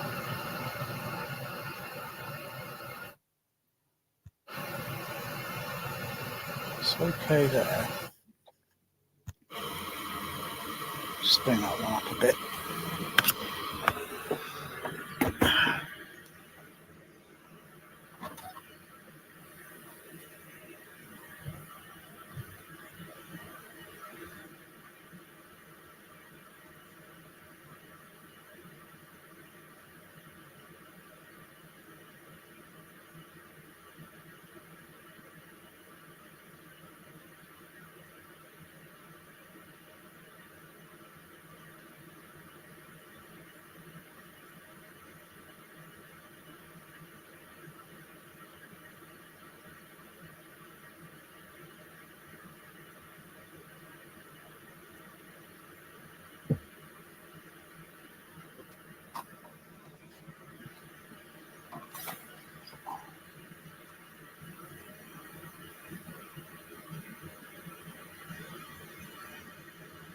Just a little bit.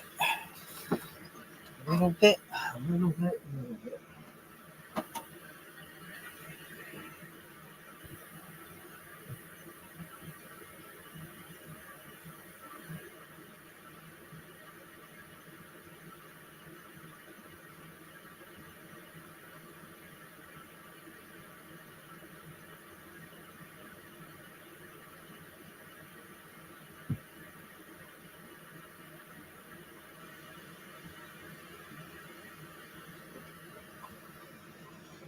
Should be sufficient.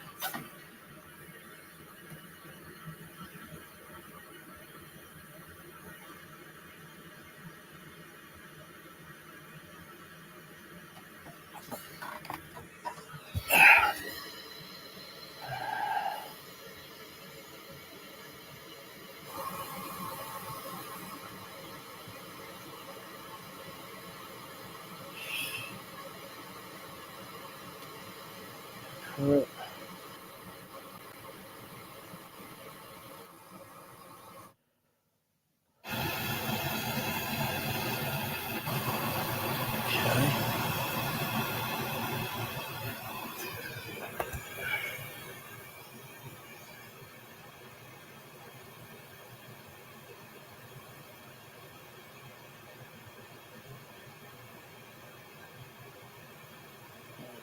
Way down here, aren't we?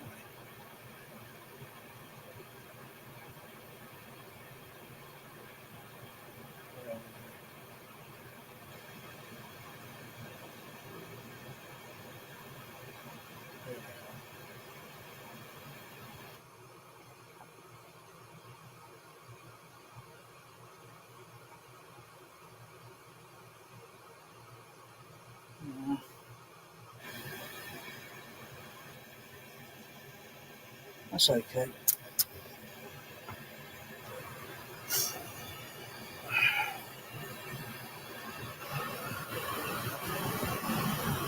Wow.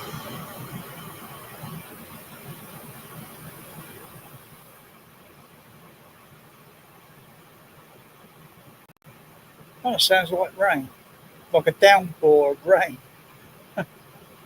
coming down on a roof, or maybe outside, and you just get this complete downpour, like a flash flood. But it's not. It's not making the other sounds that are be associated with a flash flood.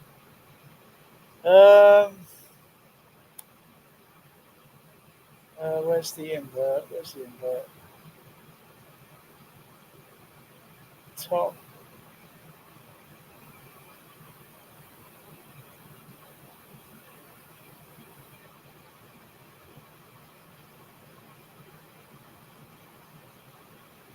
It's going to change that.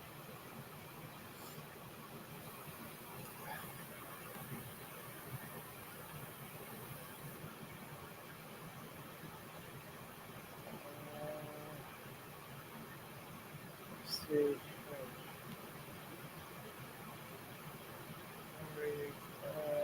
Top. Left, right. Left.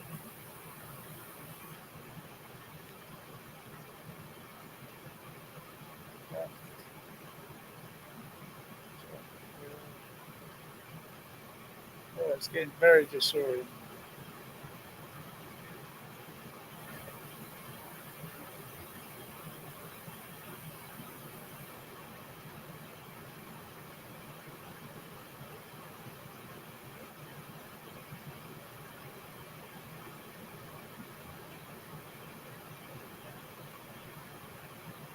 Any one of these. Yeah, I hear that.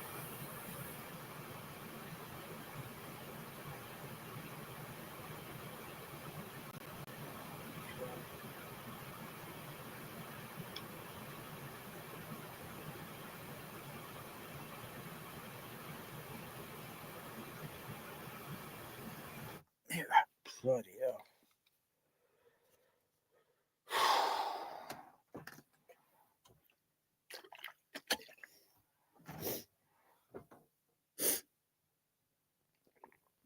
Yeah, they seem to be okay, but there's something a little bit different, something a little bit going on. We'll get to the bottom of it. I don't know where. Something that's eluding. Although, I'd like to. I don't think I want to rule out the possibility of. There's something a little bit.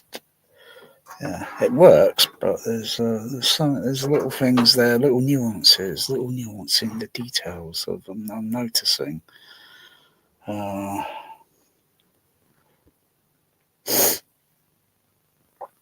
It's okay on there. Let me see. To put gravity in. Let me put gravity disc in.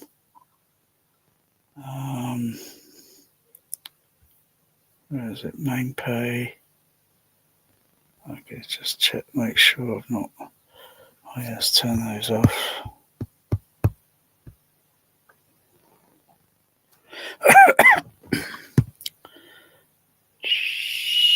Okay.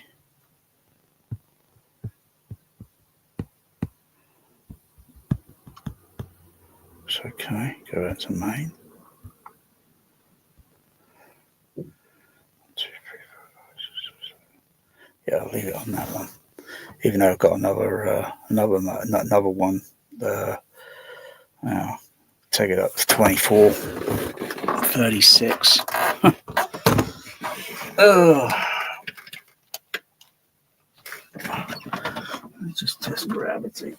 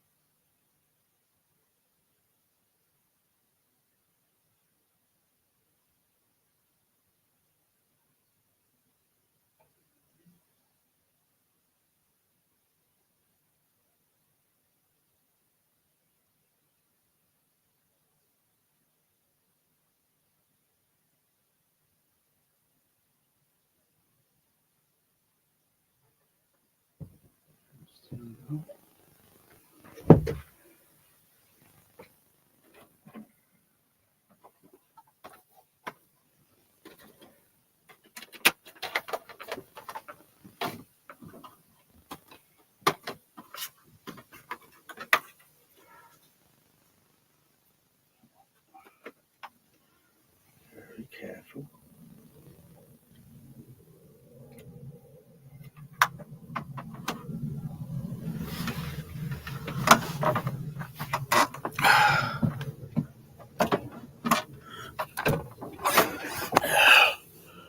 I'm on HD number 7.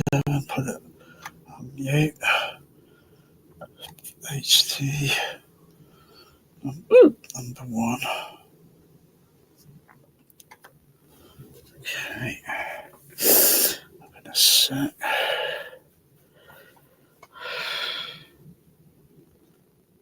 Okay.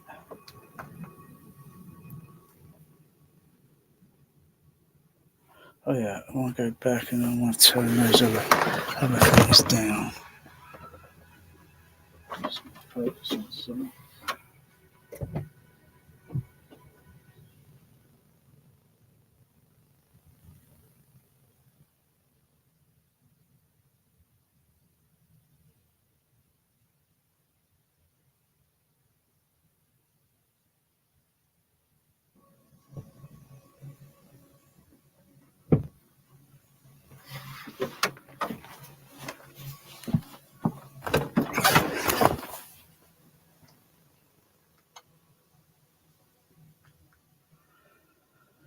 I wonder if I can get a converter so to go to the what's it, the OLED.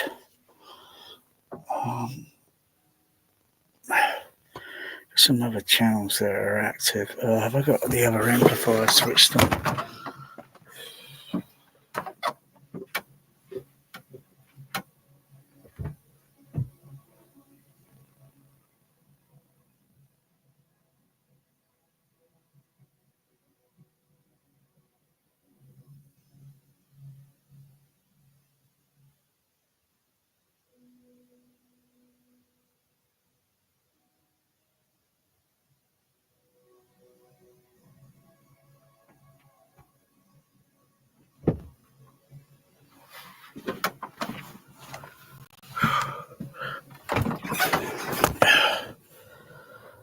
go to, very simple, go to scene section,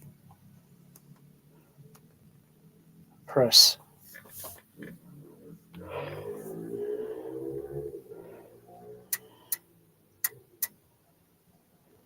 I know it's a relay clicking there. That's okay, but I'll back it up. Because it's only trying to establish signal with, it's not a big deal. Play it from the start again, not a problem. It's not a problem. I don't know why that other guy's ranting too much about this audio delay and everyone else going about. I haven't noticed a 7-second delay yet. Anything's got to establish a handshake communication. Maybe it's these kaleidoscope things, they're rubbish near field mixers. Well, if people are going to buy junk. Play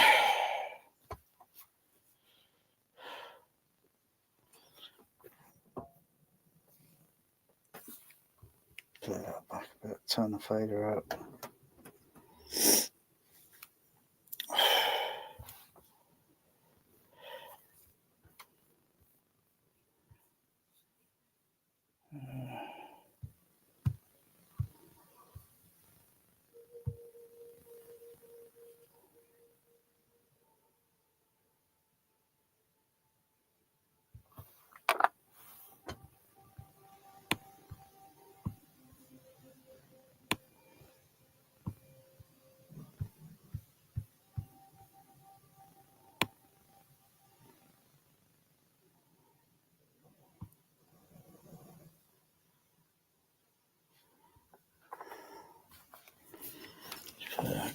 Back.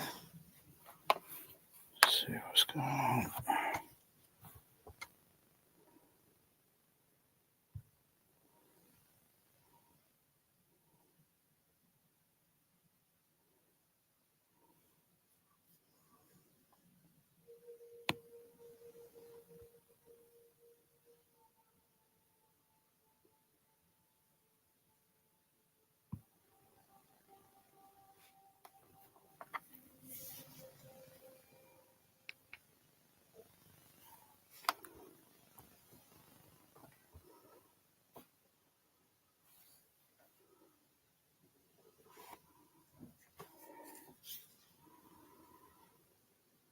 Let's see.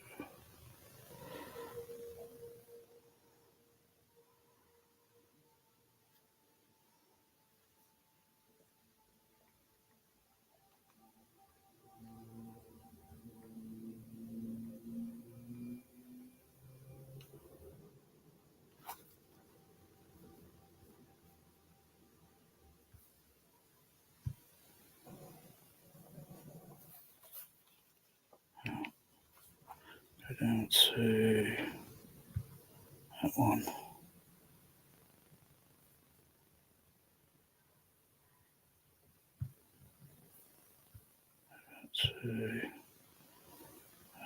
Where's the press?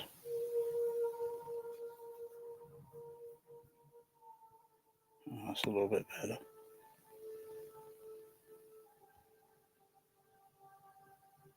That's a little bit better because I was on a different wrong format mode.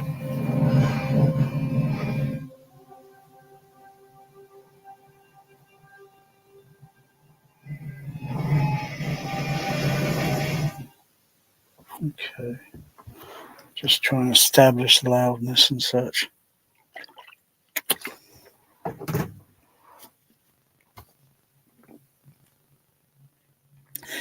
Go a little bit either on. Okay, so let me establish. Trying to establish that.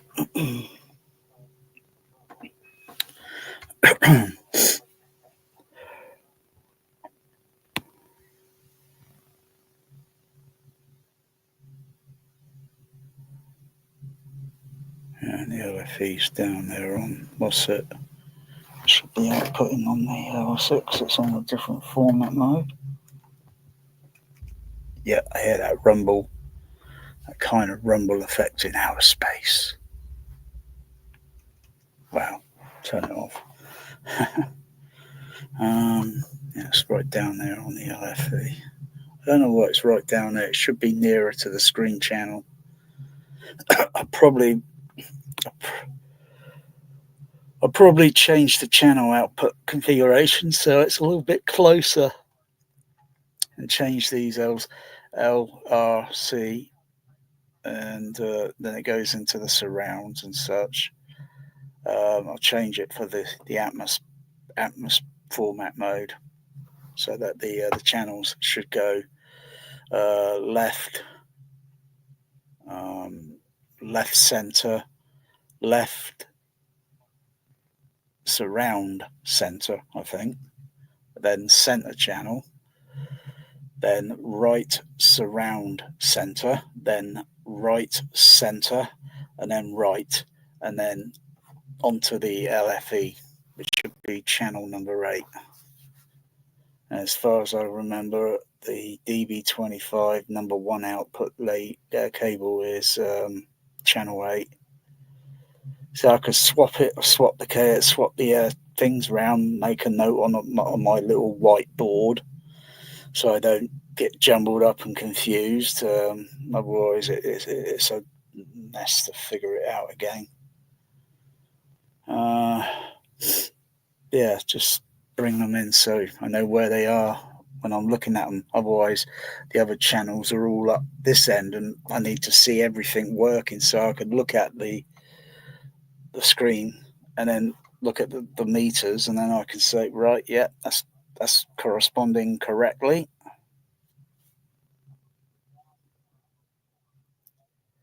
I could connect those other ones, but I don't know where I'm going to use them. I could trade off the front wide channels that I'm using, but some dialogue pans just directional. They just move, and this atmospheric effect and such in the background, which is the space, I guess. You got the background layer that's kind of moving, and then you got the other sounds with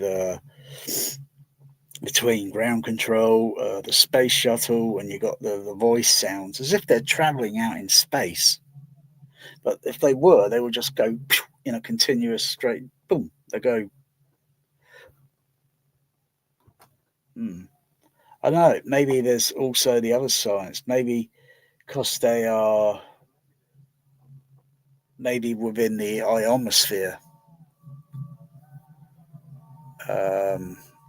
for radio communications and such, because that's where the signals go up to, and they propagate and move around the Earth, between 60, I think, and several hundreds of miles.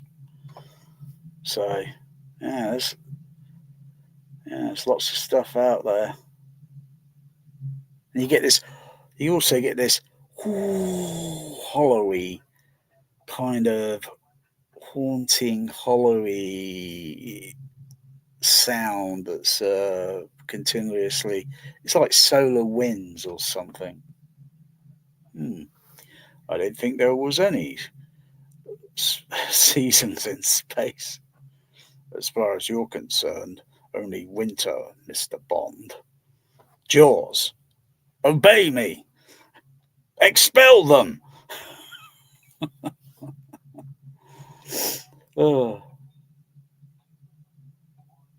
So, what I'm hearing on the blow surrounds, the sound sounds like it's up here.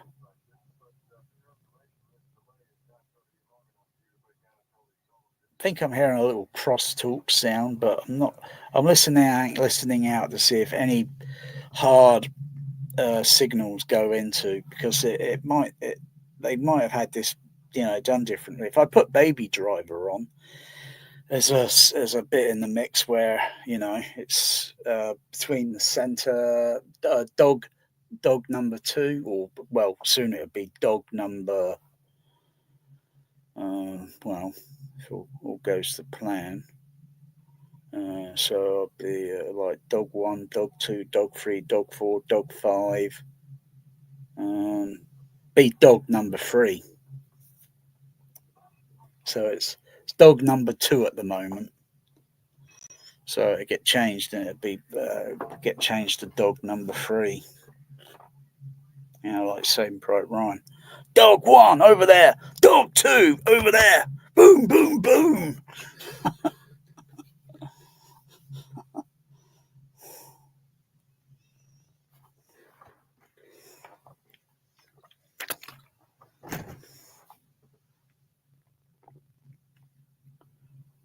So it might only be a little bit of a difference I'm hearing in the stereo zones, but it is pretty neat because it sounds like it's up there. And if I blend the other channels very carefully, because of the sensitivity, they're JBL Control 1, so they're a smaller monitor, versus the 8330As. So it's just balancing a little bit of level, and maybe just do a few minor adjustments on the EQ on the SA10s, but I'm debating whether I should change the SA10s over to SDU4s. Standby for locking. That was a little bit of crosstalk, but it wasn't. Where was it going to? It sounded a little diffused. Sounds like it's there, but it sounds like I think it's coming from somewhere in front on the the other below surrounds, because they're 4 zones. Have I switched the other? I think I've got the amplifier turned off for that. Yeah, I've got the other SDU, the other amplifier turned off for the other.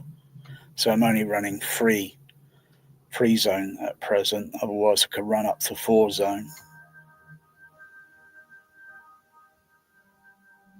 Some of that music I can hear moving, zinging behind me.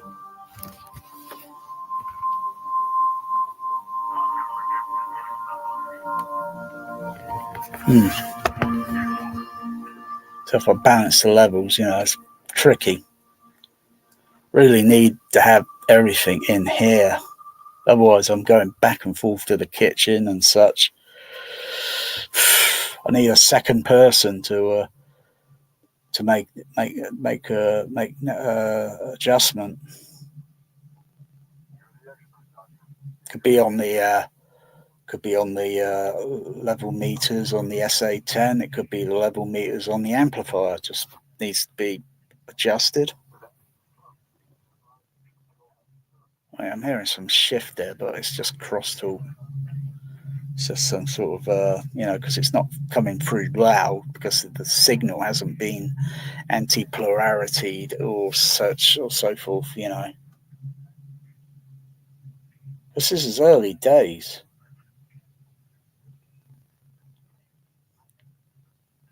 If you mix or do something with these overheads or such, you can piggyback extra signal onto all the stereo zones, and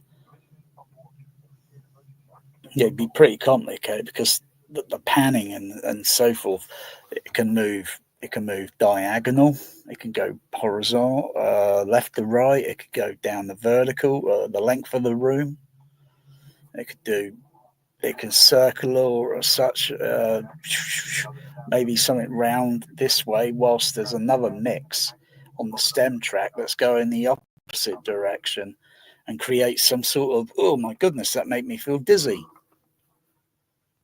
You could do all those sort of things with it.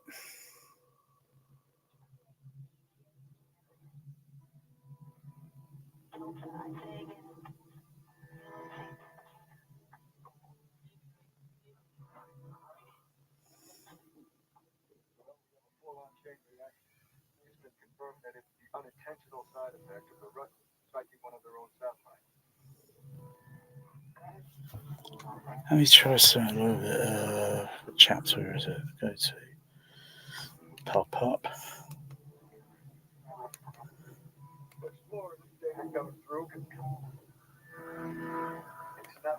See select. Chapter 9. Not many chapters on this. 10 chapters. You could put a little bit more on it.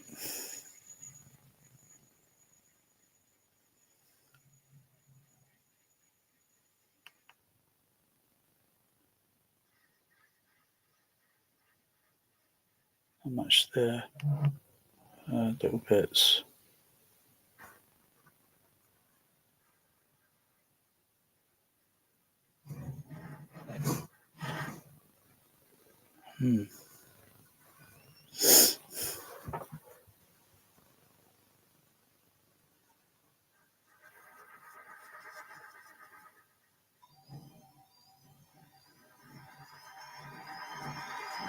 So all the blow surround levels on the amplifiers, they're all turned up to max.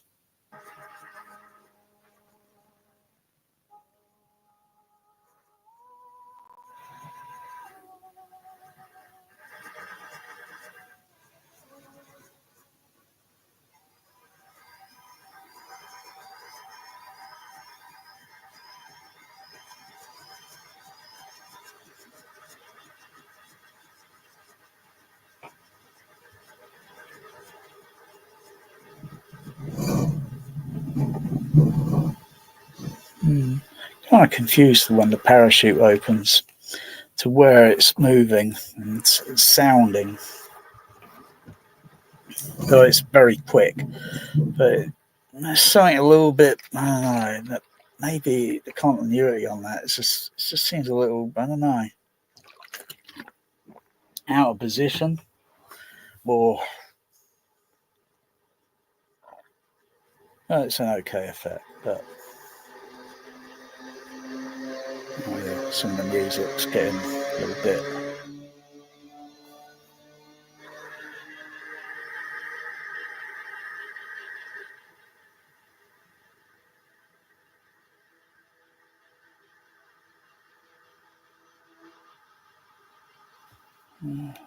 Chapter.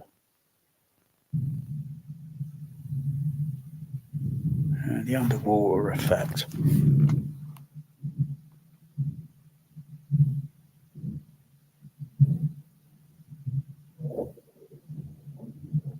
Yeah. Just needs balancing the overs and anything maybe on the sides or back, and balancing the levels. But you know, with water, it's completely uniform. Here I'm just hearing some effect, but you know, water liquid is a uniform thing. It's a total different nature. Try get that, you know, like it feels natural and you can feel it pressing against you very gently and rolling all over you. You wouldn't get ordinary bass sub bass speakers in a car or some guys. It just wouldn't happen. It'll only be something that's coming out in a set. It won't have a character where it's completely moving, like me moving my hands. It'd just be one thing all the time, doing this. You know, like maybe with the fingers, you know, moving and, you know, this sort of movement. That's the thing I'm looking for. That's the thing I'm, you know.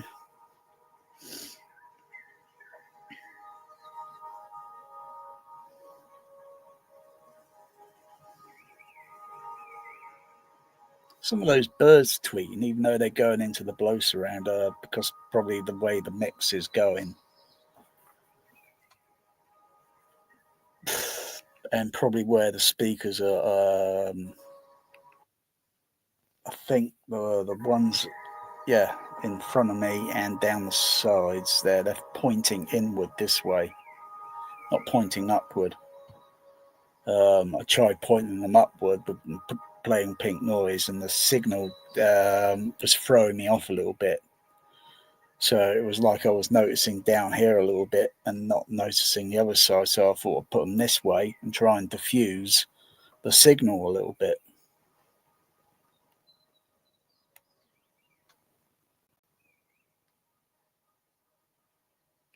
it's playing stereo on the zone. All these, through the where are the height speakers? The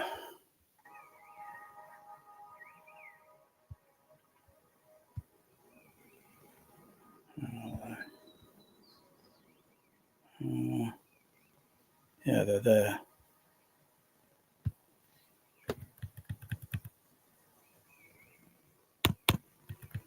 I'll scroll that over.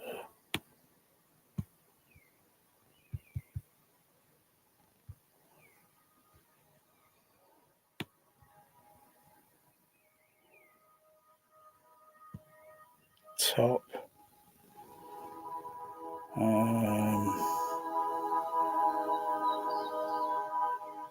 Hang on, 1, 2, 3, 4, 5, 6. Yeah. So rear ones, yeah, I can see that the levels. I can hear the shift in the signal with a choir voice, and some little Tweety birds and such. But those Tweety birds, we'll go back and play that again. Okay.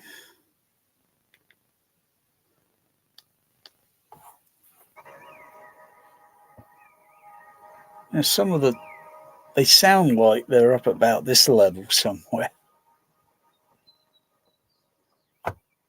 Or maybe they are with the speaker, and the sound is radiating out from the speaker, and where that sound is going to go, it's going to hit on some object in the room and create a reflection, theoretically.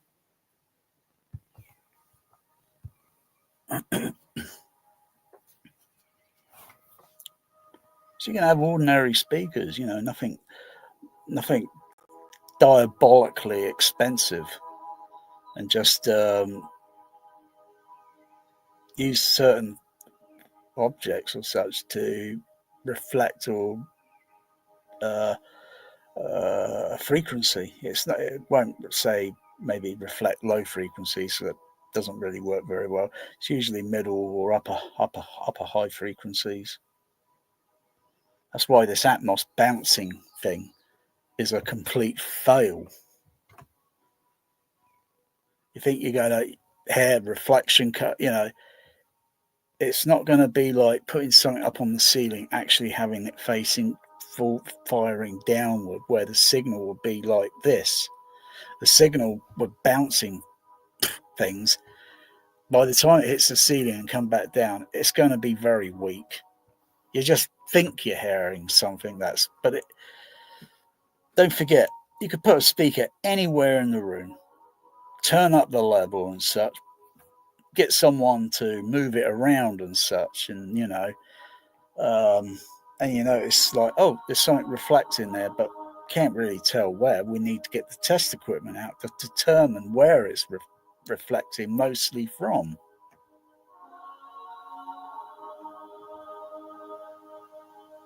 But in the real world, we don't question it. We don't question it. It happens, and then that's it. It's a one-off every single time. It never repeats itself. Unless it's something that can repeat itself. But often, no. A bus, it's always going to feel different. It's always going to feel different. It's never going.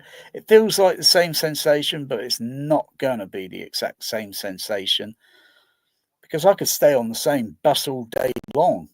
I go over, even though there are some roads that have this terrible vibration, but the vibration effect is never going to be identically matching the first one or the second or the third. It's going to be random, because it depends on how fast the bus is going, what position, angle on the road. If it stays, like if it was, I suppose, something that's controlled in a way where maybe like a train, maybe it's got to be something that's in a controlled sort of thing, where it could literally be recorded in frequency, video, strobe light effects, whatever, and it can repeat itself over and over and over, and it's always the exact same. When you listen to a movie, generally you might be hearing certain sounds, maybe all at you might hear all the sounds first time round. You may not. You may only pick up a few of it, and then you see it second time, and you pick up a few more, and our ears. Oh, sorry, our ears to our mind is a computer, and it knows the positions, and you hear certain sounds, and because of someone, I think it's being mentioned that sine wave tones or sound is like sine wave tones. Whoa, what was that?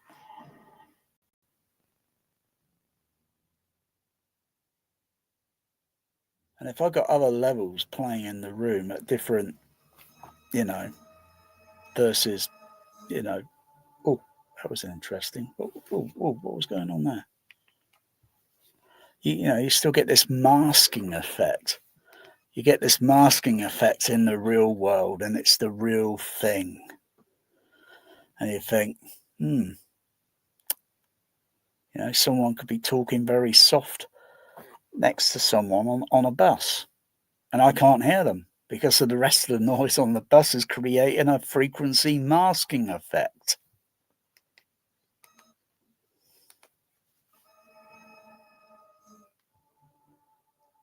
Well, that was interesting.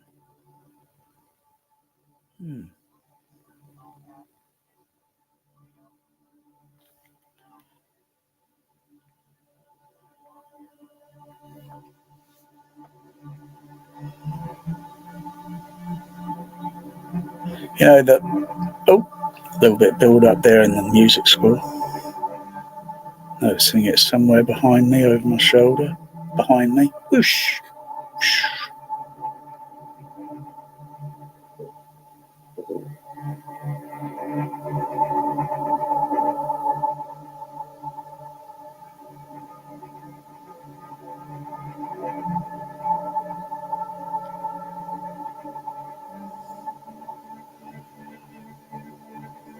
So if I use the other channels on, they're going to give, because it's a mono signal going out onto the blow surround. So the front and the middle, if there was some signal going on in there, it will sound stereo-ish.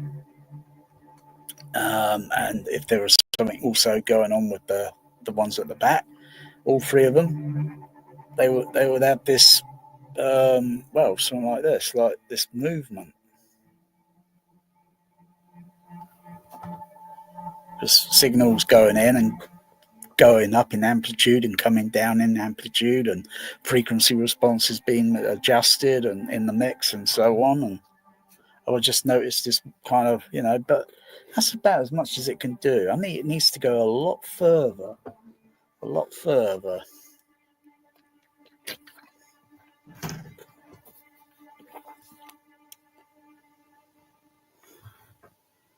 Oh, it's getting late. It's getting late now.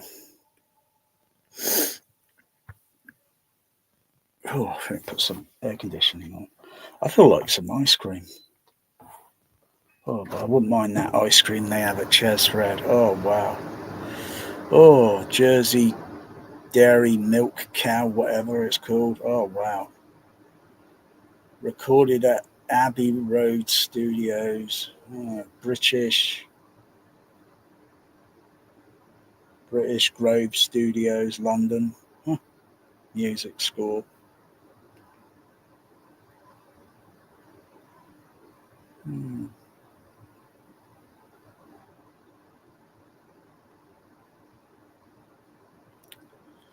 Try the opening again. And it goes right to the opening. There's no sound delays or anything. I've got Dolby Digital indicated, so there's no dropout. It's only when it's starting up, sort of thing, and you just work it out, and then yeah.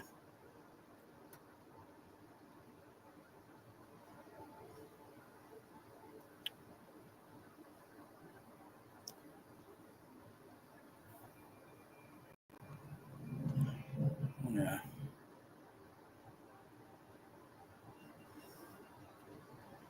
Life in space would be impossible. Yeah. Actually gets loud there on the could fade down and turn the levels up and turn them down considerable. Let's see what it sounds like.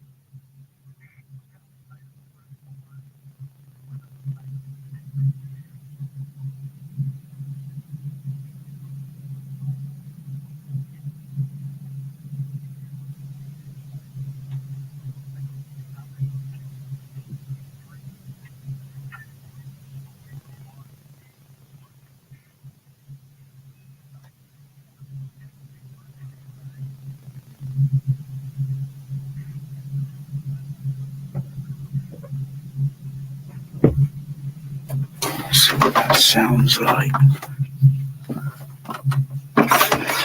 On that opening.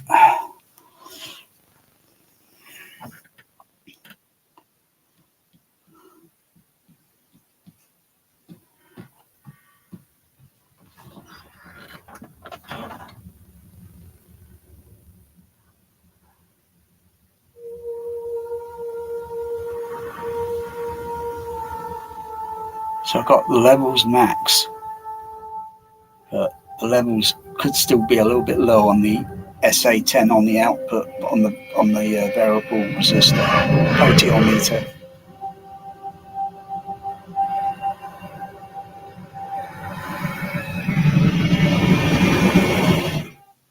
Wow. Okay. So yeah, maybe I could boost the level up a few dB.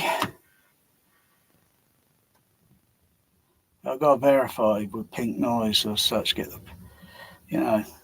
if I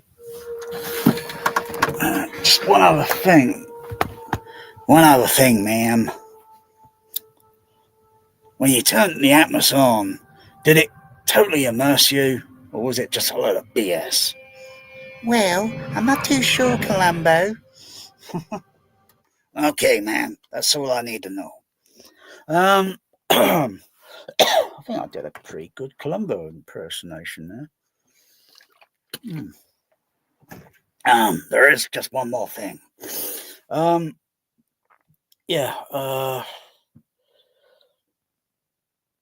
Even though the Dolby SA10 is based on the Dolby CP45, I mean, I might as well put a CP45 in the rack. It's got the same EQ, even though I think it does. They say they got the EQ frequency thing a little bit different on. I'm just wondering if that's just a little BS, because I haven't exactly tested that sort of side by side. But there are a few things that are minus deducted from the SA10. Doesn't have doesn't have the SW output, which wouldn't be too bad, because they could put a sub bass extension to give a little bit more low end of frequency. and dispersion at such, whatever. Yeah. Not sure where the pink noise generator is located on it. I would need the schematic diagram. I'd need to look at the schematic, but that's one thing, because you press two buttons on the CP45, hold it for, not sure if it's 5 or 10 seconds. Anyway, you hold it until one of the LEDs turns on, and then it activates. The pink noise is activated. Kind of a bit weird. It's not like I could just go on the the Dolby SDU4 and just flip the pink noise on. Boom, it's on. Anyway, yeah, I need something that I can generate, because things are very complicated. You've got to have input levels, so you've got to generate pink noise. Sorry, sine wave tone, because it's steady state signal. You've got to generate a sine wave tone out into the system and look at all the level meters as such. They should all indicate the same. If they're not, you adjust until everything's the same. And then once that's done, you adjust the volume up and down. So all these LEDs and such, they all go down and go up all at the same time. That doesn't mean the film soundtrack is going to play back great. It'll play back to a degree. But at the end of the day, you're at the mercy of the film mix, of what's going on. And you're still going to end up with like this frequency masking effect. And you think, well, just monitoring and rehearsing the movie and then making, I think you can make, I'm not sure how easy it is. Not sure how easy it is, because I would need to look at the levels, the level meters, and have control on the it would be the input or the outputs. Input levels or output levels. One or the other. It'd be one or the other. And then make, I think it would be the output levels, because if I, can I, not sure if I did see, can I see anything? Input levels. Anyway, basically it's just adjusting it, customizing, until you can get an overall of the whole soundtrack playing back within maybe plus or minuses a few dB. But some levels will go down extremely low levels sometimes, or maybe they're not there. So it's tricky. But you can't do this in real life. You can't, unless you say, attention everyone, do this and do this when this red light turns on or such. You got this light, red light for mute, green light for talk, go, say something, whatever. Yeah, it's very complex science. Yeah. You got to be really tech minded or scientifically listening. Deep THX, the audience is listening. Really deep, hardcore. It's not a case of all this stupid bass pressing, I want more bass. Do I sound like Alec Jones having a rant on audio?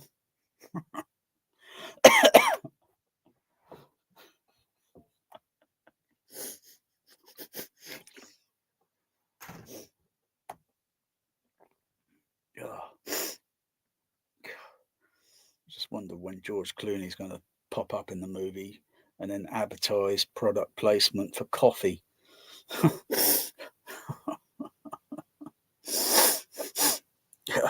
a Nescafe. Oh, God. I wouldn't mind coffee ice cream. Yeah, they don't do that at the Chasford. Damn. They don't do coffee ice cream. Maybe I should suggest. But I think the ice cream they do there is pretty good. Or they selected an ice cream brand, and it's very nice. It hits the spot. What day is it? What day is it? Day. Oh, well, I could either think about going Chest Red maybe today, maybe tomorrow. They don't open Sunday or Monday, so I'll just see. Just see how I feel.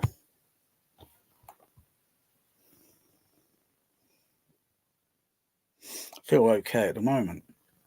That's the weird thing. I'm seated, I'm in a vertical position, but when I go chest red and I'm eating for about 10 minutes or so, and I start just sweating. It's not the curry sauce, I can tell you.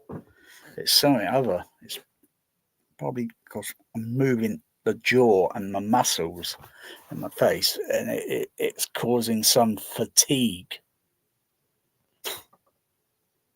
Never had that problem before.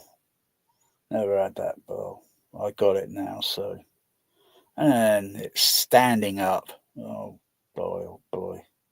Am I going to feel dizzy? Am I going to faint or pass out, black out? I think some music will be coming on in a second in the movie.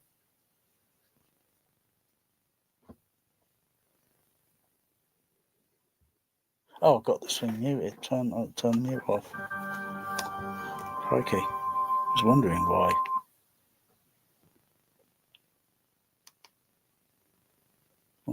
It sounded too silent.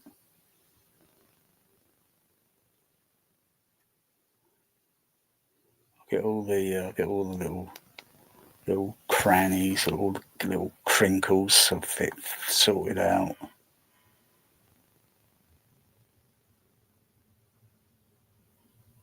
Get all those extra speakers fitted in.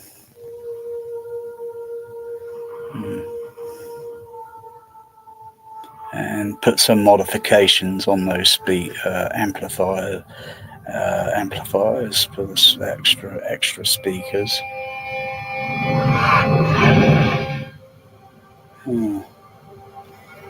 Let's have another listen to that effect that they do there.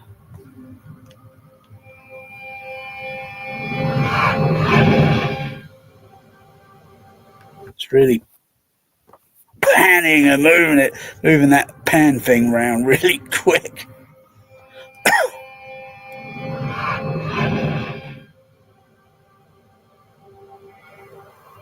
Just listening for anything that's slow in the panning, and thinking, all right, because just mute it. I could really take this up to a really high channel count, speaker count on the ceiling, and there won't be anywhere else like it except here. I could put I'll probably do a simulation probably get something. I want to do a simulation with the projection light. See if I get because I think it's where I got these the light up here and it's casting a shadow. Because light will do that sort of thing. But it's only when it's turned off. I don't see it. But it does it slightly with the projection light because it's still hitting, because the projection light is coming out at an angle, a wide angle, and you've got the film that's kind of like bush in between or such, or it's not like the projector.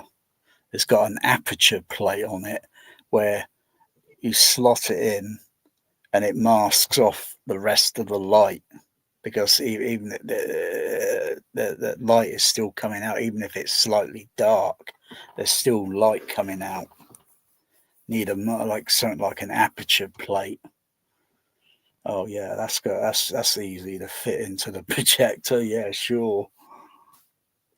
Maybe and you can't put it in front of the lens because that'll look crap because it'll stick out like a sore thumb. There's something weird. It's got to be like right back in the projector, like near the near the DLP thing. Just like say like on a 35, but like on a projector, the aperture plate is. I'm trying to remember where is it. Yeah, yeah.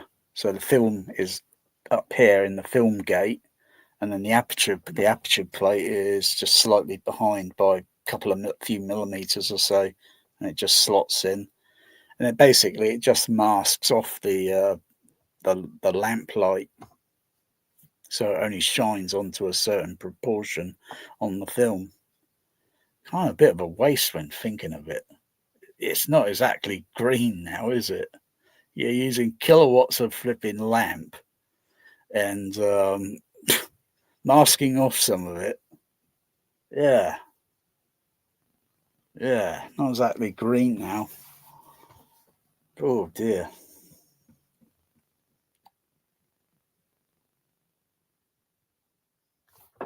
Something like that.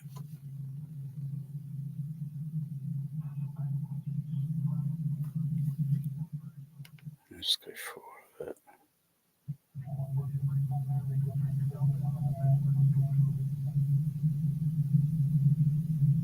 You've got this kind of hollowy. It's a little bit loudish on the 8330s, a little bit less on the. So I need to probably balance the levels up a little bit.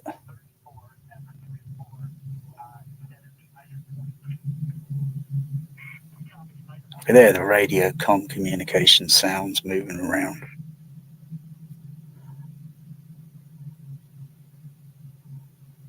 I like to check out that center middle back, but I'll probably maybe do that maybe sometime today if I'm up to it. So I've got to figure out. Oh yeah, so I can't really use the other theater mode at the moment because the SW signals, the LFE, is going to be on the wrong channel. Because it's on the I've got to configure the new. I've got to configure the new output channels and determine whether I want to use them as independent outputs from the processor, not actual independent, because they're basically doing the same signal, but probably I'm kind of curious about waveforming. Can I use the waveforming, just the waveforming, and leave everything else as it is? No EQ, but just do the waveforming. Can I do that? I mean, should be able to do that. I'll check with customer service and see what they think. Yeah. Otherwise, I'd like to have the subs outputs going. So I'd have to change the DCX. They'll have to come off of this DCX because single signal's going on there, and then I've got a Y lead connecting. It's going up to the other DCX. So it's basically the same signal, but I want to do it so I'd have to take the LFE off of this channel, off of this DCX, and then put it up to, got 1, 2, 3. Change this DCX, the DBX, the cable wiring, and move it from here up to this. Yeah, it's still turned on, but it's not connected. Move it up to this. Move it up to there. And then let me see. I'd have 1, 2, 3,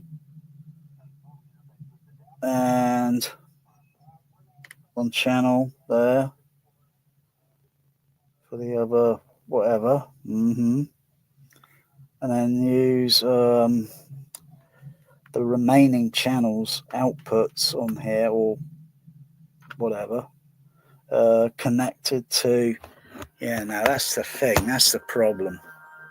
I'm definitely going to have to talk about customer service about that, because that runs into a bit of a problem, Houston. Because if I wanted to use bass shaker transducers, they're still going to be connected to that LFE signal, maybe, or I have them. Oh, that was a good effect. Oh, well, play that back again. Wow, I like that effect there. Oh, wow. Yeah, that's going to be a bit of a snag, that. Oh, play that again. Whoa, listen.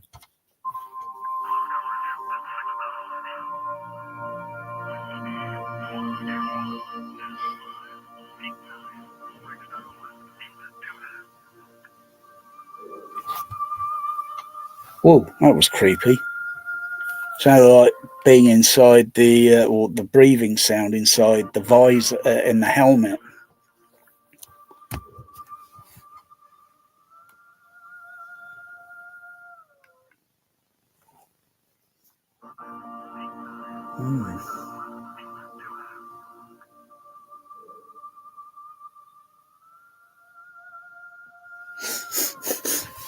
It's a bit weird that you hear the breathing sort of thing, but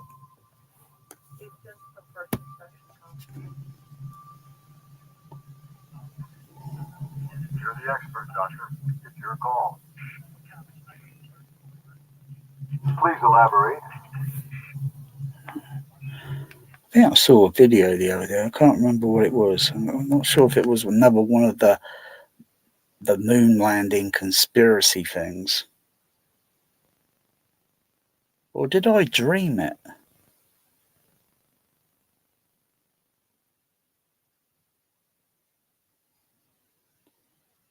If I watched the video, then it's still being... did I dream it? It's something about the spacesuit and the way it's pressurized. And I saw something in a little part of the movement on the spacesuit, something that was just saying that this really is fake. This really is a hoax.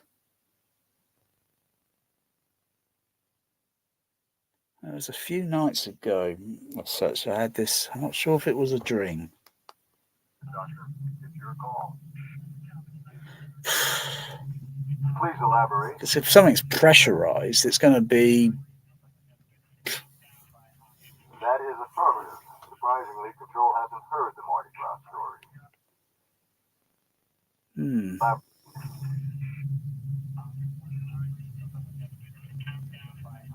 That is affirmative. Surprisingly, Control hasn't heard the Mardi Gras story.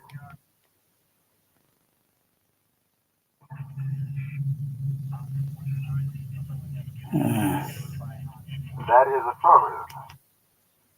So if I stop the movie, it stopped. Press play again. Control hasn't heard the Mardi Gras story. Picture and sound come up. So, yeah, I'm not sure what that other issue is. I'm going to make some adjustment. Make some adjustment.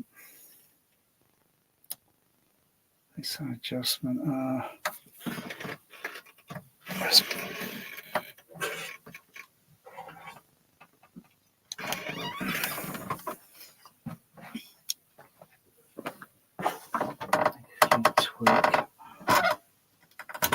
Where's the there's the head torch.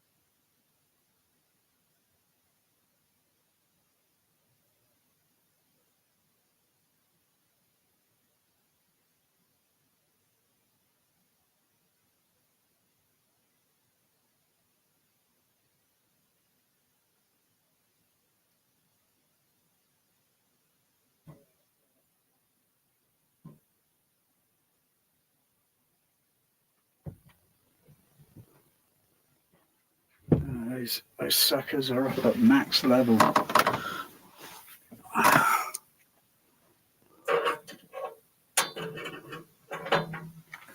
So got a few options. Very tricky. Very tricky option.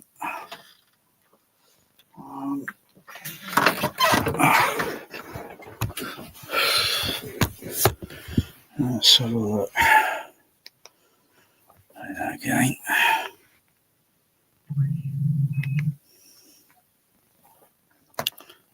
Okay.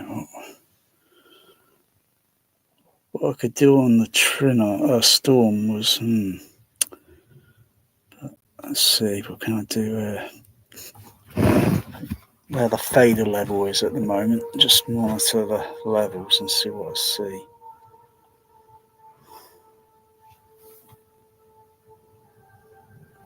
Oh, I think I've got dynamic range EQ turned on. Not that it's going to make much difference.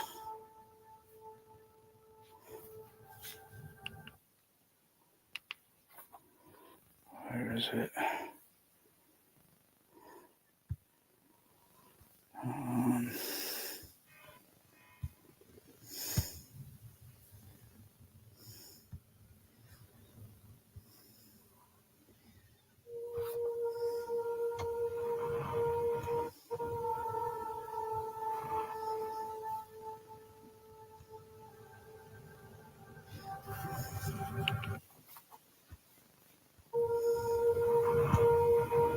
There it is. It's enable, disable. Just listen for a moment. Yeah, I can hear it getting loud there. Enable.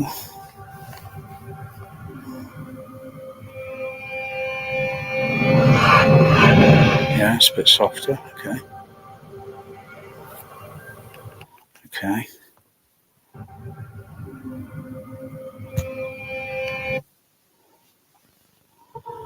Let's just look at how high these levels go.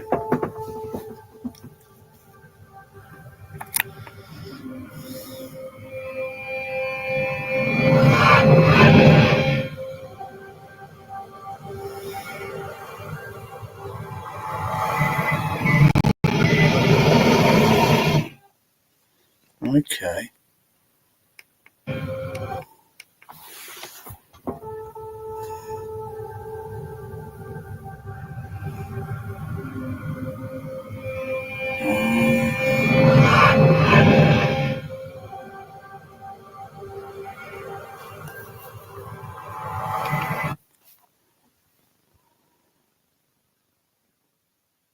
Let's see.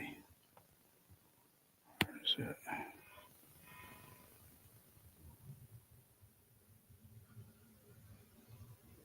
Over a little bit more. Hold it there.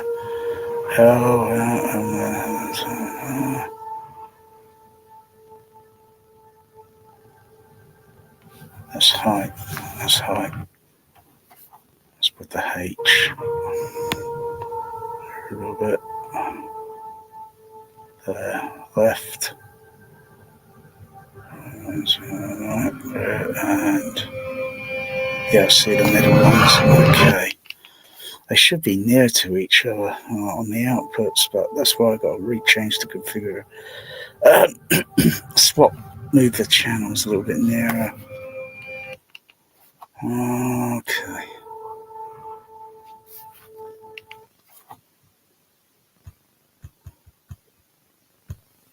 Take it up 6. Take it up 6. Take it up 6.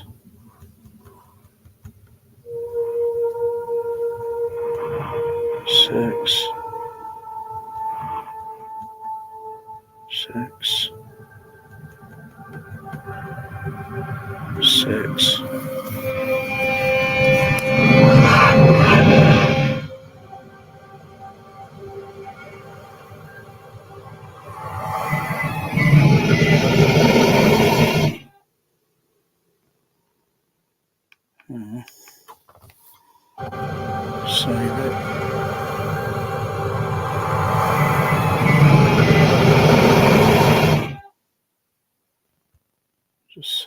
as it is. Can I save it in the... Should have saved there. Okay.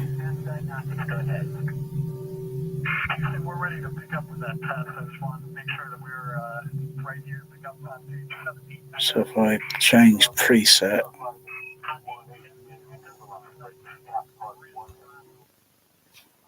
give it a few seconds to compute. Go to press. Go to, yeah. Kind of remembers everything this does. Output.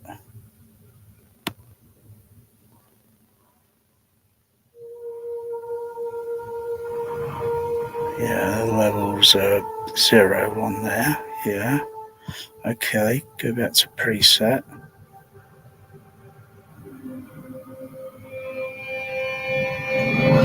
Go back to that theatre mode. Sounds louder because I turned the levels up a bit. Go to outputs and just confirm nothing's changed. It's staying the same. Yes, it's staying the same. Okay. Maybe I can notch down the just move that set. Just turn the other main level, all the other levels down by a tiny notch.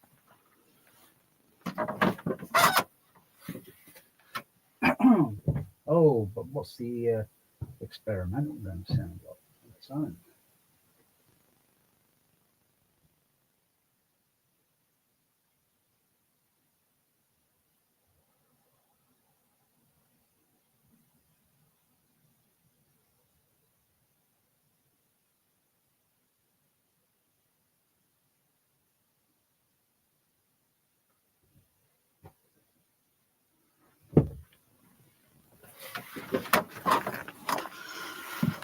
Okay.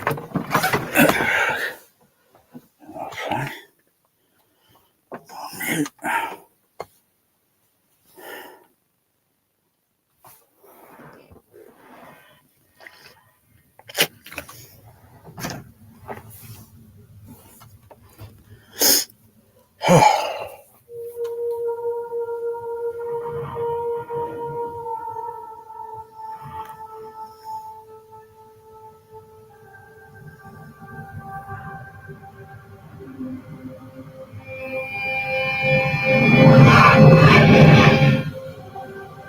Whoa. Whoa, play that again. Play it again, Sam.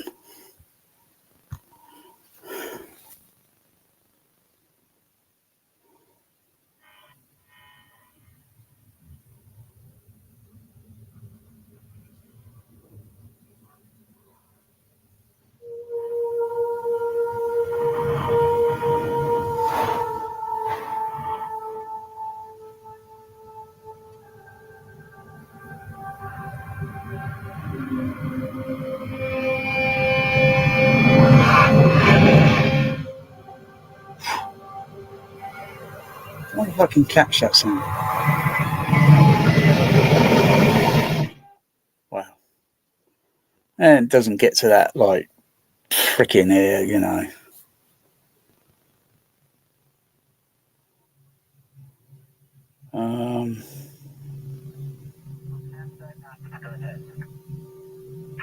We're ready to pick up with that pass. I just wanted to make sure that we're right here to pick up on page 17. Echo.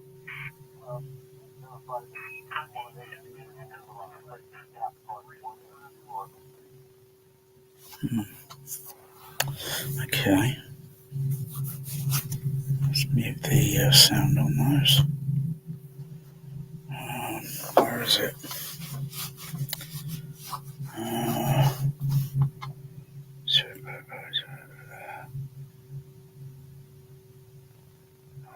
Is that one?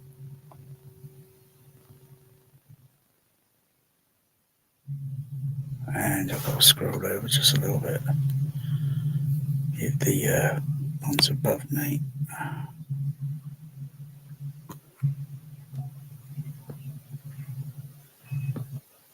Okay, they're muted. Okay.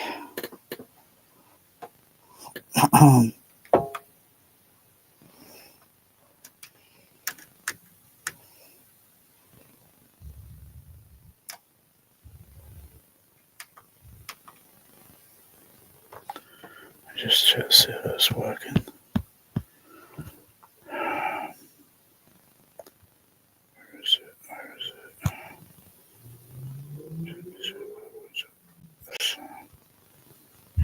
Oh yeah, it's working. I was going to check it with pink noise. Probably want to do is just check it. Engineering requests fuel status on the jetpack prototype.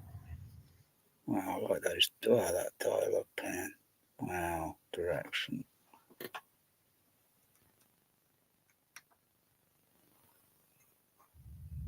Engineering says thank you. Speaking.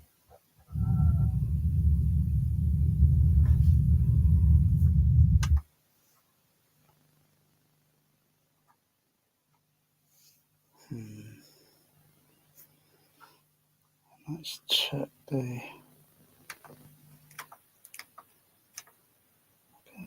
Oh no.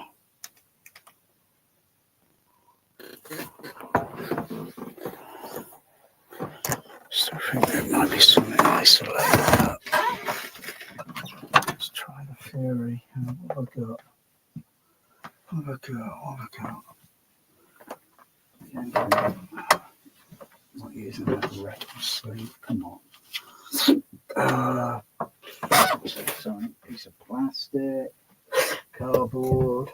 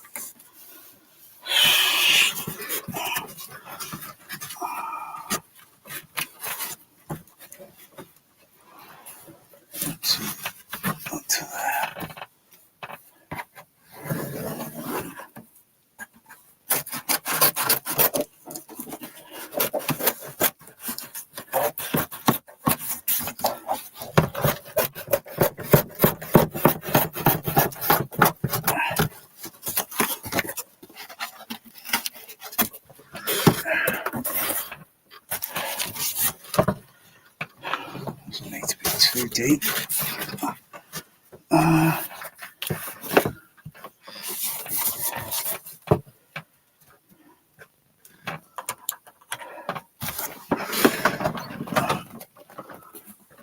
Let's try this there.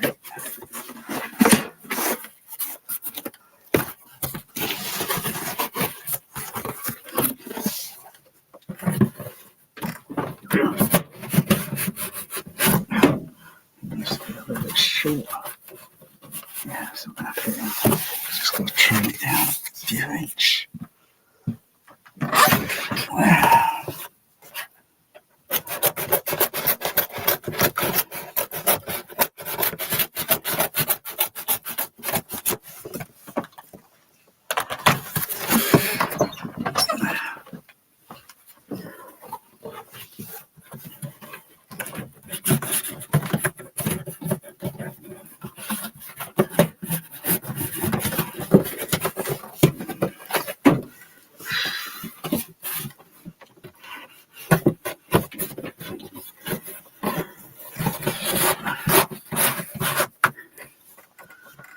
What the heck am I doing?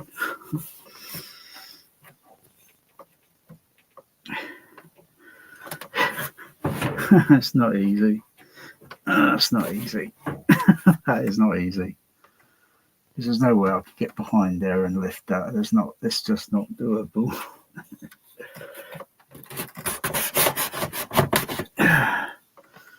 Let me just check, see what's going on. Pretty wasted time, but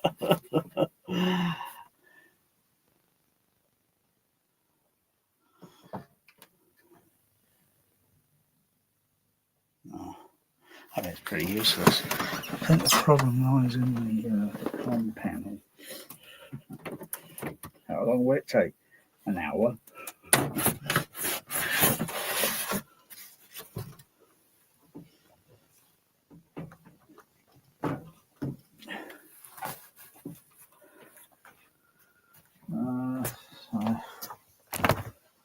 Okay.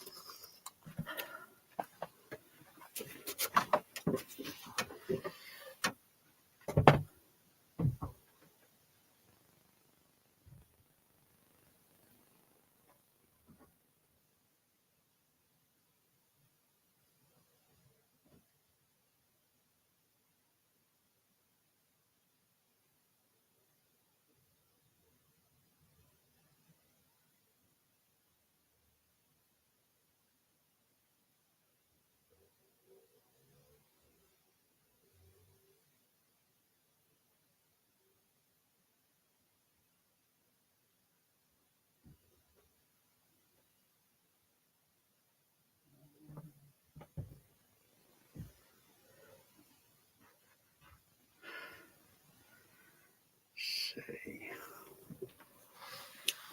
Let's have a think. Pause and think. Pause and think.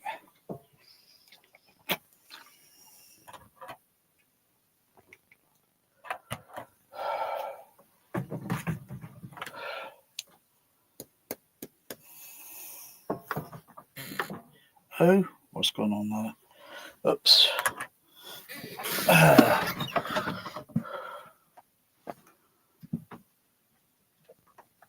Okay. Okay.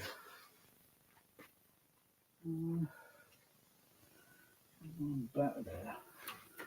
So on the right.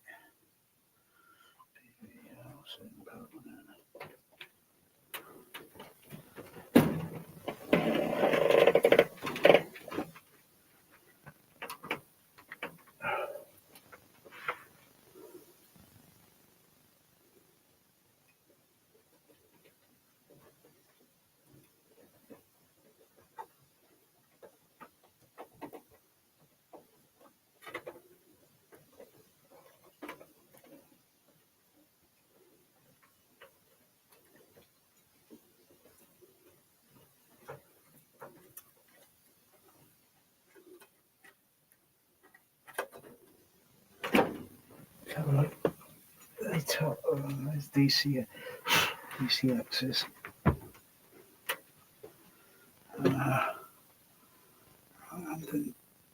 Right underneath. Second one down. Second one down. Feel it.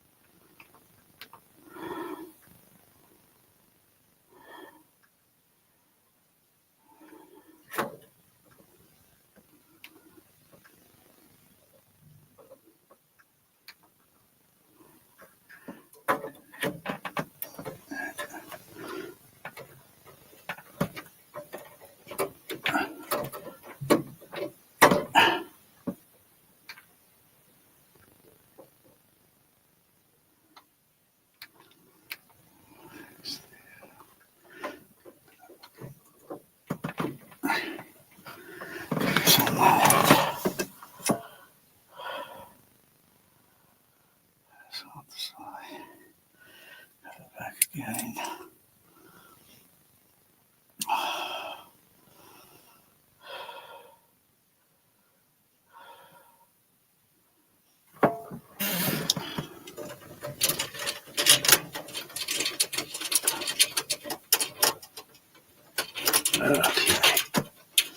Okay.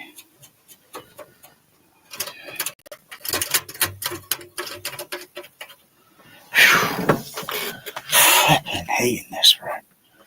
Oh, it's up to 25 Celsius now. Good crikey. God, you're kidding me.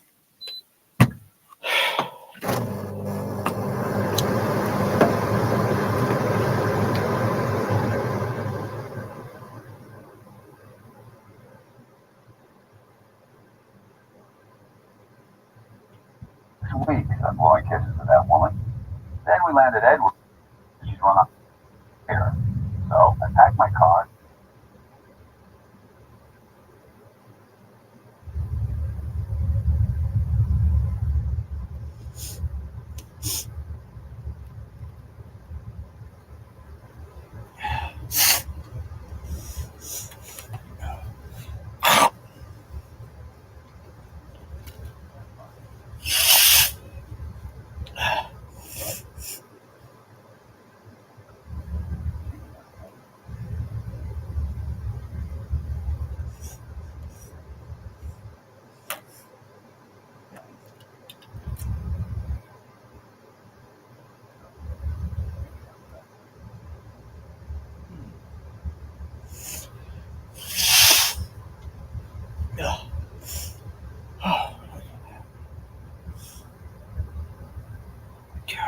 kidding?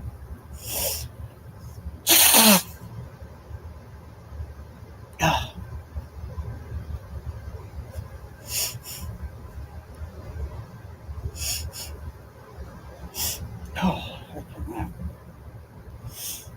oh, I can breathe.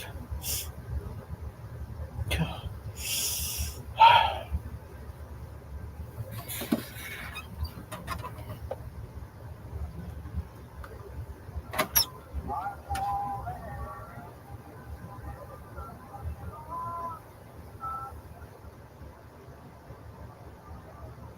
You appear to be doing this informative exercise. Well, that would be interesting. And yes, an area on my part.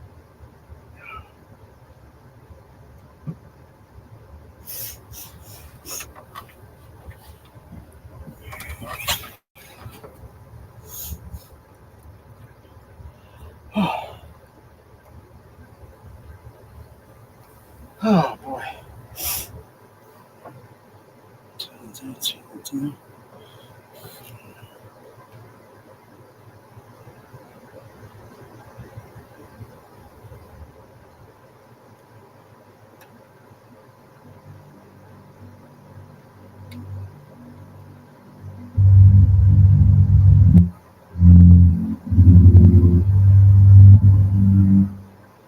One thing I haven't checked is there any what's it's turned off? Because I think you could do. I think with the storm, if I wanted to divert any LFE bass extension into there's a simple mode where you just add and it will go to that specific speaker.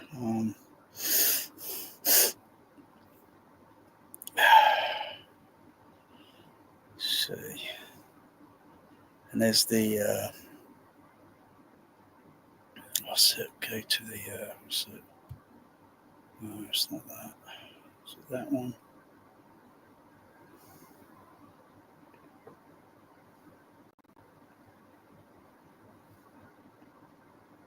No, I don't think it's that one.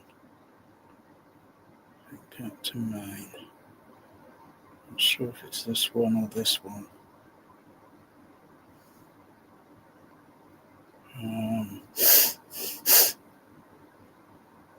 Doesn't look like anything's turned on there.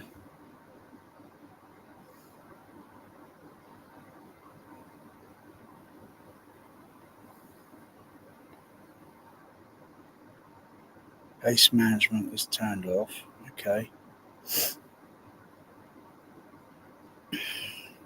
So it's all going full range.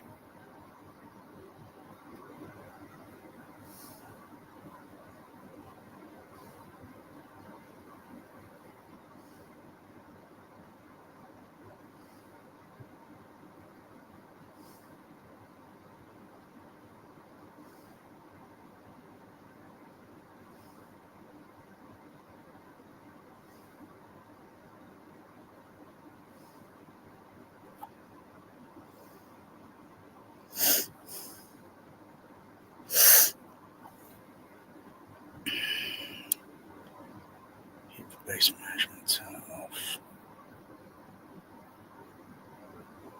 What's all this other nonsense I've been hearing about these other two people with their trinnov? I'm not getting much bass on it. Oh, this movie sucks. Where's the bass? Where's the bass? The bass. Where's the bass? Where's what are they going on about? Maybe it's because they're using tiny little home theater speakers, and they just can't handle the bandwidth.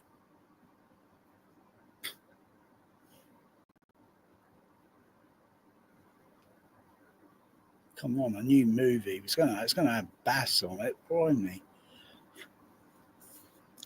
Maybe they don't have THX sound system. Oh dear.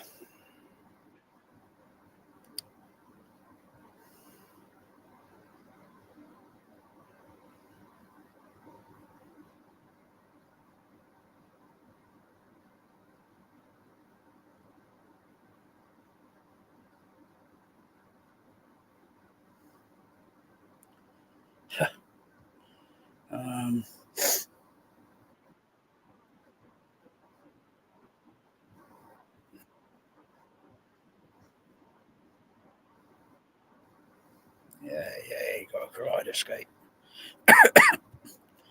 Okay.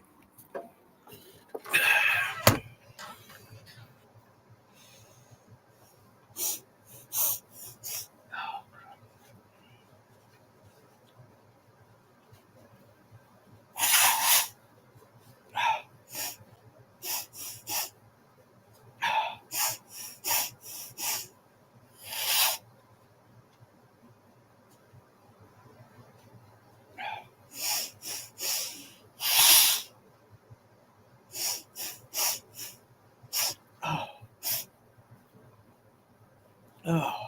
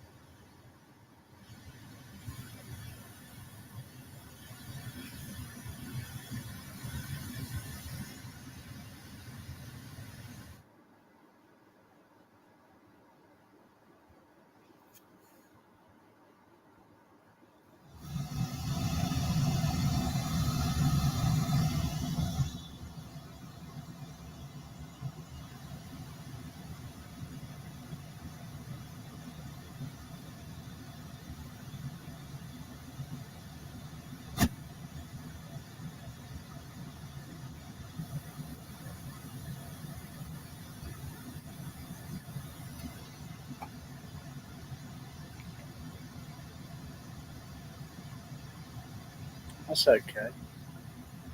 Just checking the pink noise game by just jumping chapters. It's not cutting out the pink noise. Okay. I don't know why it was doing it last week. I don't know what I was doing, but it always does it on the storm. Always has a brief, about 1 second, 1.5 or so, brief cutout, and then it comes back on.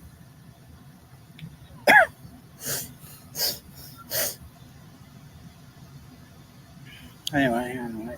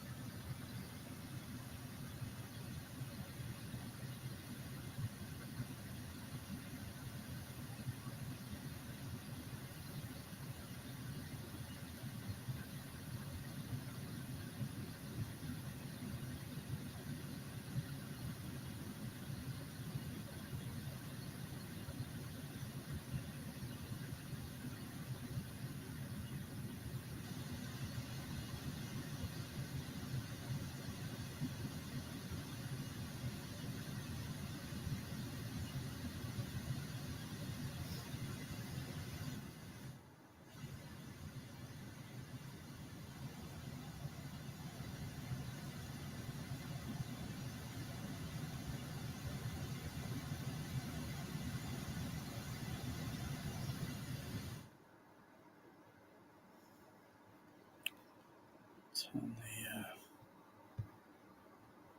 synchronizer. Where is it? There it is.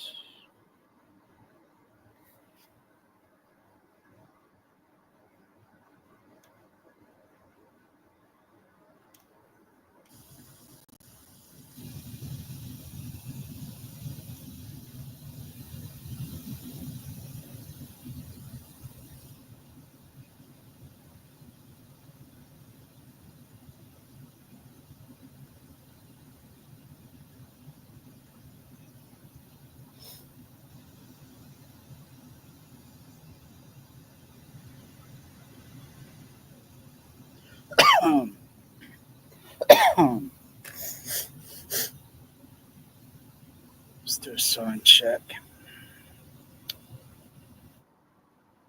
Let's do a sound check there.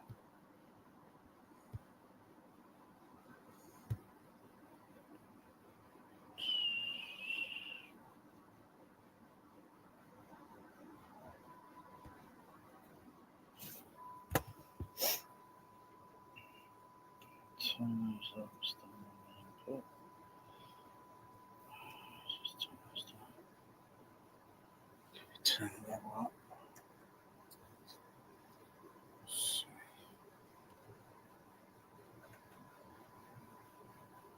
Oh yeah, they're coming ahead there. Hang on, no, hang on. That's that. So, okay. Hold it down.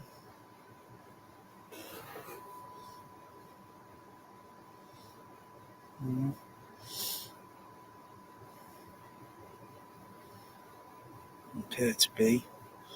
I've got to check 0.1 dB step, but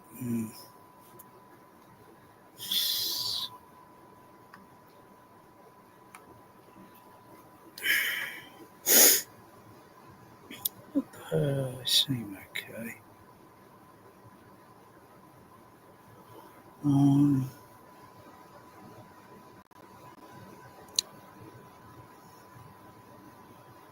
Okay. Turn it off. Looks okay on the THX.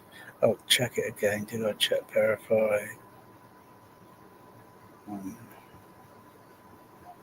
Turn it back on. Verify on the STUs.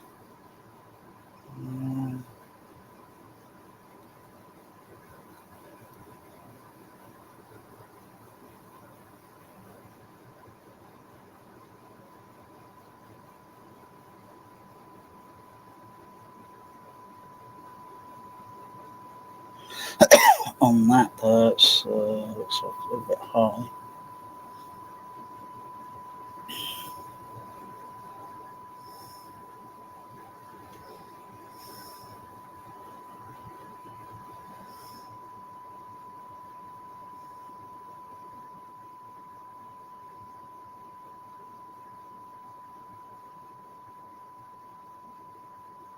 So get out there position there. Bring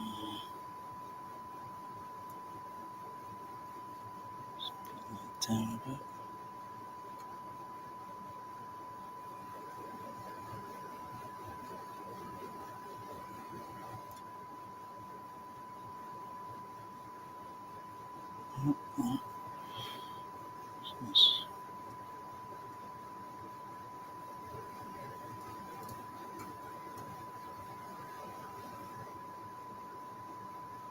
Okay, it's up okay there. It's a little bit low there.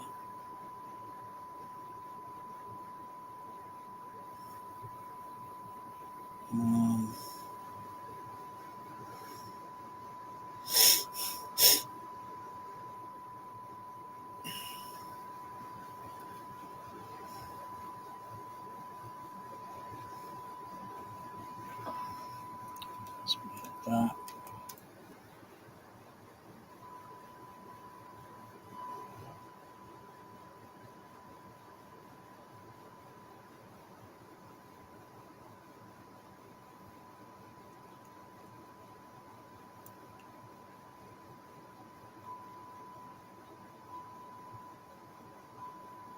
Mm-hmm.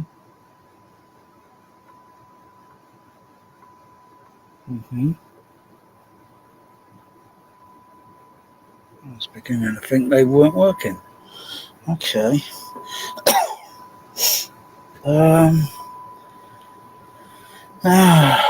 So another level adjusting to do. Okay, let's put those on max. Turn it down a bit.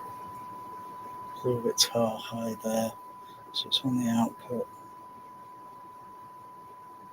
But we gotta match the other ones.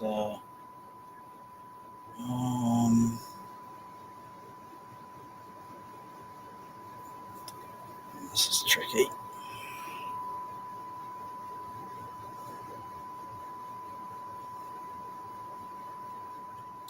Look okay there.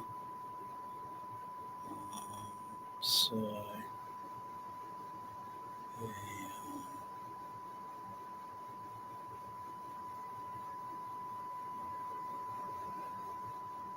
it's getting a little bit too high.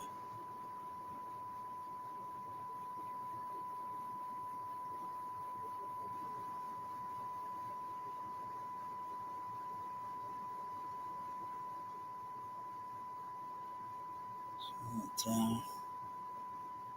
Turn that up a bit.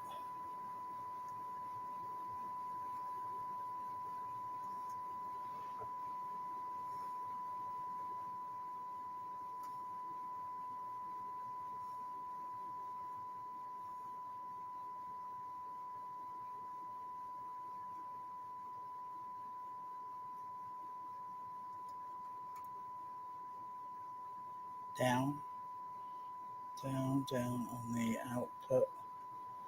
Turn down that output there. Down.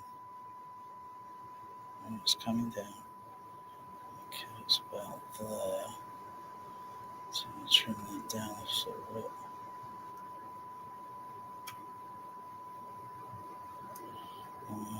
Where's the other one? Over on the left. Yeah.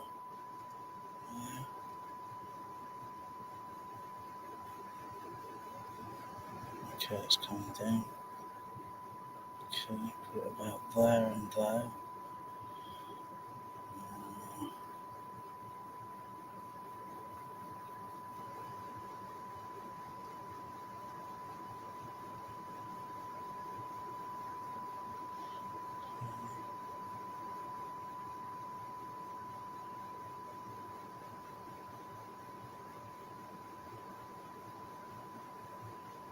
Set my signal down a bit.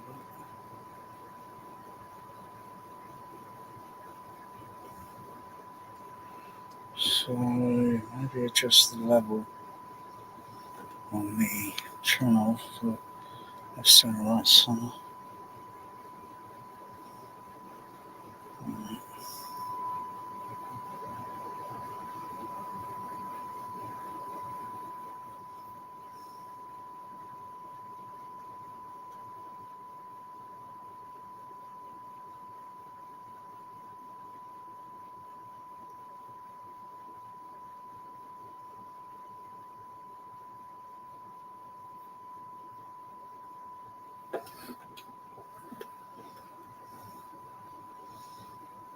Down a bit.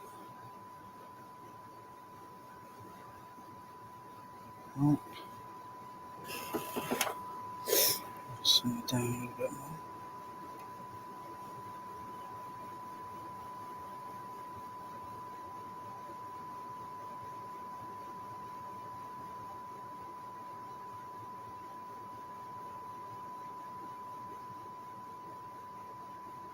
Okay, go to the these down a bit.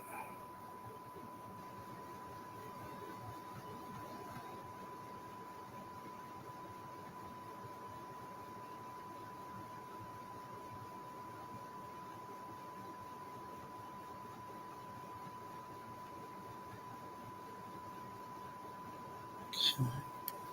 So level up.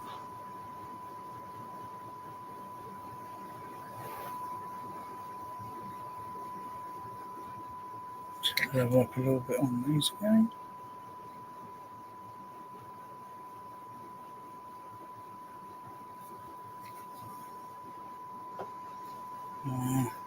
A little reduction, minus 0.1.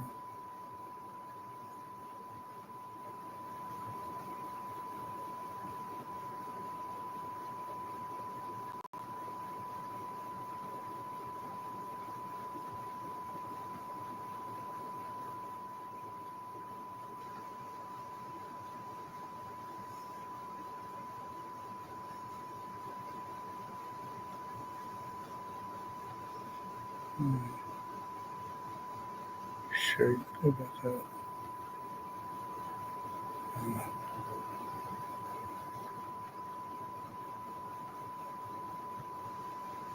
A bit. Not there, on there. A little bit up on the center. Down on the floor a bit. Up. Okay, a bit. There, okay. And right there. Down a bit. Up. Down. I seem about right there. Okay.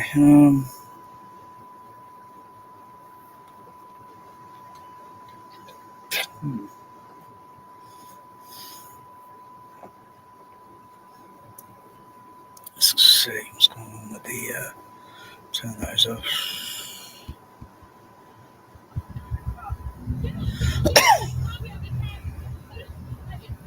Where is it?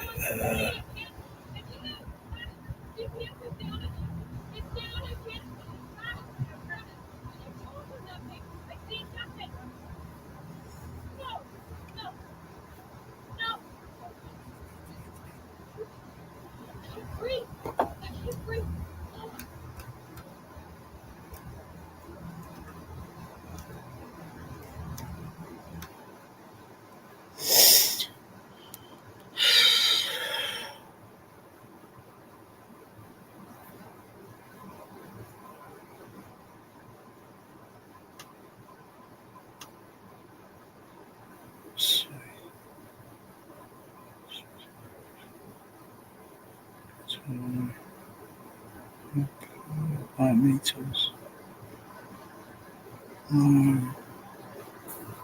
Stop. That so I don't see that. Oh yeah, I can see it. I see it.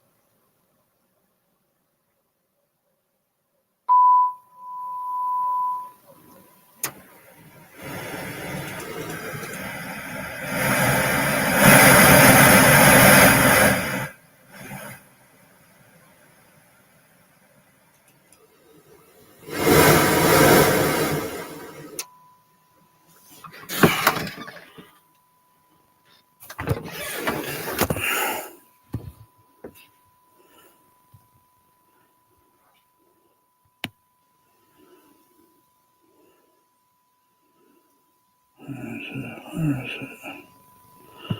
It's inputting it.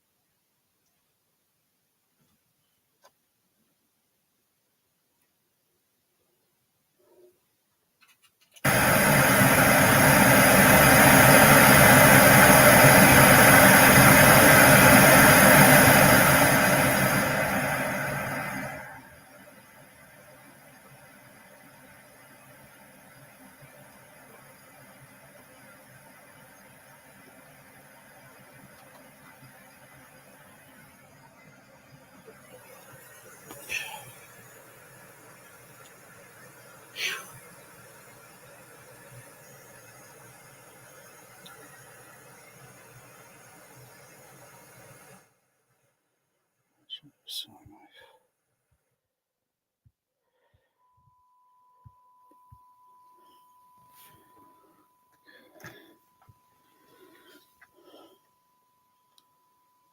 That's a little bit high there now. I'll turn that down.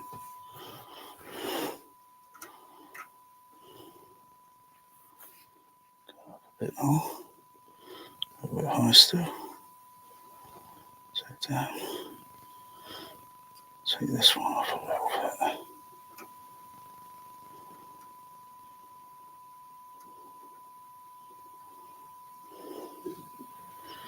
Turn it down. Turn it up.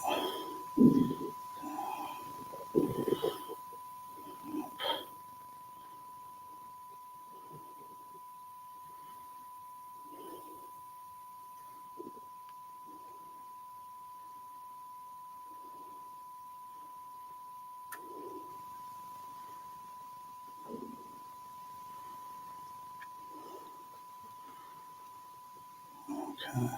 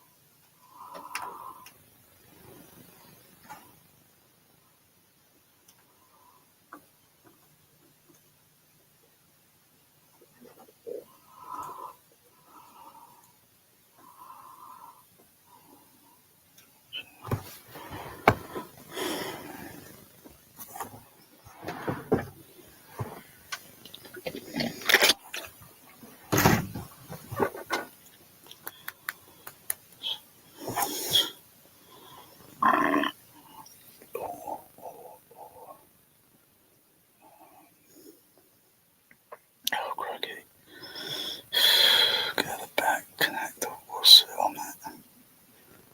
Yeah. Test it on there. I could do that if I wanted to.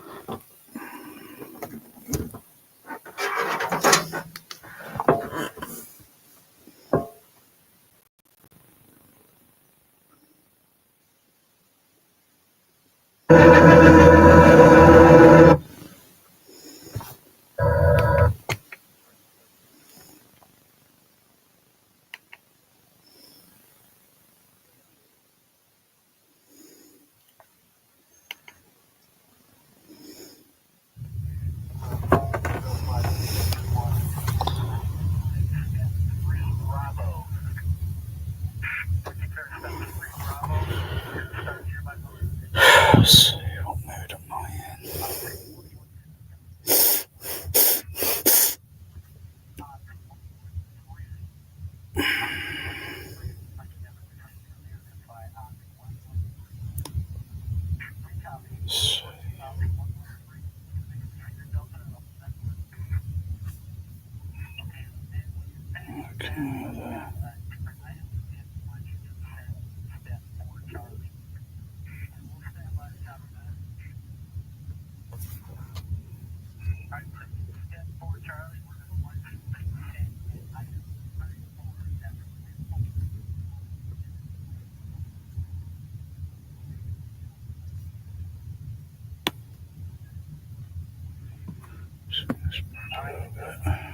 Countdown. That way.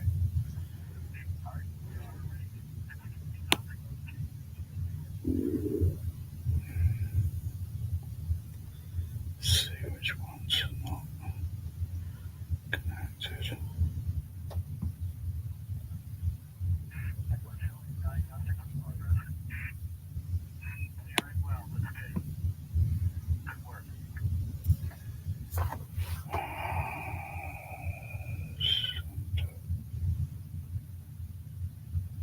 Have a look at the map. Where is it? Oh gosh.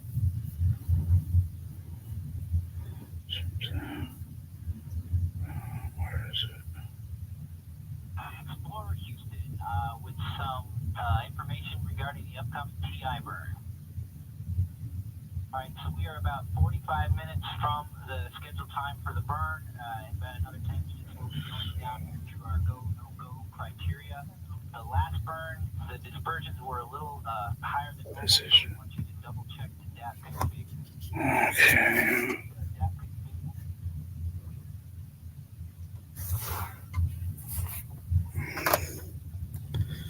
Let's go to the other. Yeah. Where is it?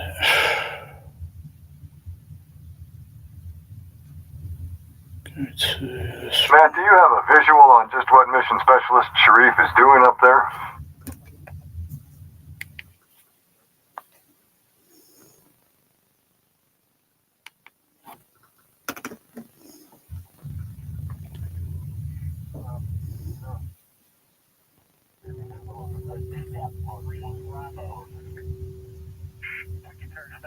Bravo.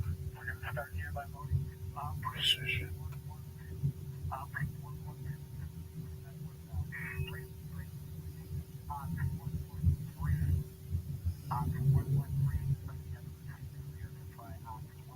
LC, okay. LCS, CS, RCS. LCS, LCS. Is the RS, RRS and the LRS connected?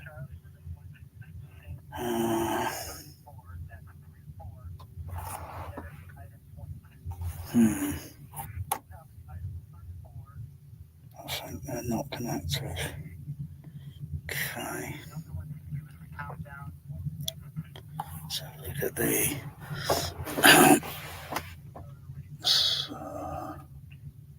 there and there and there. Okay.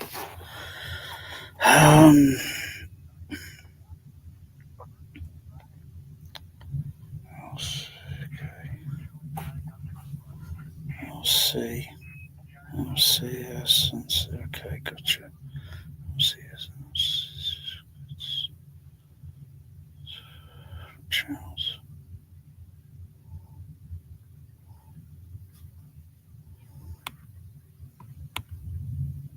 LC,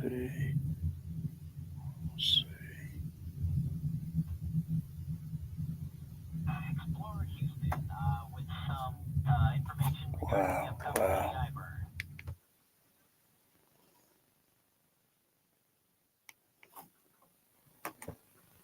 There's the CS there.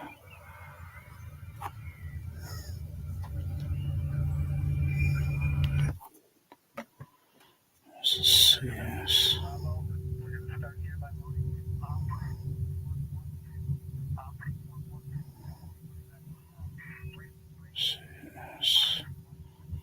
CS, LCS, 30, 31, 32.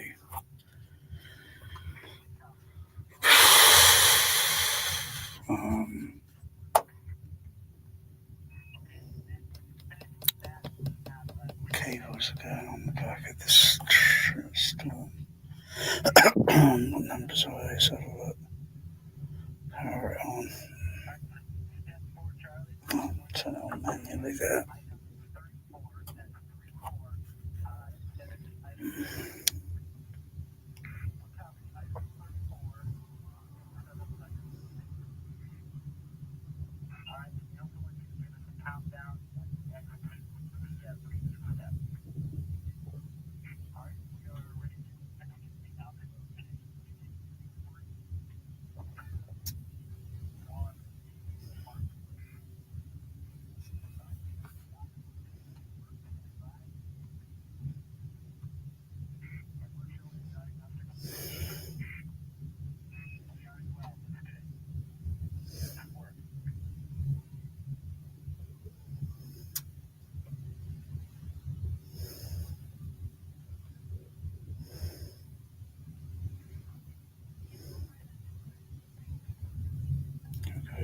THX output. It's there. Refresh. Explorer Houston with some information regarding the upcoming TI burn. All right, so we are about 45 minutes from the scheduled time for the burn. In about another 10 minutes, we'll be going down to our go, no-go criteria. The last burn, the dispersions were a little higher than normal, so we want you to double-check the DAP config. The DAP config is 4 and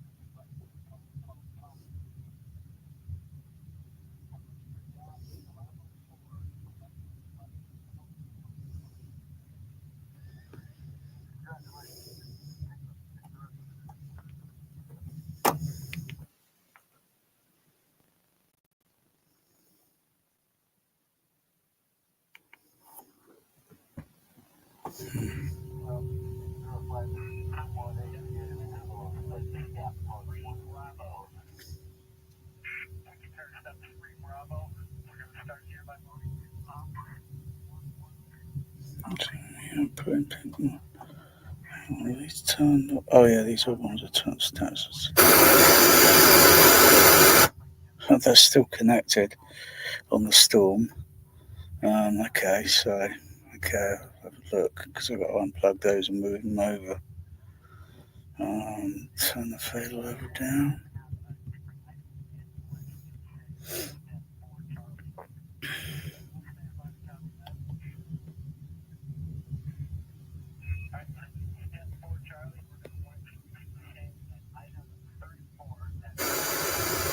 Oh yeah, that one there.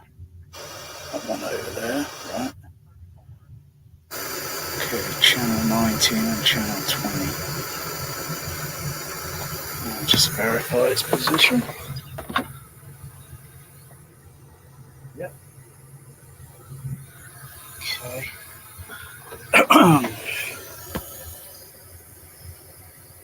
I'll get my whiteboard.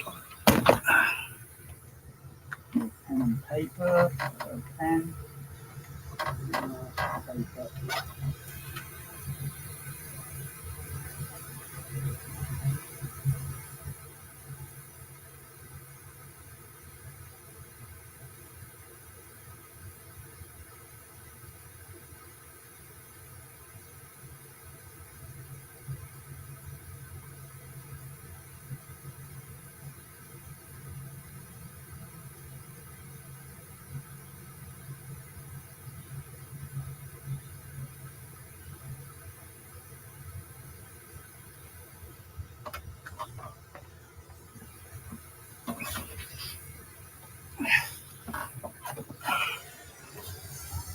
And verify its location on the back.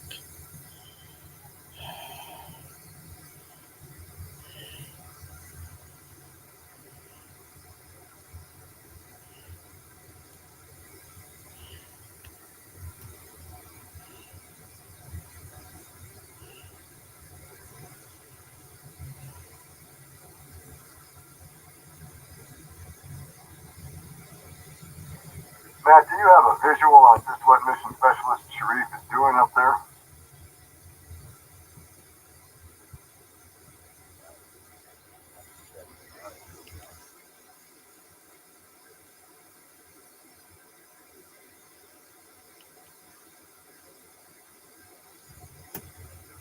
Channel 19. Okay, 1, 2, 3, yeah. Okay, channel 19. That's going to be.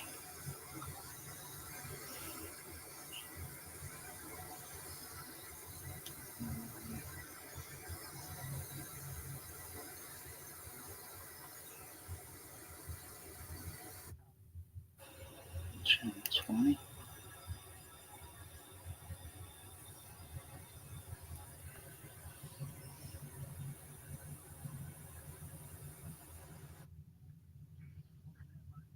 Position on here.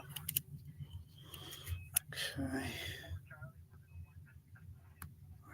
Where are they? Channel 30. Channel 31.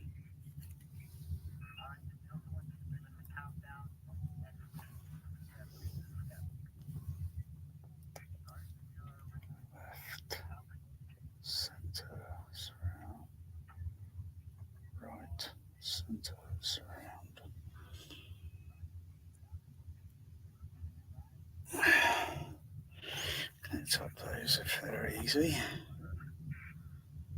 And go to the other format. Just check everything's okay there. There.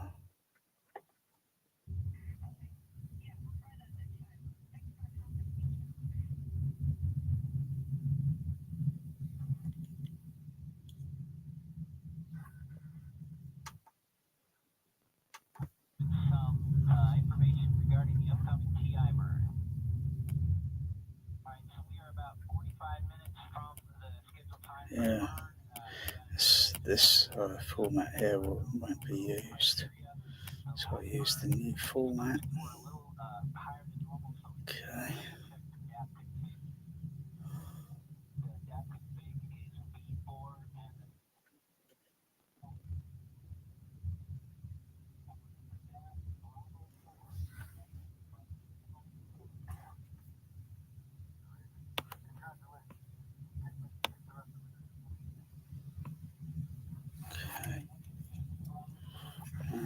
Matt, do you have a visual on just what Mission Specialist Sharif is doing up there?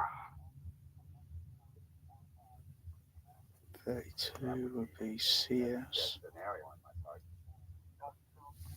So I'll locate that cable later, maybe today, maybe tomorrow.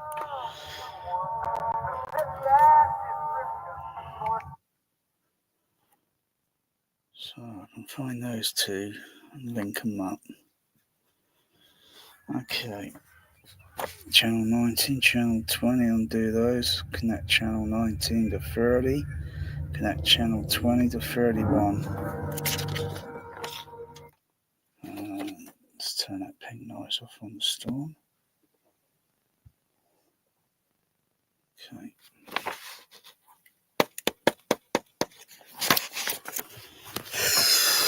Oh, be on the fourth cable, would it? Be on the fourth cable. Let's just turn it on to the front.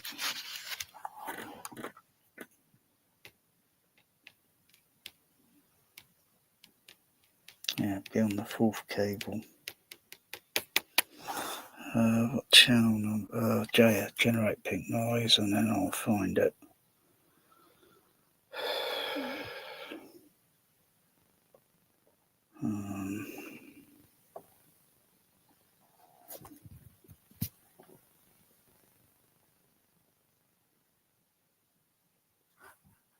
The left.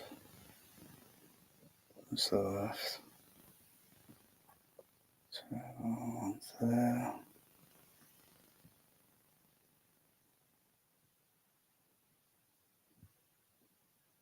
Pink noise on.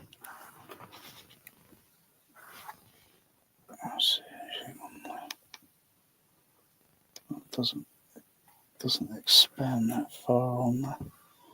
What's it?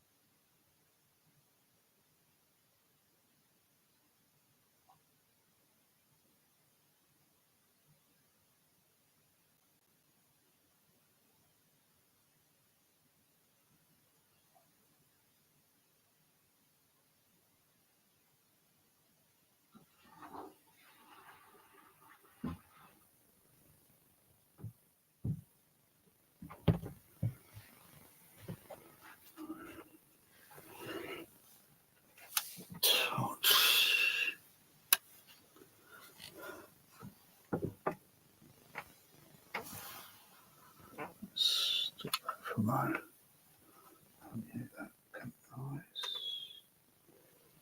Okay. Turn the fader down. Turn the fader down. It's going to go loud. Oh.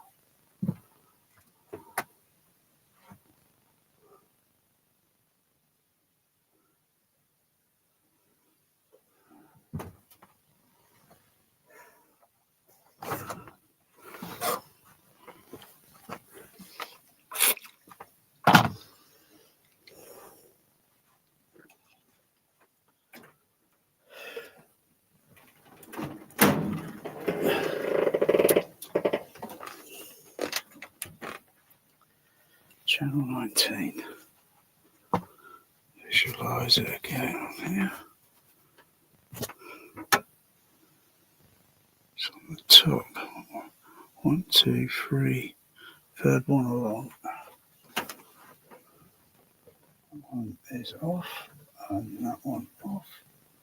That's the third one. I'll do it.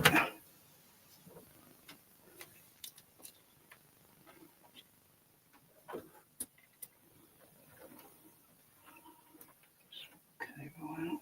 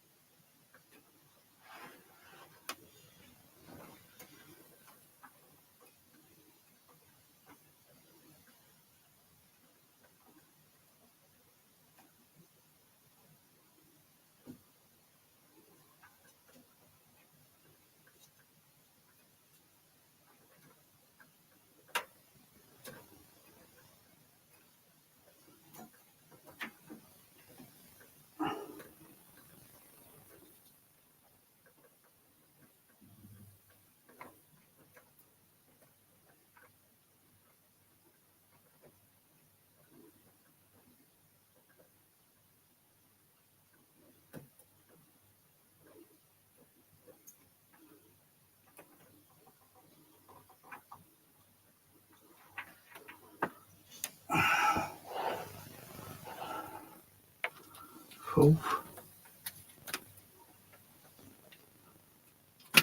Oh, wow. What's that?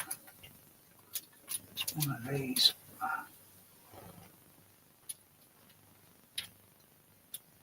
Right.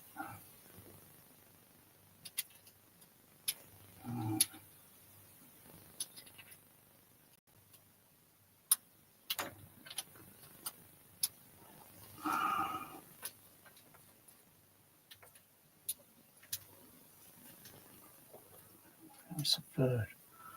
Where is it? Where is it? Fourth. It's third.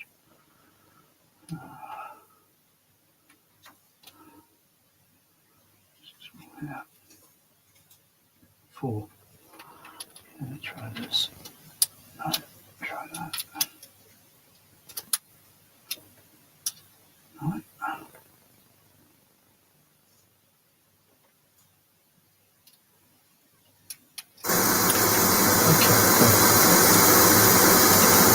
Okay, got that one.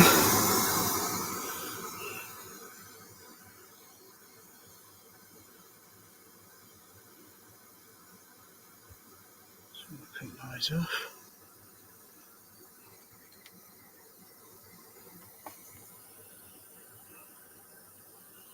Just pick those on there.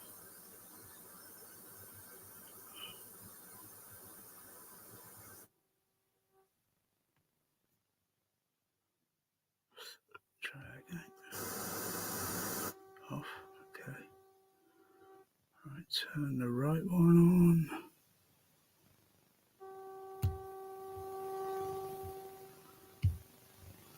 It's over there. Right. It should be that one there. Okay.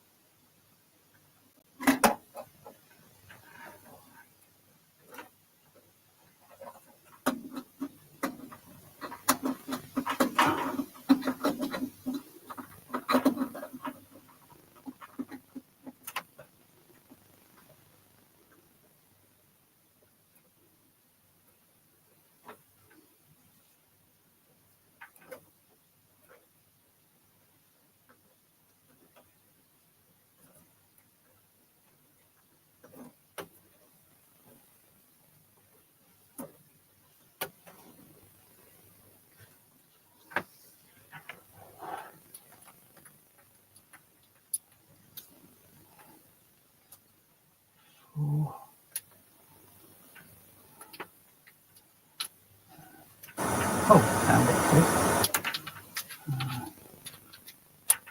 Yeah, okay.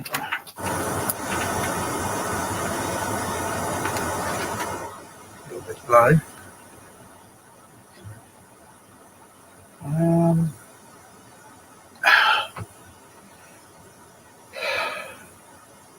Let's put this in the back middle. Where is this? Oh, it's up there.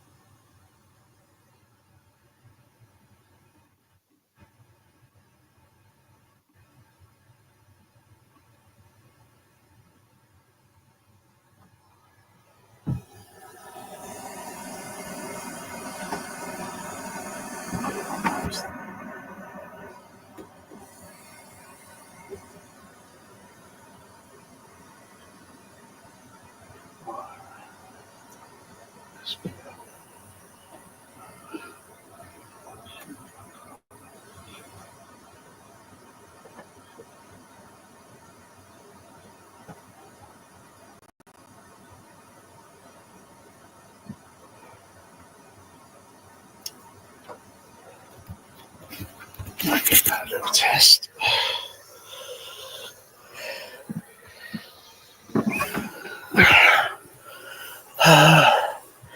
Amplifier, is it going on?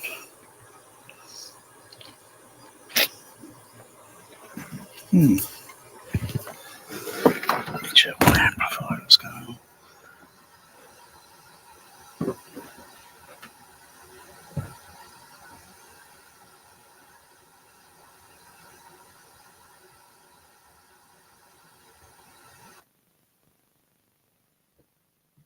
Oh yeah. Okay.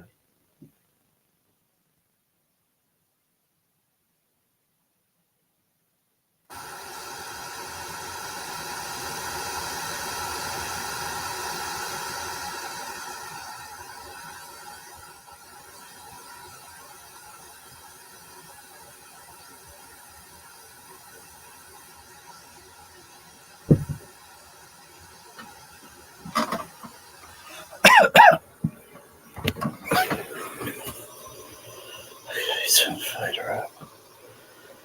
Do its best.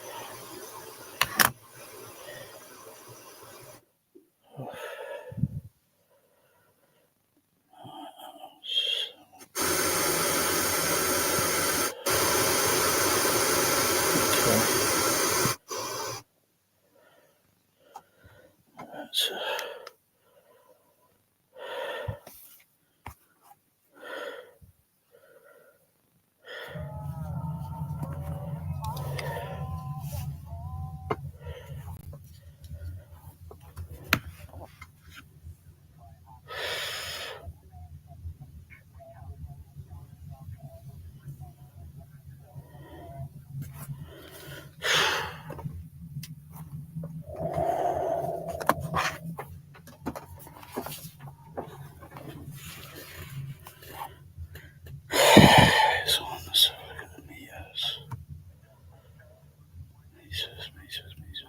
Meters, Bruce. Where are they?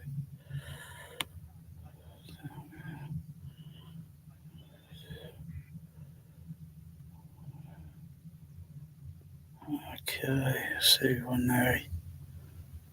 something goes around.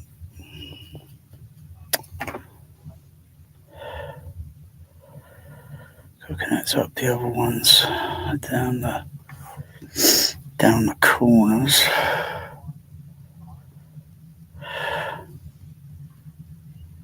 I'll do that later today when I do the center surround. Delay is not going to be long enough for you to break Anatoly Solovyev's spacewalking record. It seems like you're going to be left.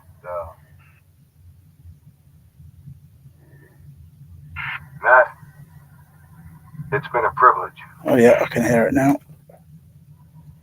Enjoy your last walk. Loud and clear. Assistance appreciated. Permission granted. Loud and clear there as well. Right, that's nice panning. Enjoy your last walk. Nice directional. Assistance appreciated. Permission granted. Oh yeah.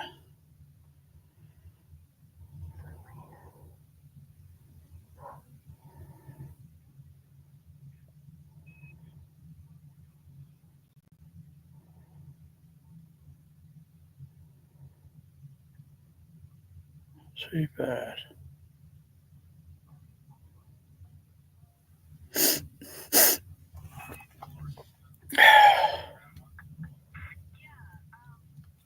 play this again. First how many minutes? First 12 minutes? Wow.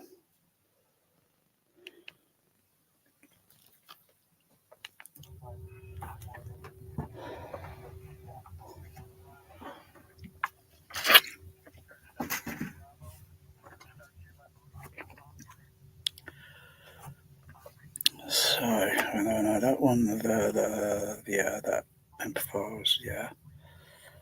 And the corner ones, I think they're on the other amplifier, but that's turned off at the moment.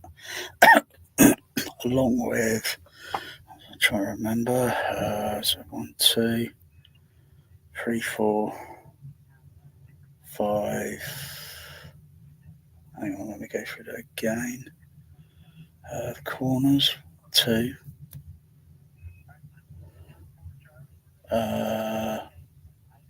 2 additional ones at the back. Those are the height ones. That's 4. Height ones in the front. 6. And the wides, yeah, that's totally used up. So I've got to somehow fit, let me see. Yeah, I got to somehow squeeze another Behringer in the rack. Ah, joy.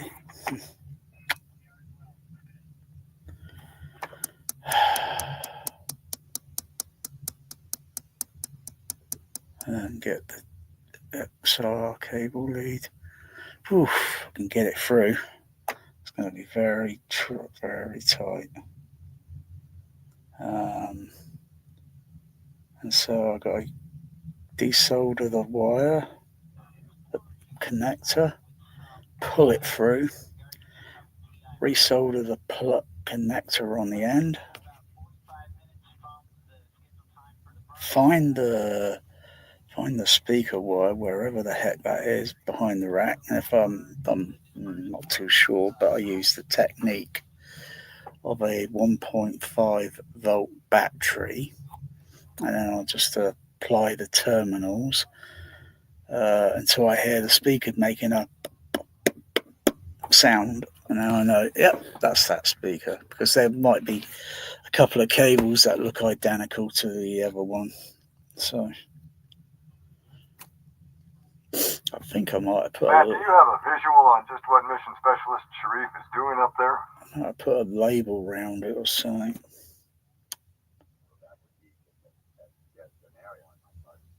That's unusual. That's the way they do all this direction.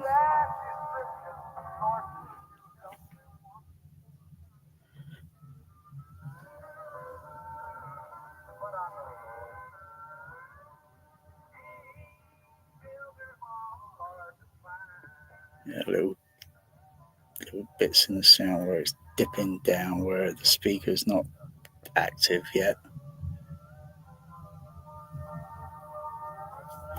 Let me have a look. Can you please turn that music off, Houston? Not a problem.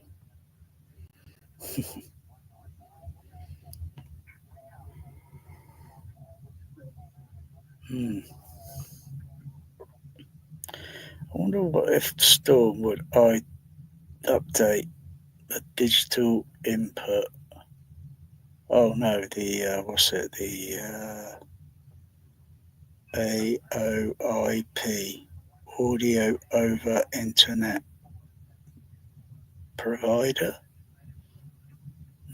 IP, Intelligent Processor. I don't know. I haven't looked it up. Why don't they put two of these socket things on the back, and then it would go up to 60, 64, 30, 32, 32. Yeah, it'd go up to 64.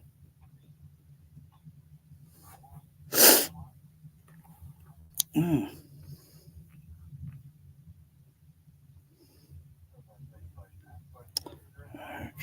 It's not going to be long enough for you to break Anatoly's solo-jet spacewalking record. It seems like you're going to be left 75 minutes shy. Matt, it's been a privilege. Enjoy your last walk. Assistance appreciated. Permission granted. Wow. 6 minutes into the movie. Wow. Play it again. That's mind bending.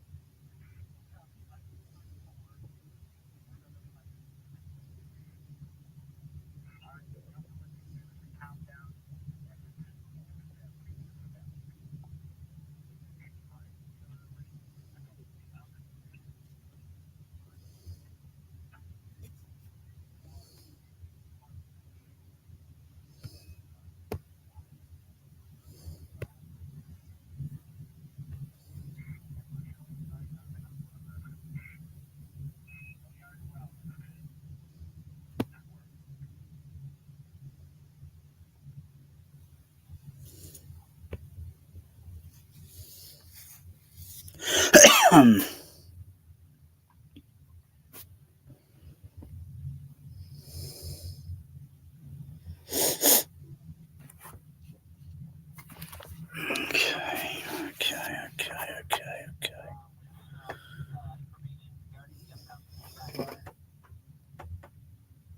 We are about 45 minutes from the scheduled time for the burn, and about another 10 minutes we'll be going down to our go criteria. The last burn, the dispersions were a little higher than normal, so as much as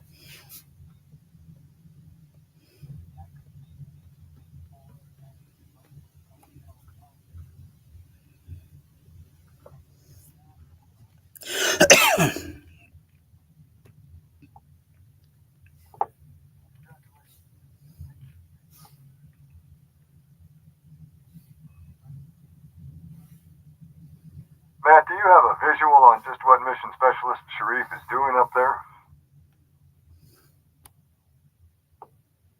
That would be the best scenario in my part.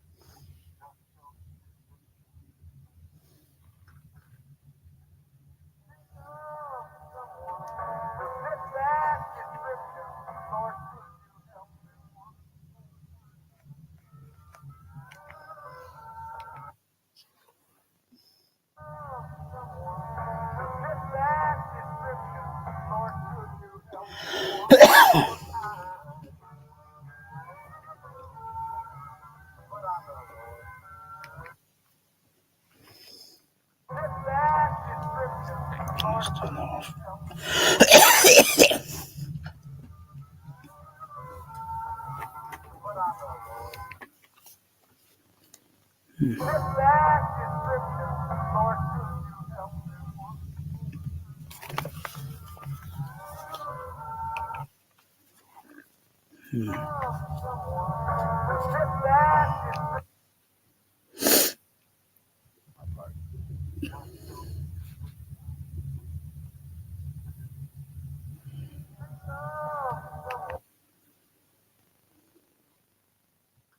Would be the best scenario in my part.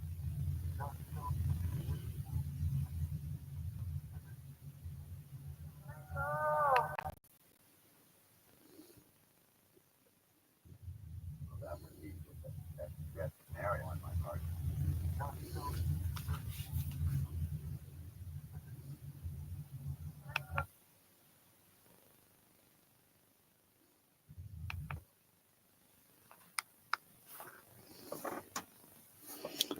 Let's do this off now. Let's turn the CPU off.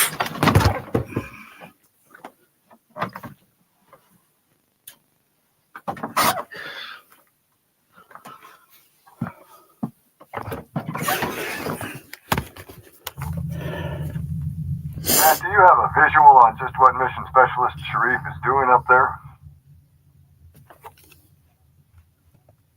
So that would be the best scenario in my part. Sharif is doing up there? So that would be the best scenario in my part.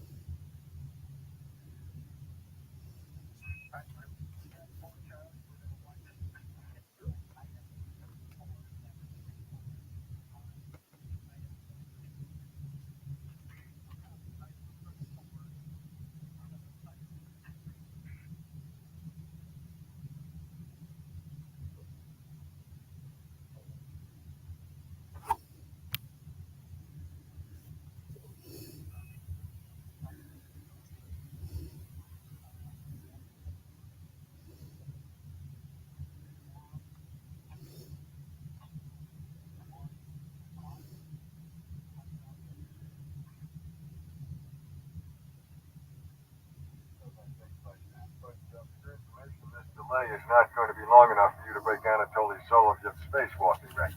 Seems like you're going to be the last.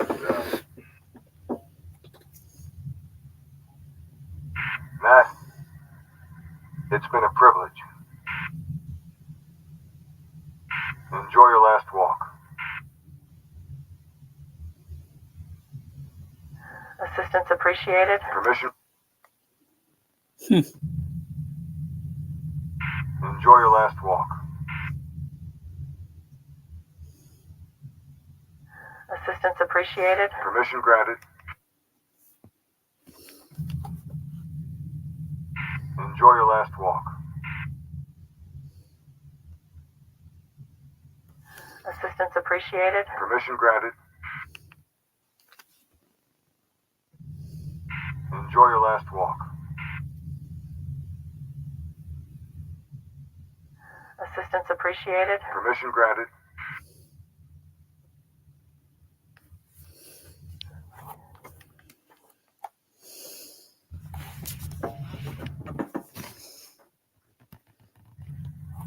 It's been a privilege.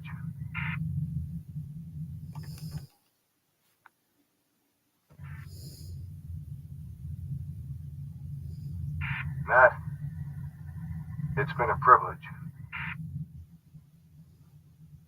Enjoy your last walk.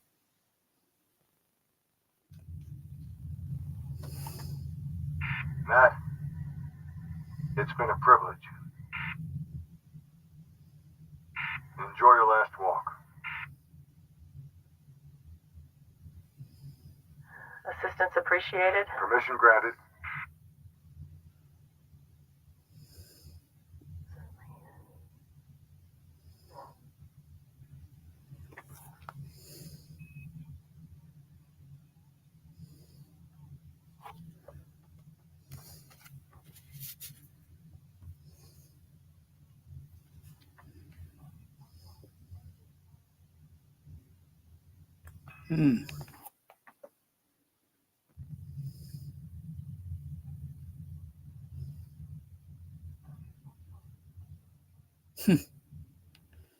Yeah, I can see it.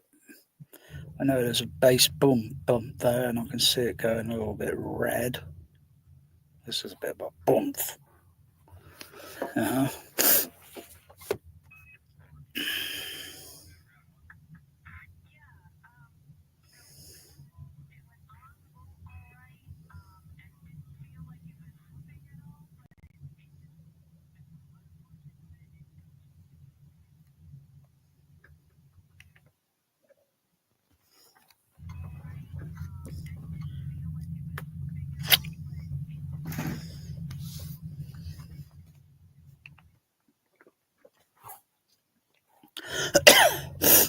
What's that extra sound?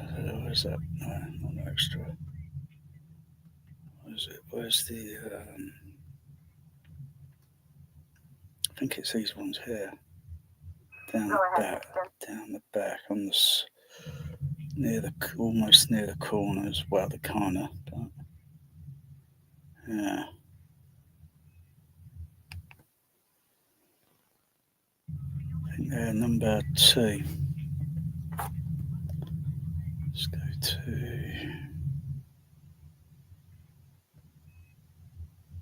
Go ahead, Houston. Output.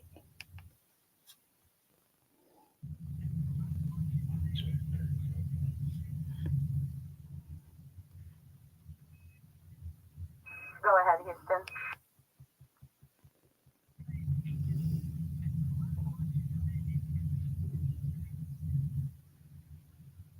Let's see, number 2. Go ahead, Houston. Where is it? Number 1. 1, 2. Gotcha.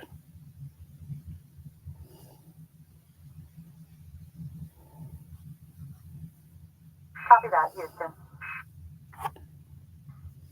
0 that.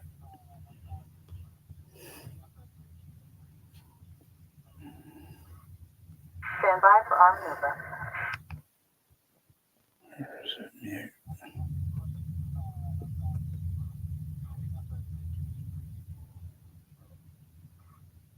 Stand by for our maneuver.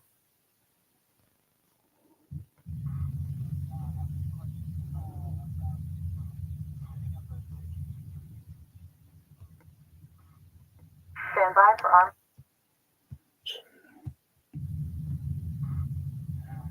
Go back.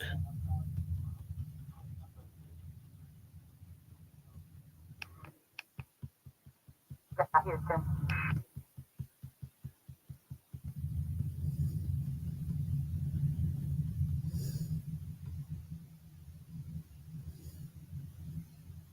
Copy that, Houston.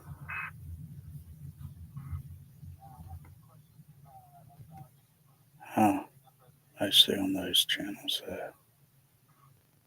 Stand by for arm maneuver. Okay.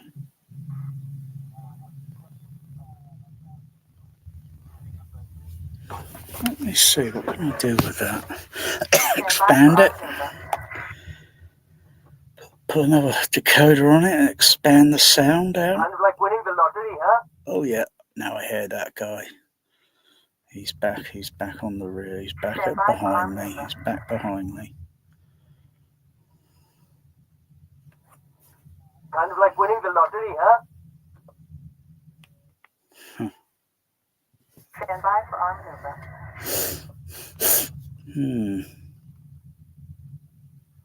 Kind of like winning the lottery, huh? Stand by for arm maneuver.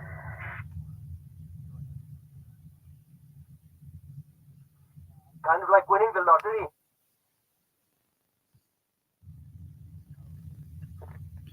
Stand by for arm maneuver. Where's those back ones?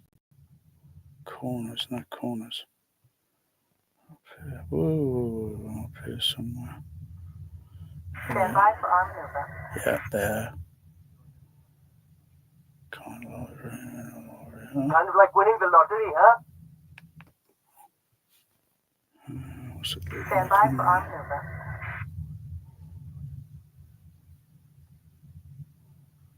Kind of like winning the lottery, huh? Stand by for arm maneuver.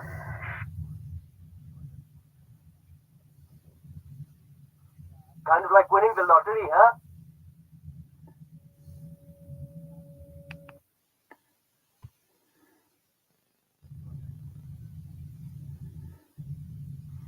Kind of like winning the lottery, huh?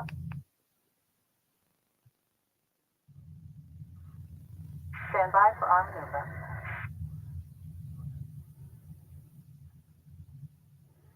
Kind of like winning the lottery, huh? Stand by for arm maneuver.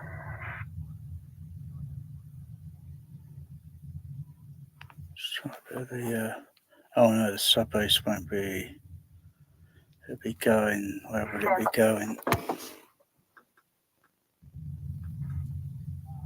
No. It's on the, what's it? Stand by for arm maneuver. Gotta wait till that, what's it? Right, so let me go back to the other format, because Copy I've got to that, wait until Houston. those leads, those connect, got the DB25 lead. I've got to wait for the, what do you call it? Stand by for arm. The AES connectors.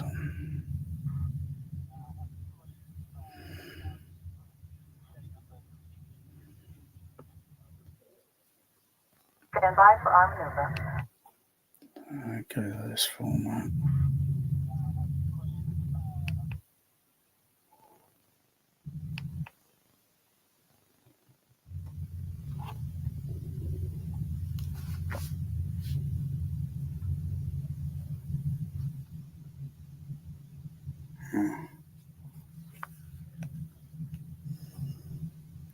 Copy that, Houston. Just try that someplace. Stand by for arm maneuver. Whoa, that rumble. Wow.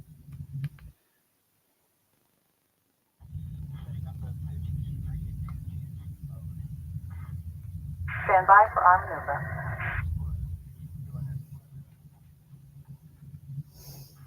Kind of like winning the lottery, huh?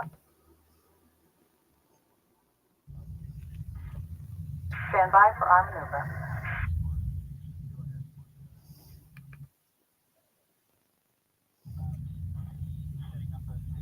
Okay, that's it. Stand by for our maneuver.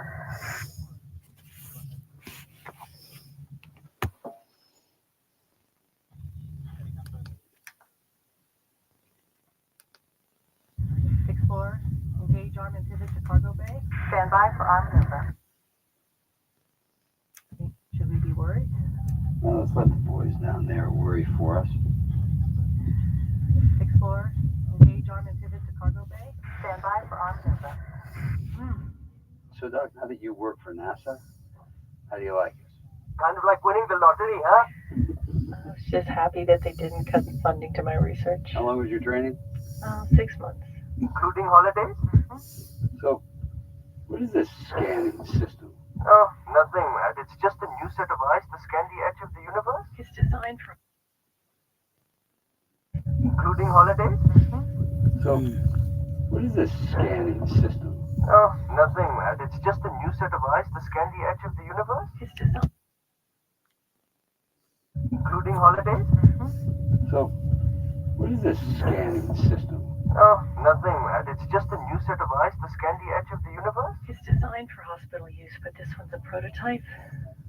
Stand by for locking. Listen, they don't bankroll Wow. prototypes, even for your pretty blue eyes. My eyes were out. Listen, they don't bankroll prototypes, even for your pretty blue eyes. My eyes were out. Stand by for locking. Listen, they don't bankroll prototypes, even for your pretty blue eyes. For hospital use, but this one's a prototype. Stand by for locking. Listen, they don't bankroll prototypes, even for your pretty blue eyes. For hospital use, but this one's a prototype. Stand by for locking. Listen, they don't bankroll prototypes, even for your pretty blue eyes. My eyes were out. Listen, they don't bankroll prototypes, even for your pretty blue.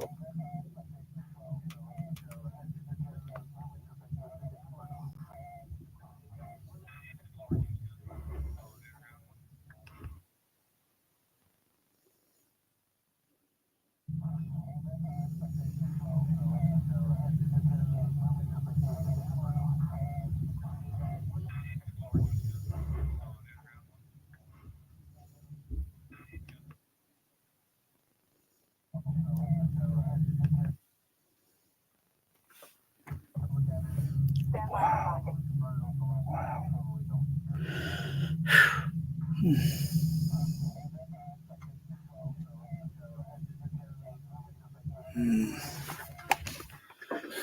So I'm going to put the thing.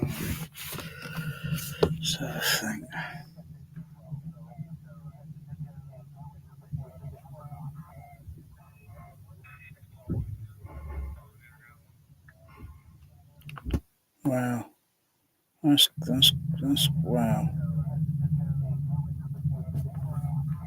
Had discreet breathing sound there, kind of sort of laugh, sort of breathing, sort of, and then what the other dialogue pan, which is not there at the moment because the other speakers are not connected.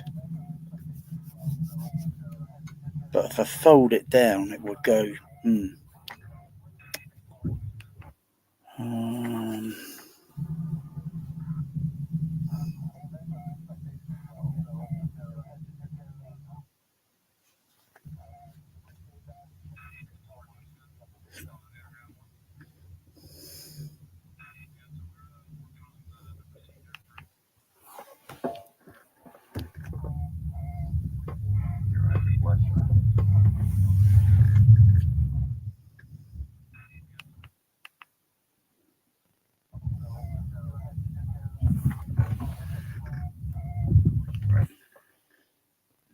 second. bankroll prototypes, even for your pretty blue eyes.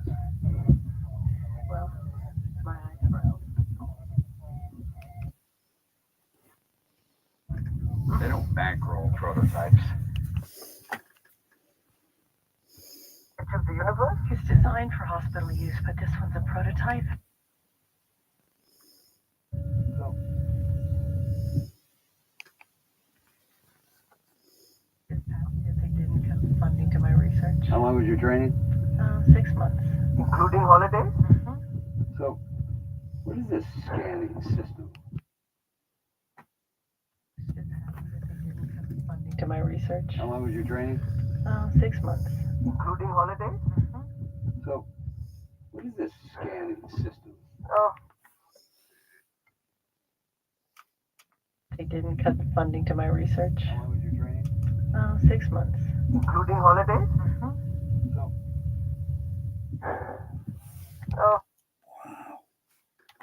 Just happy that they didn't cut the funding to my research. how long was your training? 6 months. including holidays?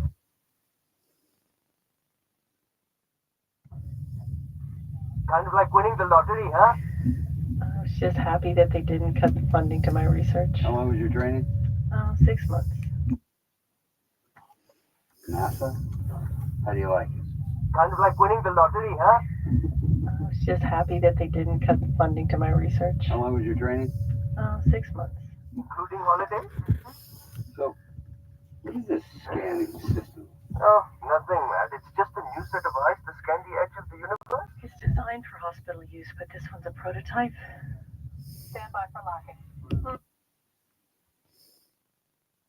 System. Oh, nothing, man. It's just a new set of eyes to scan the edge of the universe. It's designed for hospital use, but this one's a prototype.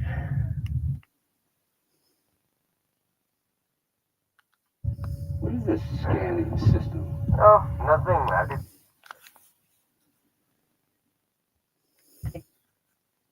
Research. How long was your training? 6 months. Including holidays? So, what is this scanning system? Oh, nothing, man. It's just a new set of eyes to scan the edge of the universe. It's designed for hospital use, but this one's a prototype. So, what is this scanning system? Oh, nothing, man. It's just a new set of eyes to scan the edge of the universe. It's designed for hospital use, but this one's a prototype. Stand by for locking. Listen, they don't bankroll prototypes, even for your pretty blue eyes. For hospital use, but this one's a prototype. Stand by for locking. Listen, they don't bankroll prototypes, even for your pretty blue eyes. Well, my eyes are out. Stand by for locking. Listen, they don't bankroll prototypes. It's designed for hospital use, but this one's a prototype. Stand by for locking. Listen, they don't bankroll prototypes, even for your pretty blue eyes. Well, my eyes are out. Listen, they don't, even for your pretty blue eyes. Well, my eyes are out. They don't bankroll prototypes, even for your pretty blue eyes. Well, my eyes are out. Right now, your eyes are bloodshot.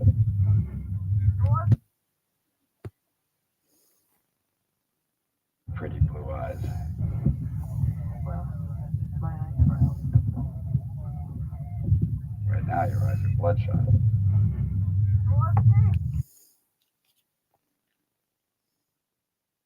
Pretty blue eyes.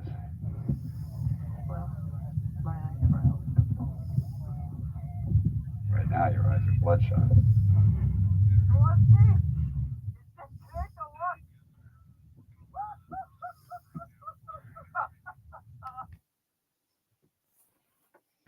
Bloodshot.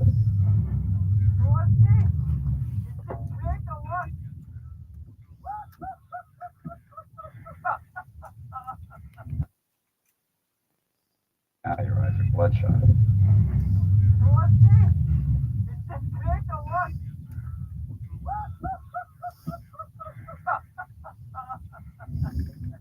to think you went to Harvard. Gotta admit one thing. Can't be defeated. And to think you went to Harvard.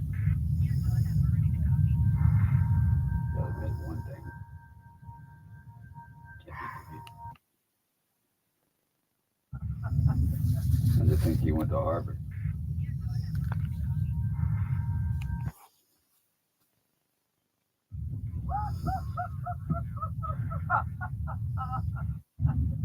And to think you went to Harvard. Gotta admit one thing.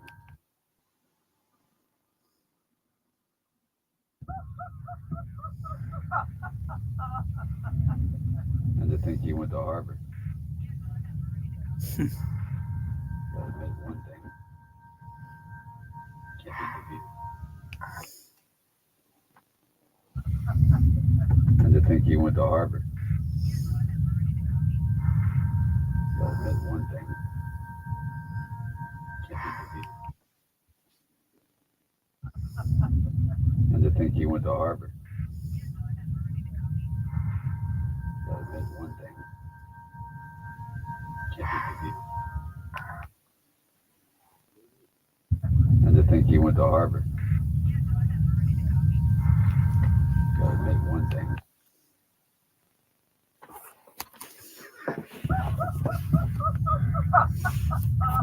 Yeah, it's going on to the Think you went to LSC. Harvard. LSC. Gotta admit one thing. Can't be defeated.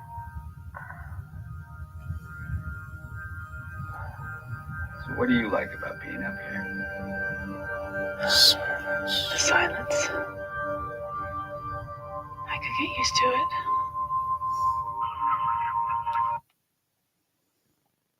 Up here.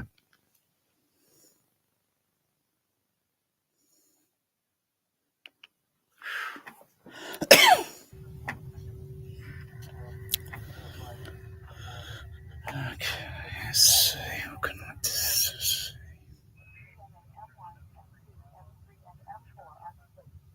Okay, copy that before. Dr. Stone, Houston.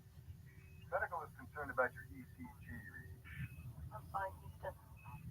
Well, medical doesn't agree, Doc. Are you feeling nauseous? Not anymore than usual. Diagnostics for green. Big communications card ready for data reception. Work only touched down to one of them. Only guys around a drink. That's a date, Doctor. Just remember, Houston's partial to margaritas. Including health card now. Symptom friendly. That's the negative. We're not seeing any data. Stand by, Houston. I'm going to include the health card. Standing by. Houston, I have a bad feeling about this mission. Please expand. Okay, let me tell you a story. 96. Been up here for 42 days. Every time I passed over Texas, I looked down, knowing that Mrs. Kowalski was looking up, thinking of me. 6 weeks before I get to that woman. Then we landed Edwards, and I find out that she's run off with this lawyer. So I packed my car and headed to Tijuana. You told this story, Kowalski. As Houston recalls, she... Yo. Engineering requests fuel status on the jetpack prototype. 5 hours off the reservation, and I show 30% drain. My compliments is except for a slight malfunction and knowing of the roll axis, this jetpack is one prime piece of thrust. Engineering says thank you. Tell them I still prefer my 67 Corvette, though. Speaking of which, everything We know the Corvette story, Matt. even engineering. Especially engineering. We're going to miss you, Matt. Health card reboot in progress. Thank you, Doctor. Sharif, what's your status? Nearly there. Replacing battery module A1 and C. Could you be a little more Let's specific? see. Indeterminate estimates make Houston anxious. No, Houston. Don't be anxious. Anxiety is not good for the heart. System is ready to reactivate. Hubble telescope engaged. Upgrade fully functioning. That's all you here is for you, Sharif. Congratulations. Kick back. Take the rest of the day off.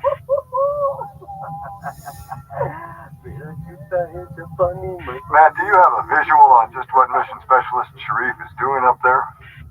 He appears to be doing some form of the Macarena. That would be just a best guess scenario on my part. Just what Mission Specialist Sharif is doing up there? He appears to be doing some form of the Macarena. That would be just a best guess scenario on my part. Dr. Stone, Houston. Medical now have you with a temperature 35.9 and a heart rate rise to 70. How are you feeling? Houston, I'm fine. Just keeping your lunch down to 0 G is harder than it looks. Dr. Stone, medical event. Negative. We've been here a week, Houston. Let's just finish this. Card is up. Now, that's a negative. I'm afraid we're getting nothing on this end, Doctor. Try again. No, still nothing. Houston, can you please turn that music off? Kowalski,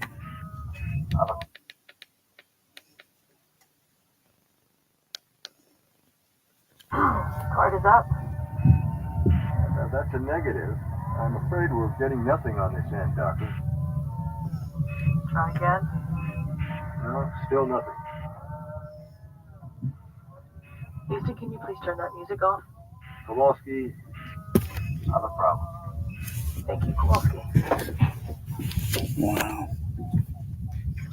Now, Mind Houston, blowing. That's negative. Mind bending. could Houston be misinterpreting the data? We're not receiving any data. Engineering is recommending a viz check for component damage. Let's see what's going on. What have we got?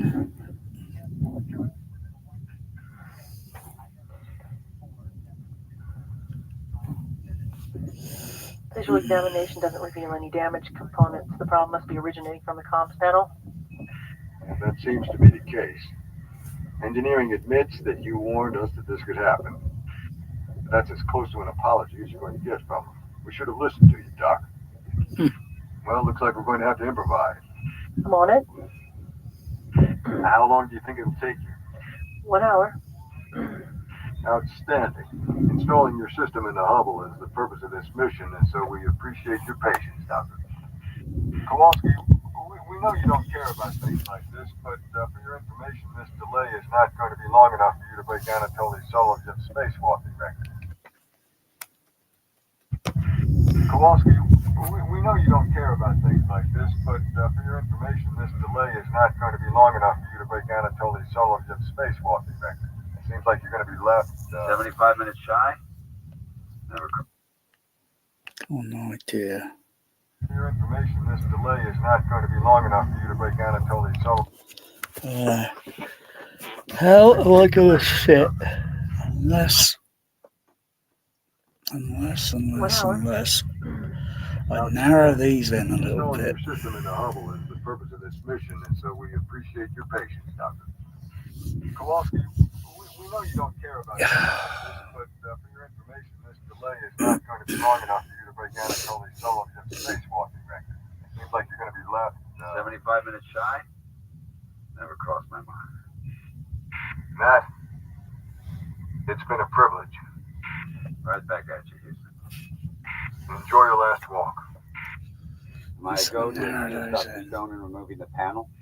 Assistance appreciated. Permission granted. Thank you, Houston. Mind if I join the fun? Certainly. How you feeling?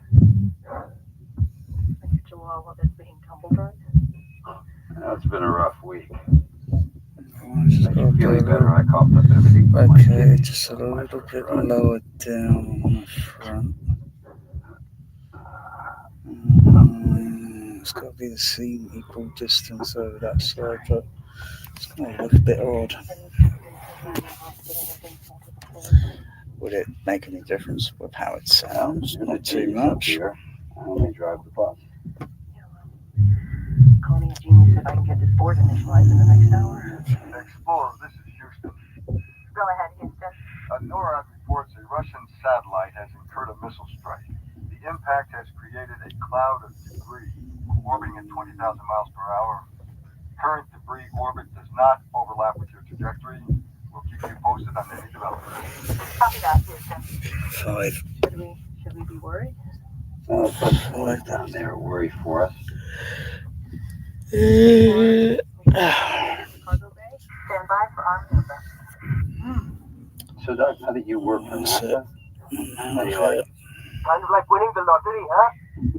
I was just happy that they didn't cut the funding to my research. How long was your training? 6 months.